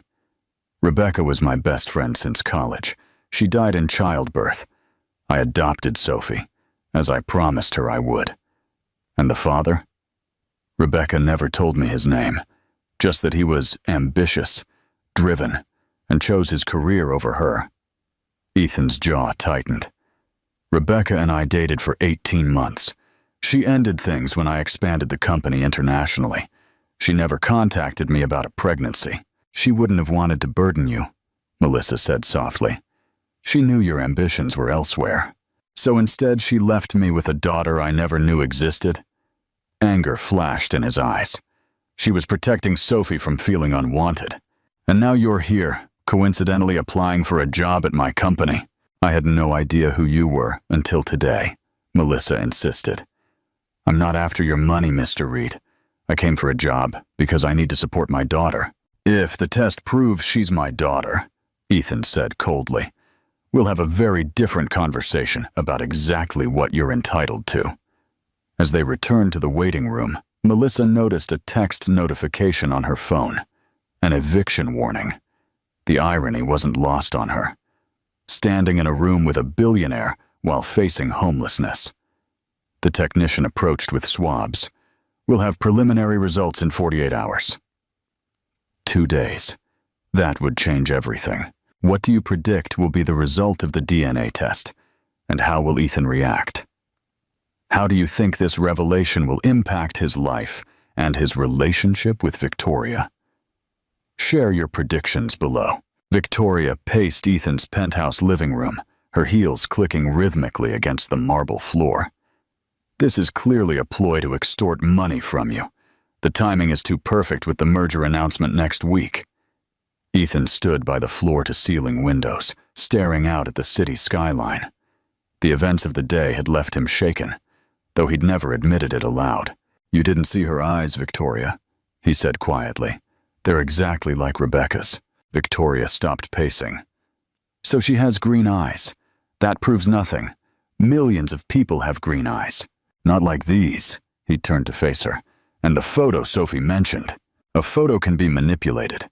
This Melissa woman could have planned this for months. Victoria referenced his net worth, as reported in last month's Forbes. For £20 million, people have concocted far more elaborate schemes. His phone buzzed with the text from his private investigator. Background report on Melissa Parker ready. Sending now. Minutes later, Ethan was reading through the detailed report. Melissa Parker, 32, bachelor's degree in business administration, former marketing coordinator until 6 years ago when she suddenly switched to freelance work. No criminal record. Currently 3 weeks behind on rent for a small 2-bedroom apartment in a modest neighborhood. Multiple small loans. No suspicious financial transactions or unexplained income. She's drowning in debt, Ethan murmured. Victoria peered over his shoulder. Perfect motive for a con. Or she's genuinely struggling as a single mother. Ethan couldn't shake the memory of Sophie's face lighting up when she saw him. That wasn't rehearsed. It was pure, genuine recognition. The next morning, unable to concentrate at work, Ethan made an impulsive decision. He had his driver take him to the address from the report, a worn apartment building far from his usual haunts. He watched from his car as Melissa emerged with Sophie, both bundled against the morning chill. There was no pretense in how Melissa knelt to fix Sophie's scarf, or the loving way she brushed hair from the girl's face. They walked to a nearby bus stop, Melissa checking her watch anxiously. Later that day, his lawyer called. The preliminary DNA results are in. Would you like me to email them or deliver in person? Email them, Ethan said, heart pounding. The attachment took seconds to download, but felt like hours. He read the results twice, then sat back in his chair, the world tilting beneath him. 99.9% probability of paternity. Sophie was his daughter. His phone rang again. Victoria. He let it go to voicemail. His mind raced through implications. A child. His child. A daughter he never knew existed, being raised in near poverty while he lived in luxury. He called his lawyer back. Draw up papers. I want to establish paternity rights, visitation, child support, everything. And Ms. Parker? Ethan paused. Set up a meeting. Tomorrow. both legal teams present. That evening, as Victoria discussed wedding plans, Ethan remained distant, his thoughts on a little girl with green eyes who had recognized him instantly. "Are you even listening?" Victoria demanded. "I'm sorry. What were you saying?" She studied his face. "The test results came back, didn't they? What did they show?" Ethan met her gaze directly. "She's mine, Victoria. Sophie is my daughter." Victoria's expression hardened. "This changes everything." "Yes," Ethan agreed, though they likely meant very different things. "It does. What will be the terms of the custody and financial agreement between Ethan and Melissa? How do you think this revelation will affect Ethan's relationship with Victoria and his family? Share your predictions below." "He's here," Melissa whispered to herself as the sleek black car pulled up outside her apartment building. She'd been watching from the window since dawn, unable to sleep after receiving the DNA results and meeting request. Sophie looked up from her cereal. "Who's here, Mummy?" "No one, sweetie. Mrs. Wilson from next door will watch you for a couple of hours while I go to a meeting." Sophie pouted. "Is it about the man from your interview? The one with my eyes?" Melissa's heart clenched. She still hadn't found the right words to explain this situation to her daughter. "Yes, it's about him. We need to talk about some grown-up things." After settling Sophie with their elderly neighbor, Melissa descended to meet Ethan. She'd chosen her most professional outfit, a simple navy dress that had seen better days, but was still presentable. Ethan stood beside his car, impeccably dressed in a charcoal suit. His face betrayed nothing as she approached. "Ms. Parker," he said formally. "Mr. Reed." She matched his tone. The drive to his lawyer's office was silent and tense. Melissa stared out the window, acutely aware of the vast difference between their worlds. They might share a connection through Sophie, but everything else about them existed in different universes. The law firm occupied the top floor of a downtown high-rise. In a conference room with panoramic views, two lawyers waited with documents arranged in precise stacks. "Let's get straight to the point," said Ethan's attorney, a sharp-eyed woman named Gloria Winters. "These papers establish Mr. Reed's paternity rights and outline a proposed arrangement for custody, visitation, and financial support." Melissa's court-appointed attorney, a young man who seemed overwhelmed by the surroundings, reviewed the documents carefully. "This is extremely generous," he said, eyebrows rising at the figures. Melissa leaned forward. "May I see?" The child support arrangement would not only cover all of Sophie's needs, but included funds for a new flat in a better neighborhood, educational expenses through university, and a separate account for Melissa's inconvenience. She looked up at Ethan, who watched her with an unreadable expression. "Why? She's my daughter," he said simply. "I take care of what's mine." Something in his phrasing made Melissa bristle. Sophie isn't a possession, obviously, but she deserves the benefits of my name and resources. And what about you? What role do you want in her life? Ethan cleared his throat. "I've arranged for standard visitation, every other weekend, alternating holidays." "So she becomes another appointment in your calendar?" Melissa couldn't keep the edge from her voice. Ethan's eyes narrowed. "I'm trying to do the right thing here." "The right thing for whom? For Sophie? For your conscience? Or for your public image?" Gloria interrupted smoothly. "Perhaps we should take a brief recess." Once alone with Melissa, her attorney whispered urgently, "This is an incredibly favorable settlement. I strongly advise you to accept it." Melissa stared out at the city below. "He talks about her like she's a business transaction. Ms. Parker, forgive me, but you're in no position to walk away from this offer." The truth of those words stung. Last night she'd found a final eviction notice on her door. She had less than a week to come up with back rent. When they reconvened, Ethan spoke directly to Melissa. I understand your concerns, but Sophie is my child, and I intend to be part of her life. These terms are non-negotiable. Melissa met his gaze. I want one addition. Before any visitation begins, you spend time getting to know her gradually. No overnight stays until she's comfortable with you. Ethan considered this. Reasonable. We'll add it to the agreement. As she signed the papers, Melissa felt a strange mix of relief and apprehension. Sophie would have security now, but at what emotional cost? When do you want to meet her? She asked quietly. Today, Ethan replied without hesitation. I've waited 6 years without knowing she existed. I don't want to wait another day. What do you think Sophie's first extended interaction with Ethan will be like? And what challenges will they face? What's the most impactful lesson you've learned about the complexities of building a new family dynamic? Share your insights below. Sophie twirled in her favorite purple dress, excitement bubbling through her as Melissa brushed her hair.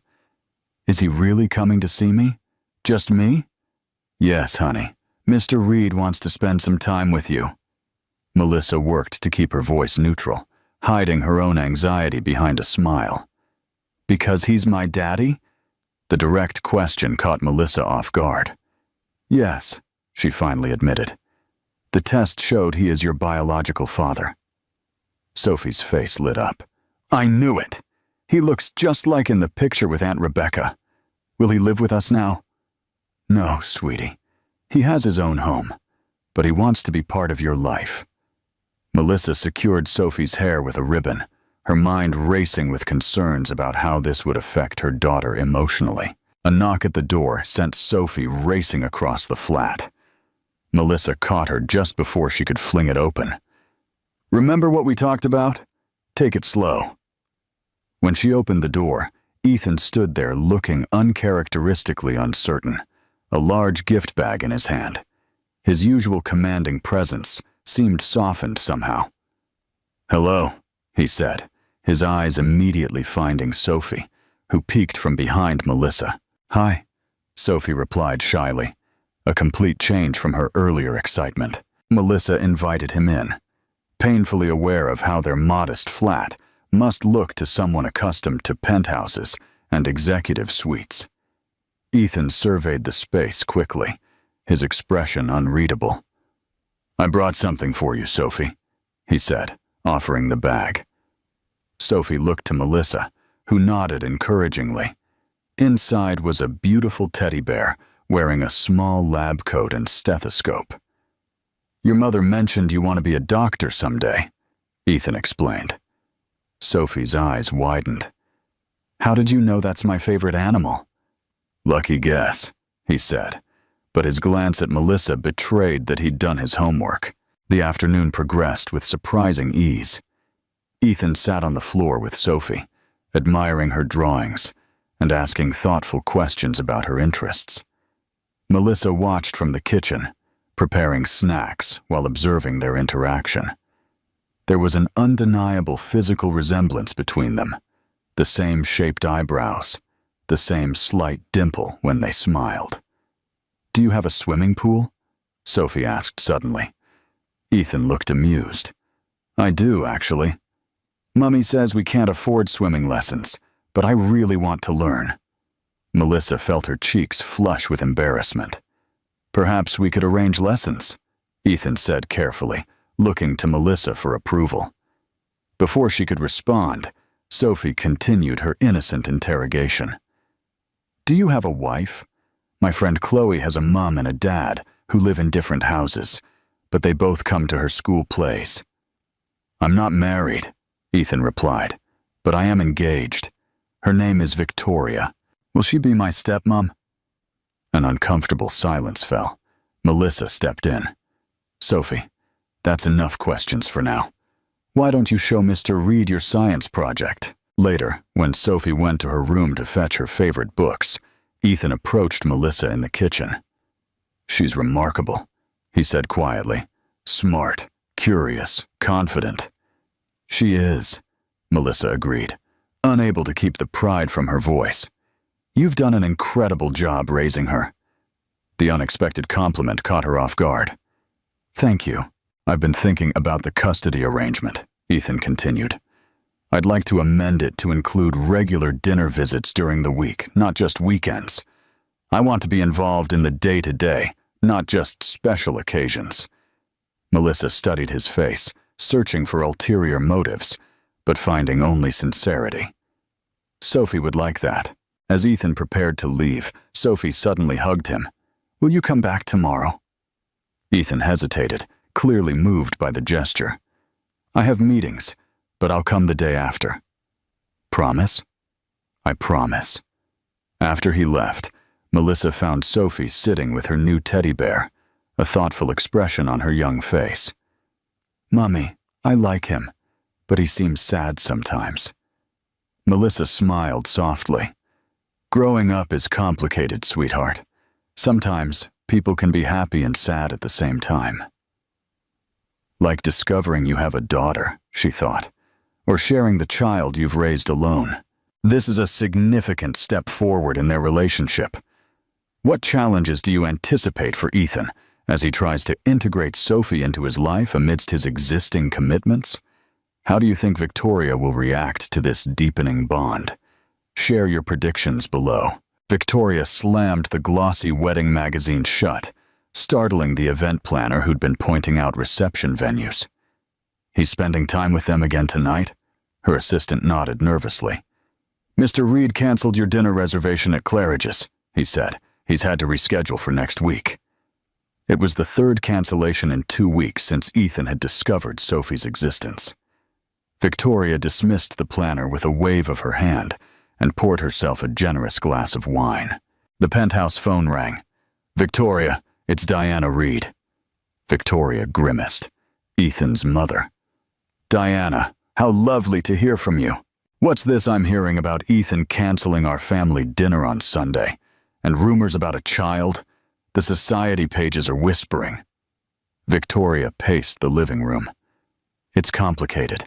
Ethan recently discovered he has a 6-year-old daughter from a previous relationship." The silence on the other end was deafening. "A child? And you didn't think to call me immediately with this information?" Diana's voice had turned to ice. "Ethan wanted to handle it privately first. I assume he's verified paternity?" "DNA confirmed. The child is living with her guardian. Her biological mother died in childbirth." Diana's tone became calculating. "I see. And this guardian? What's her angle?" "She claims she wants nothing but for Sophie to know her father." "Everyone wants something, Victoria. Find out what it is." The line went dead. Across town, Ethan sat at Melissa's modest kitchen table, helping Sophie with her maths homework, while Melissa prepared dinner. The domestic scene felt surprisingly natural. "You're really good at maths," Sophie said, looking up at him with admiration. "I've always liked numbers. They make sense, even when people don't." Melissa set a simple pasta dish on the table. "Dinner's ready." As they ate, Sophie chattered about school and friends, occasionally asking Ethan questions about his childhood. He answered carefully, conscious of the vast difference between his privileged upbringing and Sophie's more modest life. "Can I come see where you work sometime?" Sophie asked. Ethan glanced at Melissa. "If your mother approves." "Perhaps during a school holiday," Melissa suggested, though the thought of returning to Reed Enterprises made her uneasy. After Sophie went to bed, Ethan lingered. "Thank you for tonight," Melissa nodded, gathering dishes. "Sophie enjoys your visits. And you? How do you feel about all this?"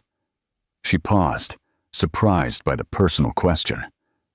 "Honestly, I'm still adjusting. Everything's changing so quickly." "I've been meaning to discuss the housing situation." Ethan leaned against the counter.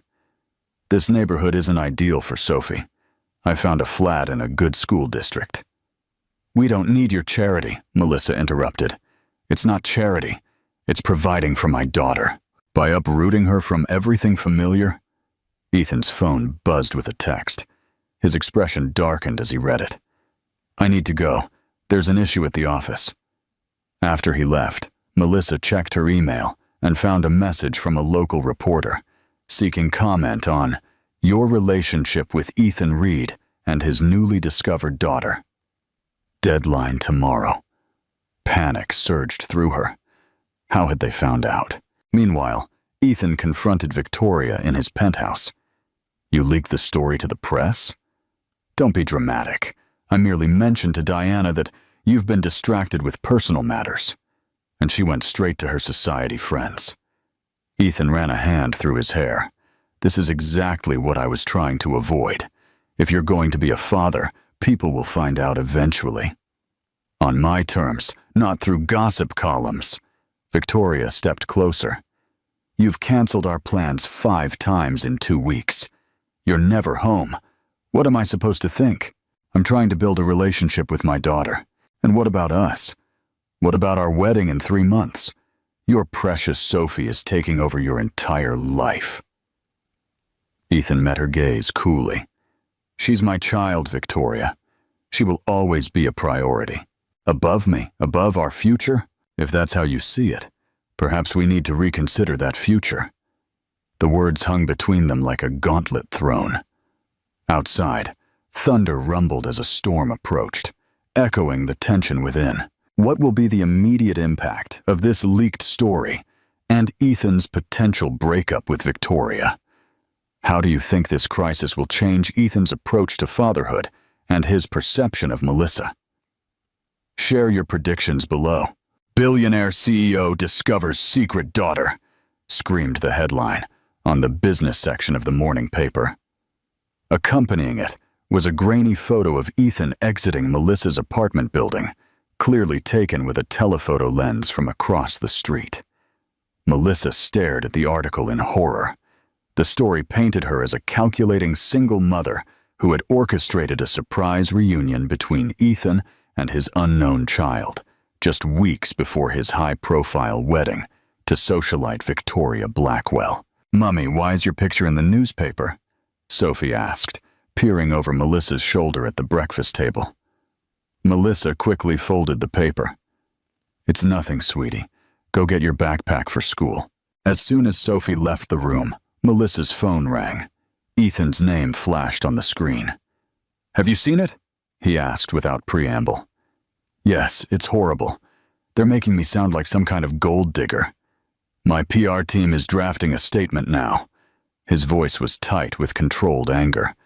"I've also instructed my security team to keep reporters away from your flat. Don't speak to anyone from the press." "This is exactly what I was afraid of," Melissa said, fighting back tears. "Sophie doesn't deserve to be tabloid fodder." "I agree. That's why I'm sending a car for both of you. Pack enough for a few days. You can stay at my country house until this dies down." "Ethan, I can't just leave. Sophie has school. It's Friday. She won't miss much. The media frenzy will only intensify if you stay there." His tone softened slightly.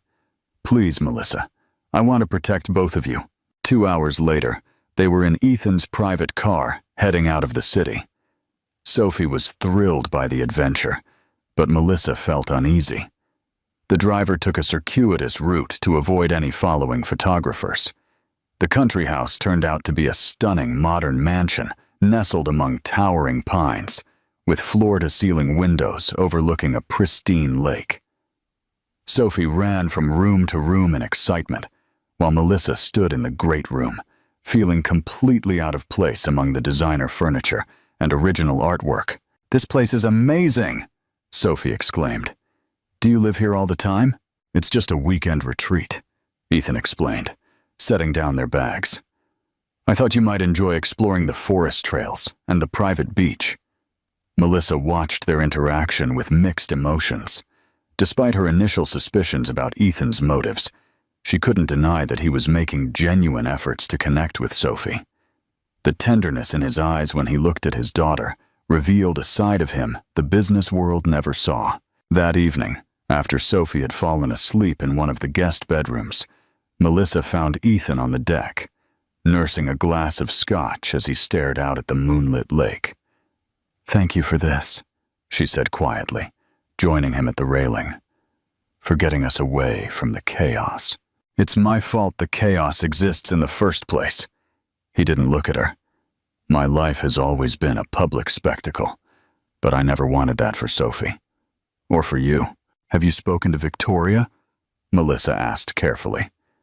A muscle tightened in his jaw. She's not pleased with the situation or the headlines. I can imagine. Ethan turned to face her. I need to know something, Melissa. Why did Rebecca never tell me about Sophie? We may have broken up, but I had a right to know I was going to be a father. Melissa sighed. Rebecca was diagnosed with a heart condition early in her pregnancy. The doctors warned her that carrying to term was dangerous, but she refused to terminate. She didn't want you to feel obligated to a baby you never asked for, especially when she might not survive to raise her. So instead, she made a unilateral decision that kept me from my child for 6 years. The hurt in his voice was palpable. She thought she was protecting both of you. Melissa hesitated. Rebecca loved you, Ethan, even after you broke up. She kept that photo of you two until the day she died. The silence between them grew heavy with unspoken emotions. In the distance, a loon called out across the water, its mournful cry echoing the regret that hung in the air. I would have been there, Ethan finally said, if I had known. Melissa touched his arm gently. You're here now. That's what matters. This is a powerful moment of truth and regret. What do you think the future holds for Ethan, Melissa, and Sophie, especially regarding his relationship with Victoria? What's the most profound truth you've ever learned about the complexities of parental sacrifice? Share your thoughts below. Monday morning arrived with cruel swiftness. Their peaceful weekend at the country house felt like a dream as Ethan's driver returned them to the city. During those 3 days, Sophie had blossomed under Ethan's attention, fishing off the private jetty, roasting marshmallows by the fire pit, and listening to his stories about building his company from nothing. Do we really have to go back? Sophie asked, her face pressed against the car window as the city skyline came into view. You have school, sweetheart, Melissa reminded her. And Mr. Reed, your father, has important meetings. The merger, Ethan said absently, scrolling through emails on his phone.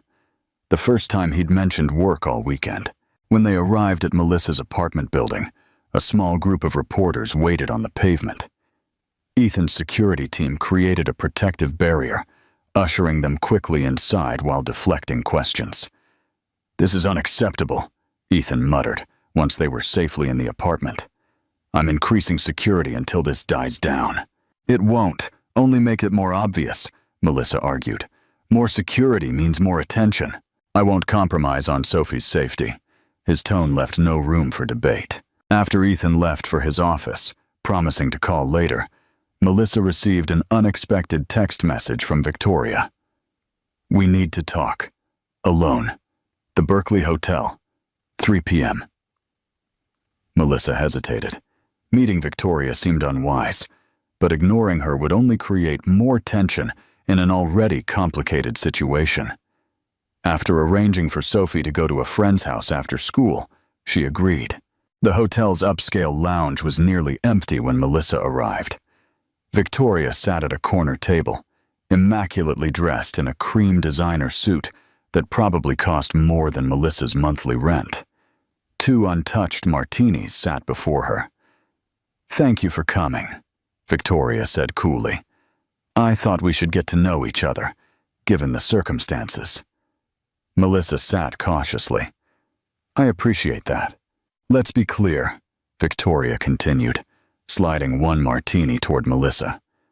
I don't blame you for this situation. Rebecca made her choices, and Ethan is dealing with the consequences.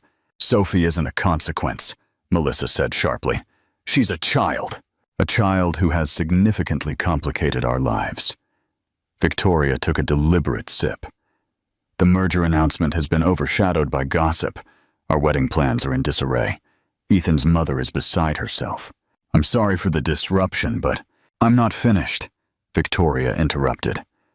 I understand Sophie needs her father. What I don't understand is why that requires Ethan spending every free moment with you both. Melissa stiffened. I've never encouraged anything beyond co-parenting. Yet he came back from your little country house getaway completely changed. Victoria's perfectly manicured fingers tightened around her glass. He's postponed our wedding planning meetings twice. That's between you and Ethan. Is it? When it affects my daughter's happiness and potentially destabilizes a company I've invested heavily in. Victoria withdrew an envelope from her purse. I'm prepared to offer you a very generous arrangement, enough to relocate to a lovely home in any city of your choosing, preferably at some distance. Sophie would still see Ethan on holidays and summer breaks. Melissa stared at the envelope in disbelief. You're trying to buy us off? I'm offering a solution that benefits everyone. Sophie gets financial security. You get a fresh start away from tabloid attention, and Ethan fulfills his paternal obligations without disrupting the life we've planned. Sophie needs her father in her daily life, not as a holiday visitor. Victoria's expression hardened. Consider carefully before rejecting my offer. Ethan built his empire through single-minded dedication. Do you really believe he'll maintain this enthusiastic father routine once the novelty wears off? Melissa stood abruptly. I think this conversation is over. One more thing, Victoria called, as Melissa turned to leave. Ethan doesn't respond well to ultimatums or manipulation. Whatever influence you think you have over him, remember who he chose to build his future with. Outside, Melissa's phone buzzed with a text from Ethan. Dinner tonight? I want to discuss school options for Sophie. She stared at the message, Victoria's warning echoing in her mind.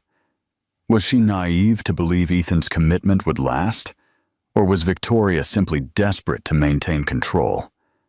Either way, Sophie's heart hung in the balance of their decisions. What will be the outcome of Ethan's meeting with Victoria? And what decision will he make regarding his future with Melissa and Sophie? What's the most critical choice you've ever seen someone make to protect their loved ones? Share your story below. Ethan arrived at Melissa's apartment that evening with a folder tucked under his arm. Sophie greeted him with an enthusiastic hug that still surprised him with its warmth, while Melissa offered a more reserved smile. I brought dinner, he said, holding up bags from an upscale Italian restaurant, and some information about schools I thought we should discuss. Over pasta and garlic bread at the small kitchen table, Ethan watched Sophie chattering about her day, struck again by how quickly she'd accepted him into her life. Children's resilience was remarkable, or perhaps it was simply that she'd been waiting for him all along without knowing it. After Sophie went to her room to finish homework, Ethan spread several brochures across the table.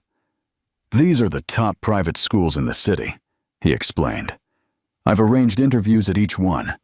They've agreed to consider mid-year admission, given the circumstances. Melissa examined one glossy brochure, eyes widening at the tuition figure. These schools cost more than a university education. Cost isn't a factor, Ethan dismissed. Wellington Academy is my first choice. I attended as a boy, and their STEM program would nurture Sophie's scientific interests. She has friends at her current school, a routine, stability. She deserves the best education available, Ethan countered. These schools have connections that will benefit her throughout life. Melissa set down the brochure. I met with Victoria today. The abrupt change of subject caught Ethan off guard. What? Why? She invited me to offer a solution to our situation. Melissa's voice remained calm, but her eyes held a challenge. She suggested we relocate to another city, with generous financial compensation, of course. Ethan's expression darkened. I knew nothing about this. I believe you, but it raises questions about what happens when your lives fully merge. Will Sophie be welcome at family gatherings, holiday celebrations, or will she remain your separate obligation kept at a convenient distance? That's not going to happen, Ethan said firmly. Sophie is my daughter. She'll be part of every aspect of my life. And Victoria? Does she share that vision? Ethan looked away. Victoria is adjusting. That's diplomatic. Melissa leaned forward. Ethan, I need to know your long-term intentions. These schools, the financial support. It all feels like you're trying to reshape Sophie's life to fit your world, without considering what she might lose in the process. I'm trying to give her opportunities I didn't even know she existed to receive until now, he replied, frustration edging his voice, and I appreciate that. But Sophie needs consistency and emotional security more than prestigious schools or connections. She can have both. Melissa took a deep breath. Let me ask you something. If your wedding goes forward as planned, how does Sophie fit into that picture? Have you and Victoria discussed it? The question hung between them. Ethan had deliberately avoided that conversation with Victoria, focusing instead on immediate concerns. The truth was, every time he raised the subject of Sophie, Victoria changed the topic or made vague assurances that everything would work out. We're figuring it out, he finally said. That's not reassuring, Ethan. The door to Sophie's room creaked open. She stood in the doorway in her pajamas, clutching her teddy bear. Are you fighting about me? She asked in a small voice. Ethan and Melissa exchanged startled glances. No, sweetheart, Melissa said quickly. We're just discussing grown-up things. Sophie approached the table, looking at the school brochures. Am I changing schools? Ethan knelt beside her. We're exploring some options. Schools with advanced science programs you might enjoy. But what about my friends in Ms. Davies's class? You could make new friends, Ethan offered, and I'm sure the teachers would be excellent. Sophie looked between them, her young face surprisingly serious. Do I get to choose? The simple question landed with unexpected weight. In their adult struggle for control, neither had considered simply asking Sophie what she wanted. Ethan met Melissa's gaze over Sophie's head, an unspoken understanding passing between them. Whatever their differences, Sophie's well-being had to come first. Yes, Ethan said softly. You get a say in this too.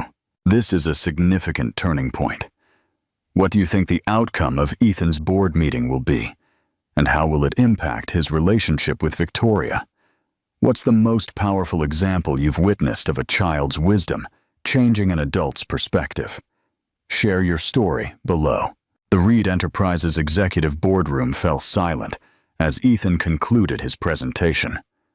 The quarterly reports showed record profits, yet the tension in the room was palpable. Bernard Winthrop, the eldest board member and longtime family friend, removed his glasses slowly. Impressive numbers, Ethan, but I think we need to address the elephant in the room. The press coverage of your personal situation has investors nervous. Ethan had been expecting this. My private life has no bearing on my ability to run this company. Ordinarily, I'd agree, said Catherine Zhao, head of international operations. But the timing is problematic. With the Westlake merger announcement next week, any instability in leadership raises concerns. There is no instability, Ethan replied firmly. I discovered I have a daughter. I'm taking responsibility. End of story. Bernard leaned forward. The board fully supports your commitment to your child. However, the tabloids are having a field day with speculation about this Melissa Parker woman. The narrative that she deliberately targeted you is false, Ethan interrupted, and my legal team is addressing those stories. Perhaps, interjected Victoria's father, Harold Blackwell, who held a significant stake in the company. But perception matters in business as much as reality. The uncertainty around your personal life, including the postponement of your wedding, raises questions about your focus. Ethan felt a flare of anger. Victoria had told her father about the postponement before they'd even finalized that decision. My focus is exactly where it needs to be, he said coldly. The merger is proceeding on schedule. Our financials are stronger than ever.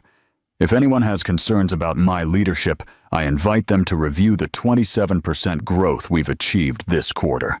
After the meeting, Harold cornered Ethan in the hallway. Victoria is devastated about the wedding postponement. That's between Victoria and me. Is it? When it affects my daughter's happiness and potentially destabilizes a company I've invested heavily in, Harold's voice lowered. Listen to me carefully, Ethan. You can be a father to this child without derailing your life. Set up a trust fund, arrange visitation, but maintain boundaries. Men in our position always do. Ethan's expression hardened. I'm not interested in being a part-time father. Your dedication is admirable, if misguided.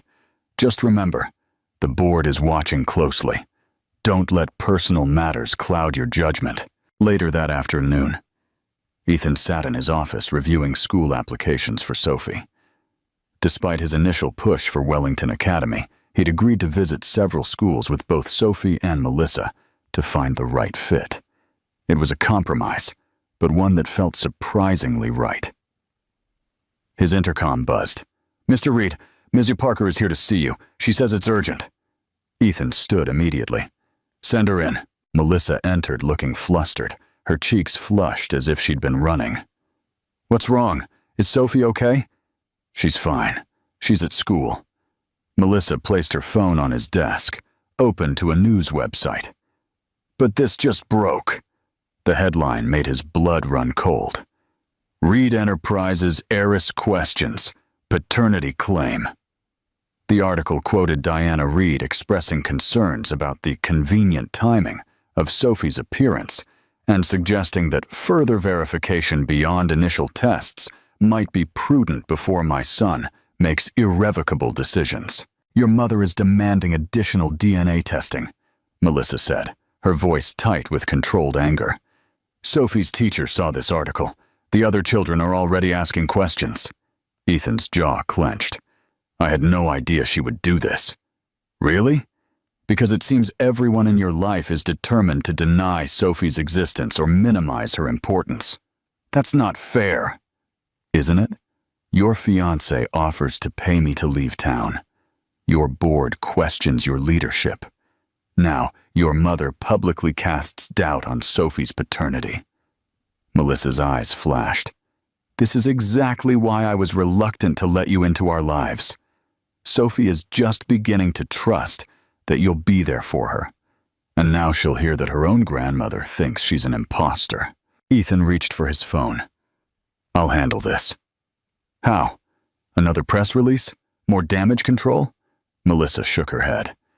Sophie needs stability, not drama. Maybe Victoria was right. Maybe a clean break would be better for everyone. The suggestion hit Ethan like a physical blow. You don't mean that.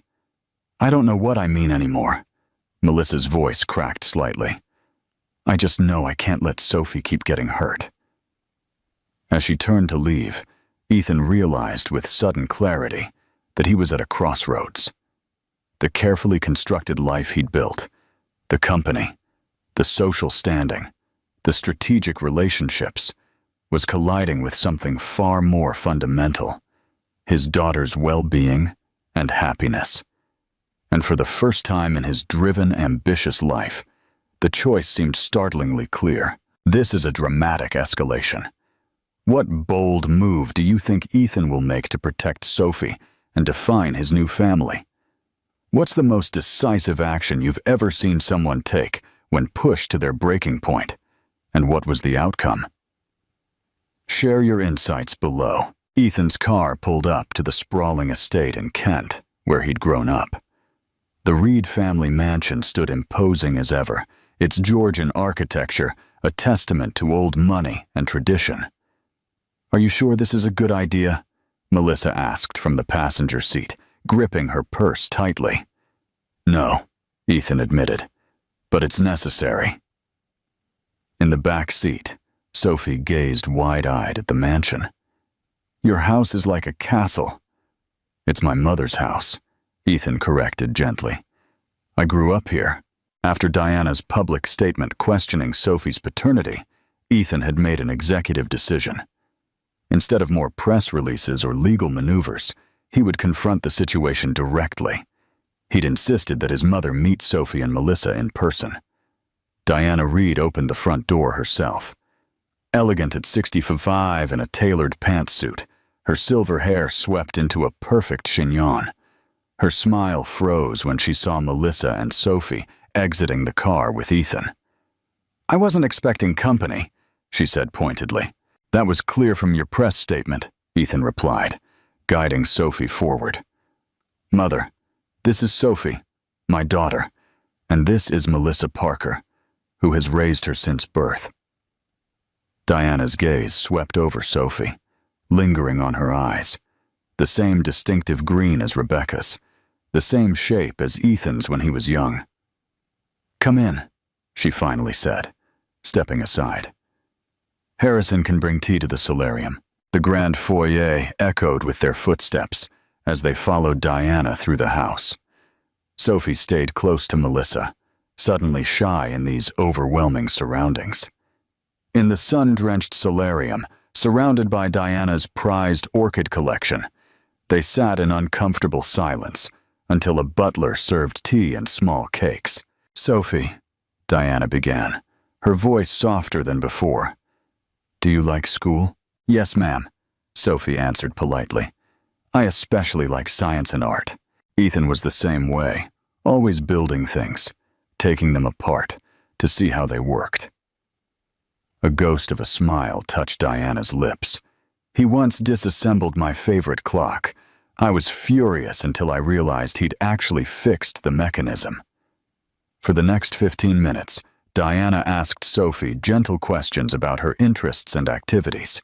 The child gradually relaxed, even accepting a tour of the orchid collection, while Ethan and Melissa remained seated. When Sophie was occupied examining a particularly striking purple bloom, Diana turned to them, her voice low. She's unmistakably yours, Ethan. I see it now. You could have seen it weeks ago if you'd bothered to meet her before issuing public statements, he replied coldly. I was protecting you, after what Victoria told me about Ms. Parker's background. Victoria had no right, Melissa interrupted, unable to contain herself. My background is irrelevant. I've raised Sophie with love and values, despite financial struggles. Diana assessed Melissa with new interest. You clearly care for the child. She's my daughter in every way that matters. Ethan placed his hand over Melissa's. Mother, I need you to understand something. Sophie is my priority now. I've postponed the wedding because Victoria and I need to resolve how Sophie fits into our future. The board is concerned about my focus, but I've never been more clear about what matters. Diana's expression softened marginally. You're serious about this? Completely. And I won't tolerate anyone, family included, causing Sophie distress or questioning her place in my life. Diana took a measured sip of tea. I suppose I'll need to issue a retraction. A full apology, Ethan corrected, and announce your delight in discovering you have a granddaughter. Later, as they prepared to leave, Diana approached Sophie again. I have something for you. She handed the child a small jewelry box. Inside was a delicate gold bracelet with a tiny orchid charm. It was Ethan's grandmother's, Diana explained. Family tradition dictates it passes to the firstborn daughter of each generation. Sophie's eyes widened. It's for me? If you'd like it, Diana said, her voice gentler than Melissa had heard all day. On the drive back to the city, Sophie fell asleep clutching the bracelet box. Melissa glanced at Ethan, who seemed deep in thought. Your mother surprised me, she admitted quietly. She surprised me too. Ethan's hands tightened on the steering wheel. But it's just the beginning. There are still many battles ahead. Victoria? Melissa asked, though she already knew the answer. Ethan nodded grimly. She's been avoiding my calls since I postponed the wedding, but we can't move forward until we have an honest conversation about Sophie's place in our lives. And if she can't accept it, Ethan glanced in the rearview mirror at his sleeping daughter. Then she's not the right partner for me anymore. This is a brave new chapter for Ethan. What do you predict will be the outcome of his confrontation with Victoria, and how will it impact his understanding of love and family? What's the most powerful example you've seen of someone choosing genuine connection over social expectations? Share your story below. Victoria waited in Ethan's penthouse, a glass of wine in her perfectly manicured hand. The engagement ring on her finger caught the light as she drummed her fingers against the arm of the sofa. When the elevator doors opened, she straightened, prepared for battle. "You've been avoiding me," Ethan said, stepping into the living room. "I needed time to think." Victoria set down her glass. "I understand you want to be a father to Sophie. I respect that. But this situation has spiraled completely out of control. My mother met Sophie today," Ethan said, loosening his tie. "She's retracting her statement and publicly acknowledging her as my daughter." Victoria's expression tightened. "How wonderful. Another piece of your life rearranged to accommodate your instant family. Sophie is my daughter, Victoria, not an accommodation. What about us? What about our plans?" Victoria stood, frustration evident in every line of her body. "We were supposed to be married in 6 weeks. Now everything's on hold while you play house with Melissa and Sophie. I'm not playing anything. I'm being a father. You can be a father without dismantling our relationship." Victoria's composure cracked. "You've postponed our wedding. You're constantly at Melissa's flat. You're letting a 6-year-old dictate your schedule. That 6-year-old is my child. And what am I?" Victoria demanded. "The inconvenient fiancé who doesn't fit your new narrative." Ethan sighed heavily. "I never meant to hurt you, but I need to know Sophie feels secure and accepted in my life. And what about me? Where do I fit?" Victoria paced the room. "Your mother called me today, suggested I should be more understanding of your new priorities. She shouldn't have done that, but she did. And the board members are questioning if our relationship is even stable anymore." Victoria's voice lowered. "Harold thinks you're having second thoughts about more than just the wedding date." Ethan met her gaze directly. "Are you more concerned about losing me or losing your position as the future Mrs. Reed?" The question hung in the air like a thunderclap. "How dare you?" Victoria whispered. "After everything we've built together. Answer the question, Victoria. If there were no company, no social standing, no business advantages to our marriage, would you still want me?" Victoria's silence spoke volumes. "I thought so," Ethan said quietly. "I think we both know this isn't working anymore." Victoria twisted the engagement ring off her finger and placed it on the coffee table with deliberate care. "I deserved better than this, Ethan." As the elevator doors closed behind her, Ethan felt an unexpected lightness. The path forward was suddenly clearer than it had been in weeks. Tomorrow would bring challenges, explaining to the board, weathering the inevitable press coverage. But tonight he felt free. He picked up his phone and dialed Melissa's number. This is a monumental decision for Ethan. How will his choice to break off his engagement impact his life and his relationship with Sophie and Melissa? What's the most liberating decision you've ever made that defied societal expectations? Share your story below. "Victoria and I ended our engagement," Ethan said, his voice calm as he sat across from Melissa at a quiet cafe near her flat.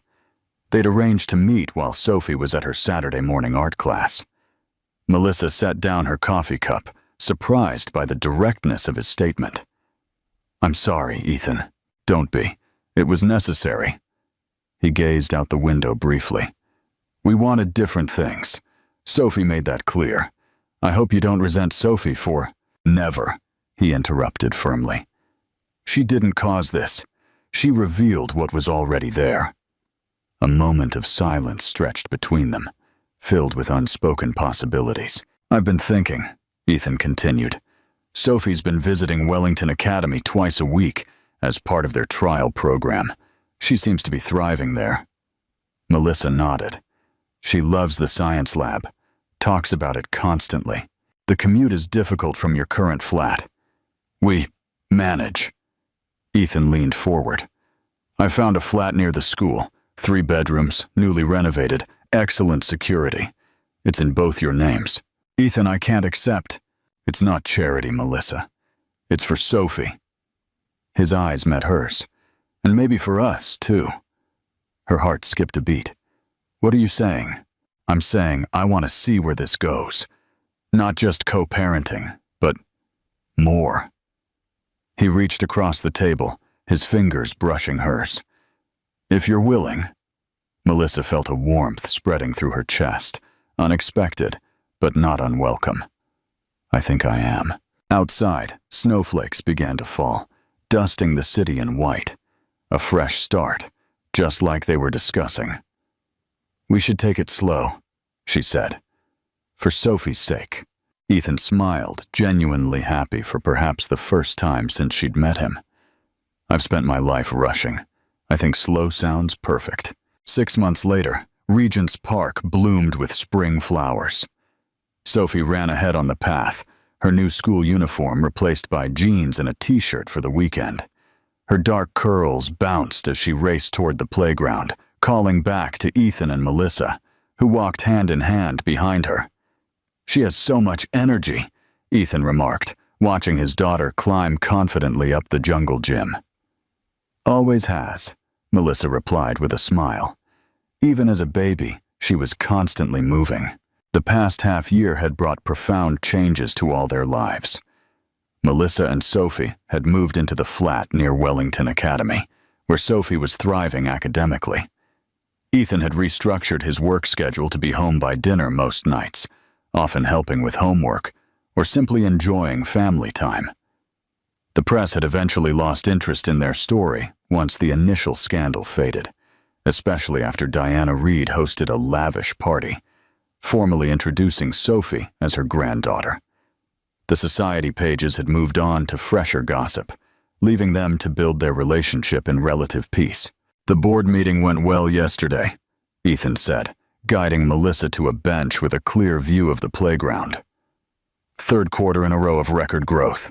I'm not surprised. You seem more focused now. Not less. I am.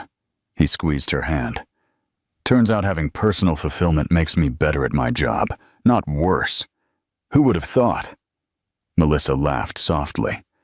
Certainly not Victoria. Victoria had relocated to New York shortly after the broken engagement, taking a position with a rival company. The business world had expected her to use insider knowledge against Reed Enterprises, but surprisingly, she'd maintained a professional distance, even sending Sophie a birthday card last month. Have you heard from Rebecca's parents? Ethan asked. Melissa nodded. They're coming to visit next month. They want to thank you for the trust fund you established in Rebecca's name. It was the right thing to do. The scholarship will help young women pursue medical research on maternal health conditions. Rebecca would have approved. They sat in comfortable silence, watching Sophie make friends with another child on the swings. The ease between them had developed gradually, built on mutual respect and shared love for their daughter. I've been thinking, Ethan said finally. Remember when I said we should take things slow? I do. 6 months feels sufficiently slow. He turned to face her. Sophie asked me yesterday if we were going to be a real family soon. Melissa's heart quickened. What did you tell her? That I needed to ask you first. From his pocket, he withdrew a small velvet box. No grand gesture, no public display. Just the two of them on a park bench, with their daughter playing nearby. This isn't because of Sophie, he said quietly, opening the box to reveal a simple but elegant diamond ring. It's because somewhere between D tests and school tours, board meetings and bedtime stories, I fell in love with you, Melissa. Your strength, your integrity, your heart. You make me want to be better. As a father, as a man, as a partner. Tears welled in Melissa's eyes. Are you sure your world is so different from mine? Not anymore, he smiled. You and Sophie are my world now. The rest is just context. From the playground, Sophie spotted them and waved enthusiastically. They waved back, united in their love for her. So, Ethan continued, would you consider making our unconventional family official? Melissa looked at the ring, then at Sophie, and finally into Ethan's hopeful eyes. She thought of the journey that had brought them here, from a desperate job interview to co-parenting, to the moment of possibility. "Yes," she said simply. "I would." As Sophie ran toward them, sensing something important was happening, Melissa reflected on how life's greatest challenges often led to its greatest gifts.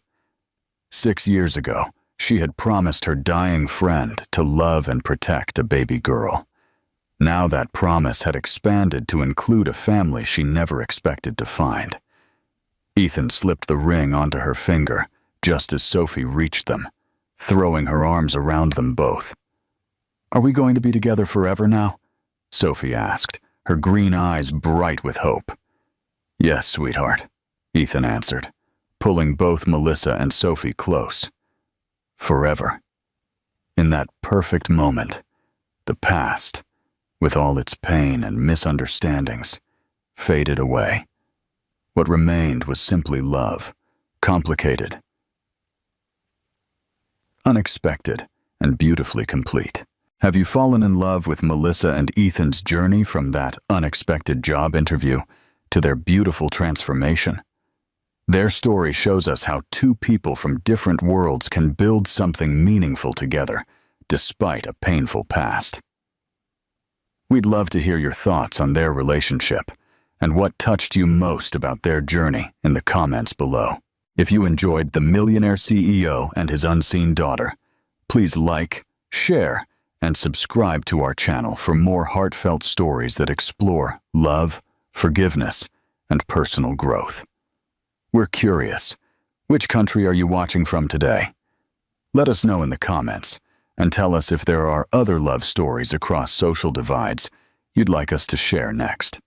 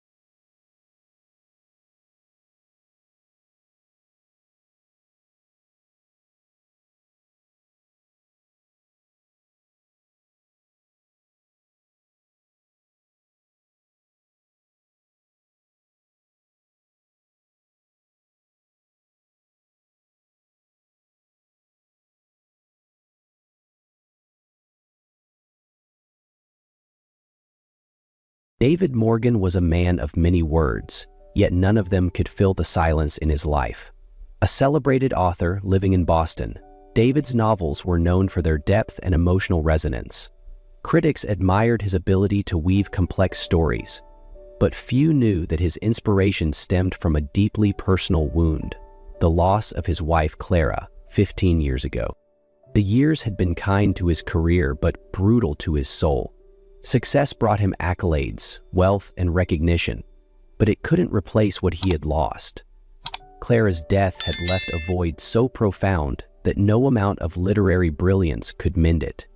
Despite living in a city buzzing with life, David found solace only in solitude. His apartment, filled with books and awards, felt more like a mausoleum than a home. On stormy nights, David often walked aimlessly through Boston's cobblestone streets, seeking the comfort of memories he couldn't let go of. Rain seemed to mirror his mood, relentless and heavy, washing over him like the grief he carried. It was on one such evening as the rain drummed against the pavement that David noticed her. Under the awning of an old cafe, a young woman sat huddled, clutching a small child. Her clothes were damp, her hair plastered to her face, and her arms wrapped protectively around the baby. Something about her stopped David in his tracks. For a moment, he hesitated. It wasn't like him to get involved in the lives of strangers, yet as he looked at the woman's trembling frame and the serene face of the sleeping baby, something stirred within him. It wasn't just her vulnerability. It was as if he saw his own grief mirrored in her. Memories of Clara's gentle touch and the dreams they once shared flickered through his mind. But it wasn't just her vulnerability. It was as if he saw his own grief mirrored in her. Her desperation reminded him of the long, lonely nights when he wished for Clara to return, to erase the silence that consumed his world. David tightened his coat and stepped forward, unaware that this simple act of compassion would change his life forever. David approached the young woman cautiously, the sound of his footsteps nearly drowned out by the rain. Up close, she looked even more fragile. Her hands, trembling from the cold, cradled the baby with a tenderness that tugged at something deep within him. The child, wrapped in a thin blanket, was quiet, its small face peaceful despite the dreary surroundings. "Are you all right?" David asked, his voice gentle but uncertain. The woman looked up at him startled. Her eyes were wide and filled with exhaustion, a mixture of fear and relief flickering across her face. "We're fine," she replied, though her hoarse voice betrayed her words. David glanced at the baby, then back at her. "You don't look fine. Do you have somewhere to stay?" She hesitated, her lips parting as if to answer, but then she closed them again. The silence that followed was telling. David reached into his pocket, pulling out a small stack of bills he had withdrawn earlier that day. "Here," he said, holding it out to her. "It's not much, but it should get you some food and a warm place for the night." The woman's eyes widened as she stared at the money, her hands hesitating before she reached out to take it. "Thank you," she whispered, her voice breaking. "Thank you so much." David nodded, unsure of what else to say. As he turned to leave, her voice stopped him. "Why are you helping me?" He paused, the question hanging in the air. Why was he helping her? David had spent years walking through life with blinders on, detached from the world around him. Yet something about her vulnerability, the way she clung to the child, reminded him of a life he had lost long ago. A life filled with love, warmth, and hope. "I don't know," he admitted, his tone softer now, "but take care of yourself. And the baby." With that, he walked away, the rain soaking through his coat. Yet despite the chill, he felt a strange warmth spreading through him, a connection, however fleeting, that he hadn't felt in years. As he continued down the street, the image of the woman and her child lingered in his mind. Little did David know, this seemingly insignificant encounter was the beginning of something much larger than himself. The next morning, David followed his usual routine. He woke early, dressed in his neatly pressed shirt and coat, and prepared for his visit to Clara's grave. It was a ritual he had maintained for years, a solemn pilgrimage to the small cemetery on the outskirts of Boston. As he stepped into the gray morning, the world around him mirrored his mood. Quiet and subdued, with the faint chill of rain lingering in the air. The cemetery gates creaked as he pushed them open, his footsteps crunching on the damp gravel path. David turned the familiar corner toward Clara's grave, his heart heavy as always. But as he approached, he froze. Someone was already there. Kneeling before the gravestone was the young woman he had helped the night before. She cradled her baby, her shoulders shaking as though she were crying. David stood still, his mind racing. Why was she here? How did she know Clara? "Excuse me?" he said cautiously, his voice breaking the stillness. The woman turned abruptly, startled. Her eyes were red and puffy, and she quickly wiped her face with her sleeve. "I'm sorry," she mumbled, her voice shaky. "I didn't mean to intrude." David stepped closer, his confusion growing. "You were outside the cafe last night," he said slowly. "I gave you money. But what are you doing here? How do you know Clara?" For a moment, the woman hesitated. She glanced down at her baby, as if gathering the strength to speak. "Clara," she said softly, her voice trembling, "was my mother." David felt the ground shift beneath him. He stared at her, his breath caught in his throat. "That's impossible," he stammered. "Clara never had a child." she would have told me. The woman shook her head, her expression somber. She did, she said quietly. She had me. She just never told you. David's mind reeled, his thoughts a chaotic whirlwind. Clara had been everything to him, and yet here was a secret so monumental it threatened to unravel everything he thought he knew about her. "Who are you?" he asked, his voice barely above a whisper. "My name is Lila," she replied, her tone steady despite the tears in her eyes. "And this," she looked down at the baby in her arms, "this is Elliot, your grandson." The words hit David like a tidal wave. He stumbled back, his legs unsteady. "No," he muttered, shaking his head. "That can't be. Clara wouldn't have kept this from me. She wouldn't." "I didn't know about you either," Lila said softly. "Not until recently. I was adopted after she died. I never knew her. But when I found out her name, I had to come. I had to know who she was. And who you are." David stared at her, his heart pounding. The woman before him was a stranger, yet her features, her eyes, the curve of her face, bore an unmistakable resemblance to Clara.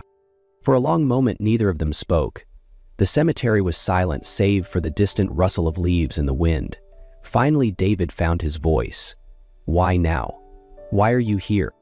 Lila's gaze met his, her eyes filled with pain, but also a quiet determination. "Because I needed to know the truth," she said. "And I think you do too." David felt his chest tighten as he looked at her and Elliot.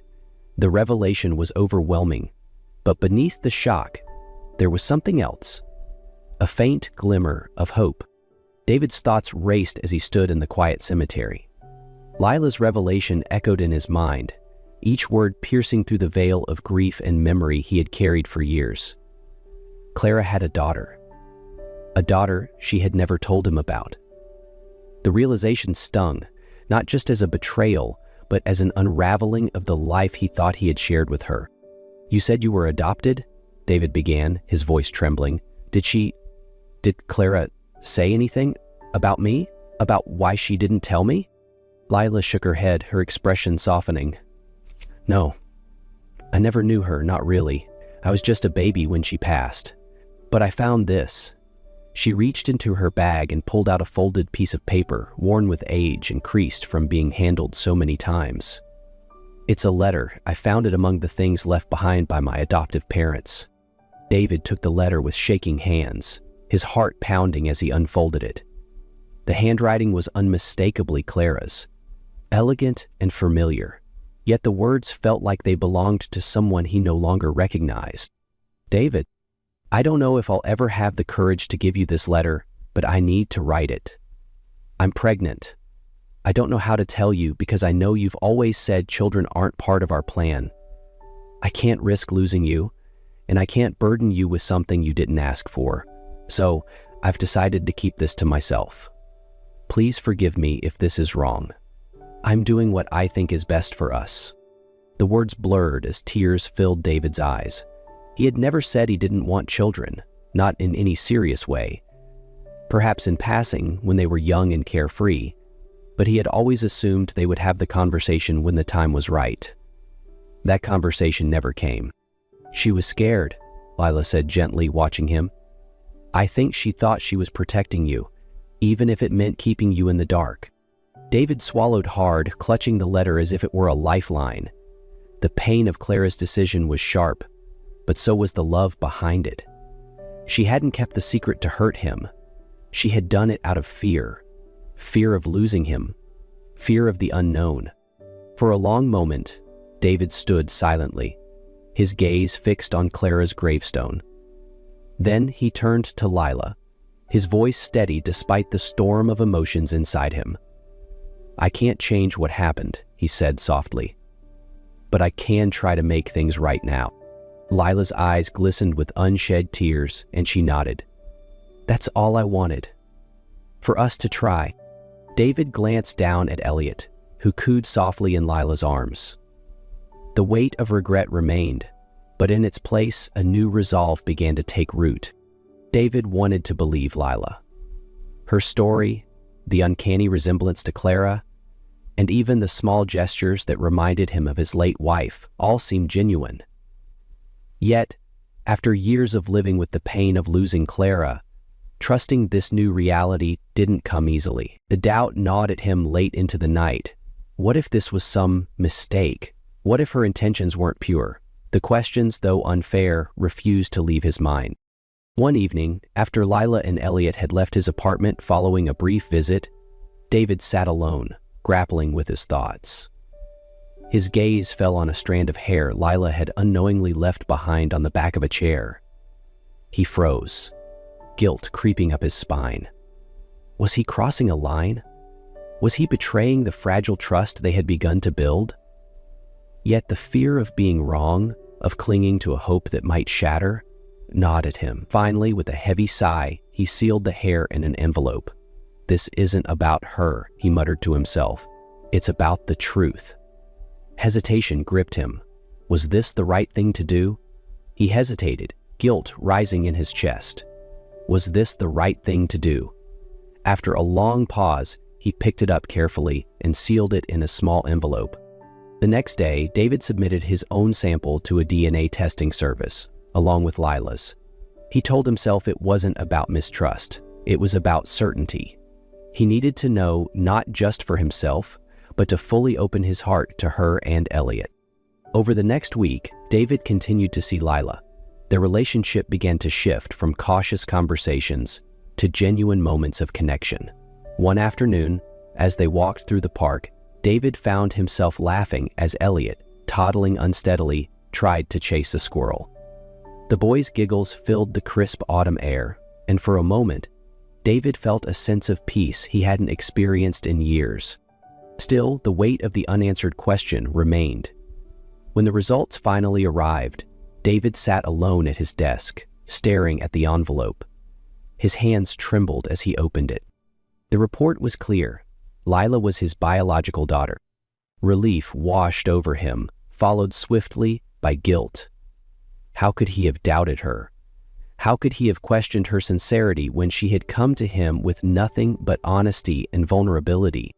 That evening, David invited Lila over. As they sat in the living room, Elliot playing on the floor between them, he decided to tell her the truth. "I need to apologize," David began, his voice heavy. Lila looked at him, her expression a mix of curiosity and hesitation. "For what?" I had a DNA test done," he admitted. "I needed to be sure."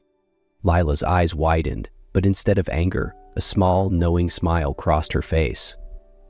"I get it," she said quietly. "Honestly, I might have done the same thing if I were you." David exhaled, the tension leaving his shoulders. "It confirmed what I already knew," he said softly. "You're my daughter. And I'm so sorry for doubting you." Lila placed her hand lightly on his arm. "We're both figuring this out," she said. "I understand." As Elliot crawled into David's lap, babbling happily, David held him close. The doubts were gone, replaced by a deep sense of connection and responsibility. For the first time, he allowed himself to fully embrace this unexpected family. Weeks after the DNA results confirmed what David now felt in his heart, he decided it was time to take the next step. Lila had been hesitant to accept too much help, but David could see the strain of her current situation. The shelters weren't safe, and Elliot deserved more stability. One rainy evening, David stood outside the shelter where Lila and Elliot were staying. The building loomed against the dark sky, its faded sign illuminated by a flickering streetlight. David clutched an umbrella in one hand and a small suitcase he had bought for Lila in the other. When Lila stepped outside with Elliot bundled in her arms, her face lit up in surprise. "David?" she said, her voice laced with both confusion and relief. "I'm here to take you home," David said simply. Lila blinked, her eyes filling with tears. "I don't know if we should—" "You should," David interrupted, his tone firm but kind. "It's not charity, Lila. It's family. You and Elliot belong with me." Lila stared at him, her emotions tangled between gratitude and hesitation. For so long she had relied only on herself, guarding her heart against disappointment. But as she looked at David's steady gaze, she saw something different. An unwavering kindness that felt safe, a promise that maybe, just maybe, she wouldn't have to face the world alone anymore. Slowly, she nodded. "Okay," she said, her voice barely above a whisper. She hesitated for only a moment before nodding. "Okay." The drive to David's home was quiet, filled with the soft hum of the car engine and Elliot's occasional babbling from his car seat. When they arrived, David helped Lila with her bags and opened the door to his warm, book-filled apartment. "This is your home now," he said, his voice steady but filled with emotion. "No more shelters. No more uncertainty. Just family."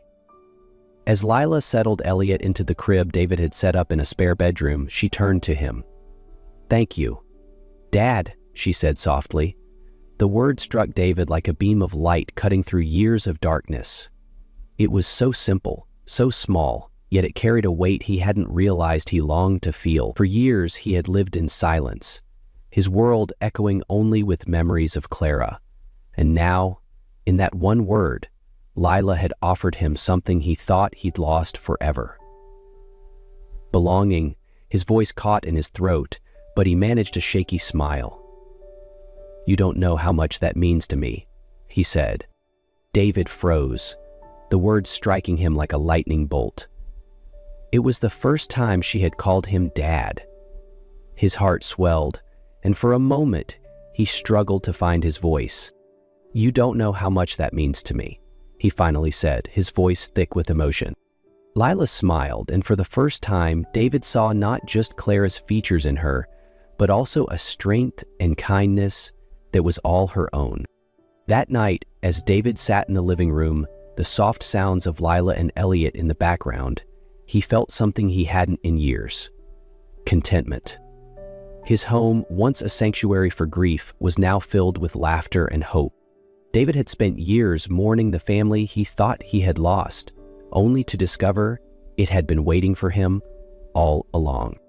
As David opened his heart to Lila and Elliot, he found something he thought he'd lost forever: hope, connection, and a reason to move forward.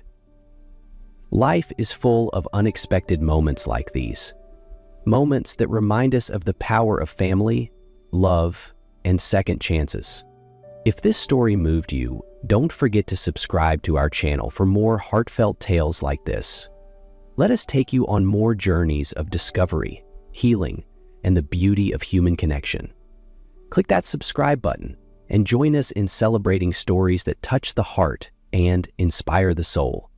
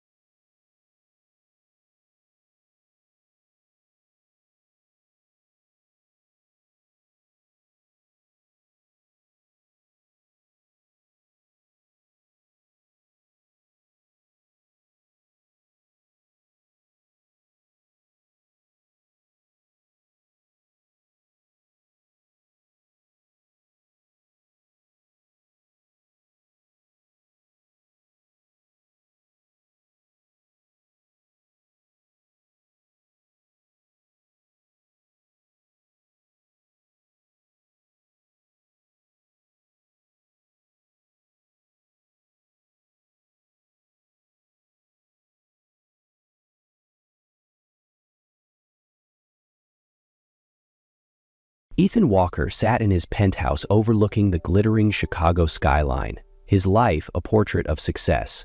As one of the most renowned financial investors in the country, he had built an empire worth billions. Everything about his world was meticulously curated: his tailored suits, his spotless penthouse, his perfectly aligned schedule. Yet, beneath the perfection was an unshakable emptiness, a loneliness that even the most luxurious surroundings couldn't mask. That evening, as he sorted through emails, his eyes froze on a subject line that felt like a ghost from his past. "We need to talk, Clara." For the first time in years, Ethan felt his composure slip.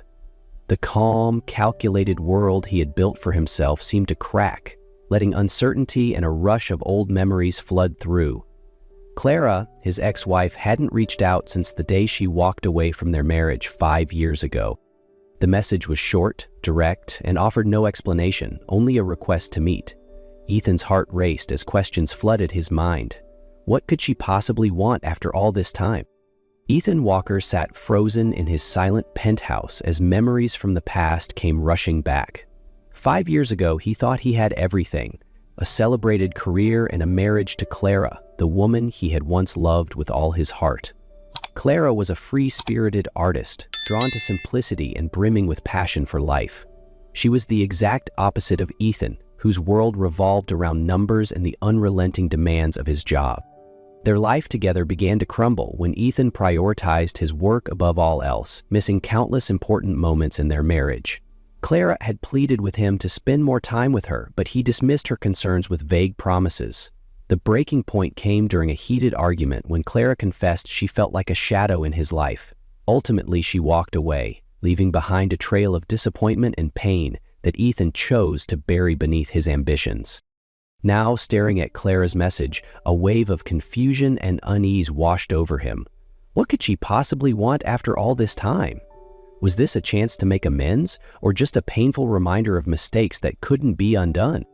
After moments of hesitation, Ethan decided to reply. Clara suggested meeting at a small cafe nestled in an artist's neighborhood on the south side of Chicago. Taking a deep breath, Ethan prepared himself for the conversation that might alter the course of his life forever. Ethan stepped into the small cafe tucked away in a quiet corner of the city. The air was warm with the comforting aroma of roasted coffee and freshly baked pastries. He quickly spotted Clara seated by the window, her figure framed by the soft afternoon light. She was still as beautiful as he remembered, but her face bore the weariness of time and something deeper. Yet her eyes remained as strong and piercing as ever, and it sent a pang through Ethan's chest. "Thank you for coming," Clara began, her voice steady but tinged with hesitation. Ethan sat across from her, trying to maintain composure though his heart was racing. "What's going on, Clara? Why did you want to meet?" he asked, his voice lined with concern. Clara paused for a moment, as if gathering the strength to say what needed to be said. "Ethan," she began, her gaze meeting his, "after we divorced, I found out I was pregnant." The words hit Ethan like a thunderclap, rendering him momentarily speechless.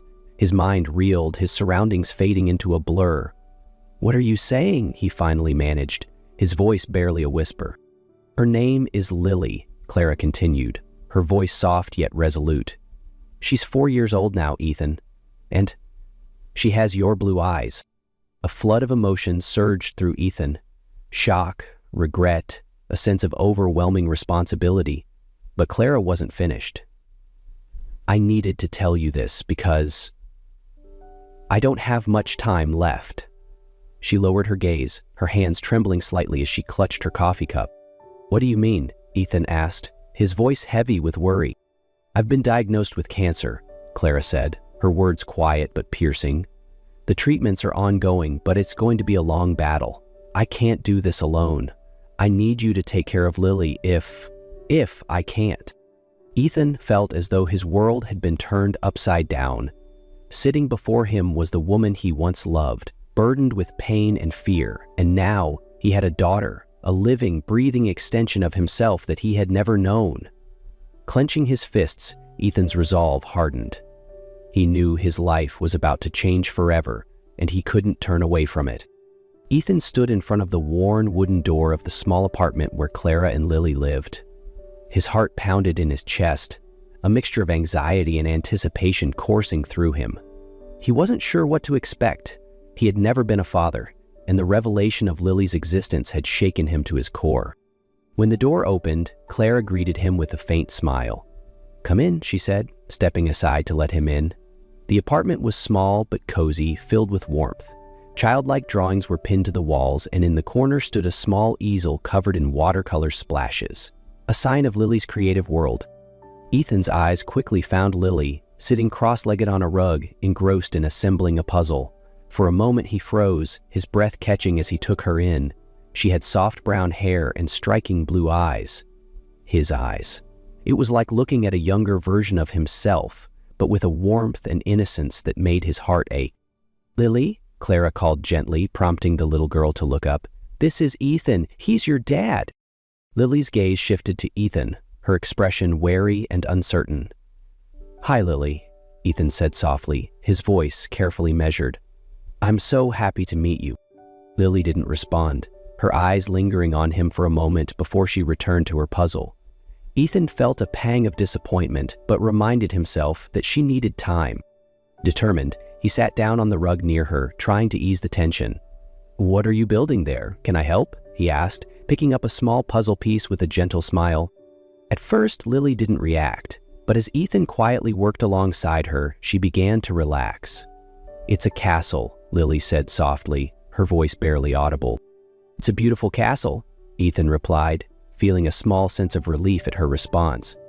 As time passed, Lily began to giggle when Ethan intentionally placed puzzle pieces in the wrong spots, pretending to be clueless. Her laughter was a melody Ethan hadn't known he needed. From across the room, Clara watched the scene unfold, her eyes glimmering with hope. In that moment, Ethan realized Lily wasn't just his responsibility.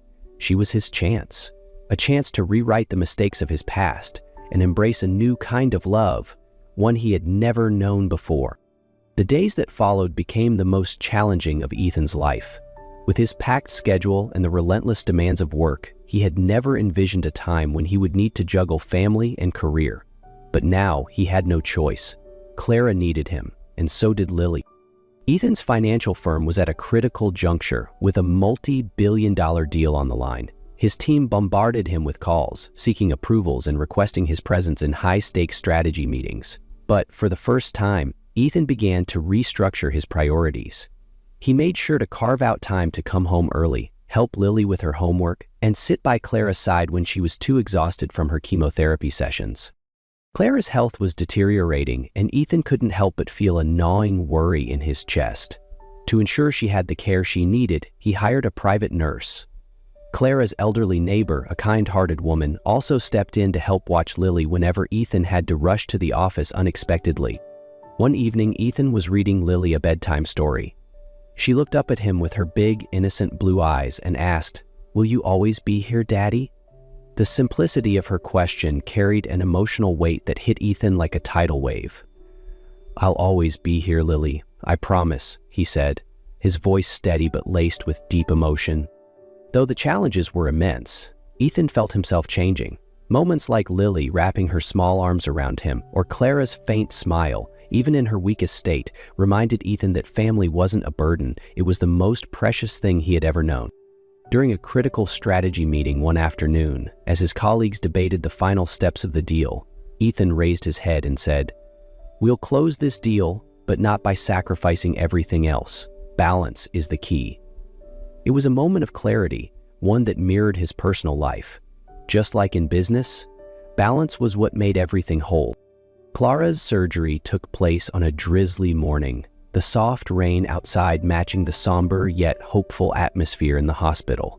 Ethan sat in the waiting area, his nerves on edge, gripping a cup of coffee that had long gone cold.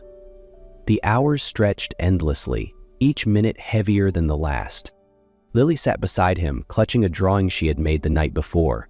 It was a picture of their family, Ethan, Clara, and herself, all holding hands in a bright, colorful garden. Handing the drawing to Ethan, she said softly, "This is our family, Daddy. I made it for Mommy so she can get better." Ethan stared at the picture, his chest tightening as tears welled in his eyes. In Lily's innocent world, they were still a family, a bond he had let slip away for far too long. When the surgeon finally emerged, looking exhausted but offering a reassuring smile, Ethan let out a deep breath he didn't realize he'd been holding. The surgery had gone well. It wasn't the end of Clara's battle, but it was a promising start. As they entered Clara's room, Lily rushed to her mother's side, wrapping her small arms around her. Watching them, Ethan felt a profound realization take hold. The true value of life wasn't in work or achievements, but in these fleeting, beautiful moments of love and connection. Determined to prioritize what mattered most, Ethan made the decision to delegate more of his professional responsibilities to his trusted colleagues. His family needed him, and he wouldn't let them down again. Months after Clara's surgery, the atmosphere in their small apartment felt warmer than ever. Clara, though still in recovery, had begun regaining her strength. She smiled more, spent time playing with Lily, and even started painting again, something she thought she might never do. Lily, now completely comfortable with Ethan, no longer hesitated to show her affection. She would wait by the door every evening, excited to share stories about her day at school. Most evenings, the three of them would sit together on the couch, reading books or watching Lily's favorite animated movies.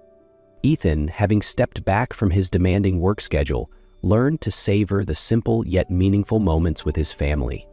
He was no longer the man ruled by his career, but a father, a companion, and a truly present figure in their lives.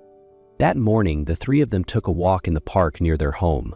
Lily ran ahead, clutching a small ball, while Ethan and Clara strolled behind. Clara looked at him and softly said, "Thank you, Ethan, for coming back." Ethan simply smiled, squeezing her hand as he felt the beginning of a new chapter, a chapter filled with love, forgiveness, and hope. The months they spent together passed like a gentle breeze, filled with moments of love and healing. Ethan didn't just pour his heart into loving Lily, he also cared for Clara with a level of devotion she had never seen before. He often prepared small meals for her when she felt tired, ensured she took her medication on time, and added a dash of humor to brighten even the hardest days. "Do you think this soup would taste better if I added sugar?" Ethan asked one evening, carrying a steaming bowl into the living room. Clara chuckled, though weakly. "Ethan, it's soup, not tea." He winked, replying, "Guess I'll save the sugar for the tea then." These small, light-hearted moments made everything feel less heavy, reminding Clara that she wasn't alone in her fight. Lily was the source of many joyful moments as well. One afternoon, she dragged Ethan onto the couch, holding a sketch pad in her tiny hands. "Daddy, I'm going to draw you, but you have to stay still, no moving," she ordered. When Ethan shifted slightly, Lily frowned and scolded. "Daddy, do you even know what stay still means?" Laughing, Ethan replied, "Guess you'll have to teach me." One evening after dinner, Ethan knelt down in front of Clara. In his hand was a small, sparkling ring, simple yet stunning. "Clara," he began, his voice steady but full of emotion, "I lost you once because of my foolish mistakes, but now I know nothing matters more than family. I want to start over. Will you marry me again?" Tears welled in Clara's eyes as she looked at Ethan, her voice trembling as she whispered, "Yes, Ethan, I will." For a moment, it felt as though time had stopped, the weight of their past mistakes lifting, replaced by hope and love. Lily jumped up, cheering, "So we'll all be together forever now." Clara pulled Ethan into a gentle embrace, her tears falling freely as she murmured, "I never thought we'd get here. Thank you for not giving up on us." The next day, Ethan brought Clara and Lily to his penthouse, but it was no longer a cold, sterile space. The sound of laughter, Lily's drawings pinned to the walls, and the warmth of their love had turned it into a true home. Their life together after moving in as a family was filled with laughter and joy. Ethan's penthouse, once a quiet and lonely space, now echoed with Lily's giggles and the warm chatter of family nights. Every corner of the home held memories. The living room walls were covered with Lily's colorful drawings, the kitchen was always filled with the smell of Clara's freshly baked cookies, and the dining table became the centerpiece for dinners full of stories and laughter. Ethan had transformed into a different man. He wasn't just a devoted father, but also Clara's unwavering partner. Weekends were reserved for family outings, and Lily's favorite place was the zoo, where she would squeal with delight at the giraffes stretching their long necks to nibble on leaves. One afternoon, the three of them sat on the living room floor, piecing together a giant puzzle. Lily burst into laughter as Ethan pretended to struggle with the simplest pieces. "Daddy, you're the silliest grown-up ever!" she exclaimed, throwing her arms around him. Clara watched them, her smile glowing with contentment. Clara also began to find her footing professionally. With Ethan's encouragement, she started taking on small interior design projects again. Ethan never stopped reminding her of her talent, telling her that it hadn't faded, but just needed time to re-emerge. In the evenings, the family had a tradition of sitting by the large window, gazing out at the city's twinkling lights. Lily would tell innocent, imaginative stories that sent both Ethan and Clara into fits of laughter.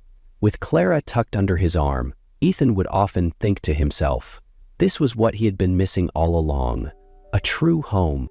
Their life wasn't perfect. Lily still had her stubborn moments, and Ethan occasionally forgot little things. But none of that mattered. The love they shared grew stronger with each passing day. For Ethan, Clara, and Lily, this wasn't just a house. It was a life filled with joy, love, and purpose. A life they had built together, one beautiful moment at a time.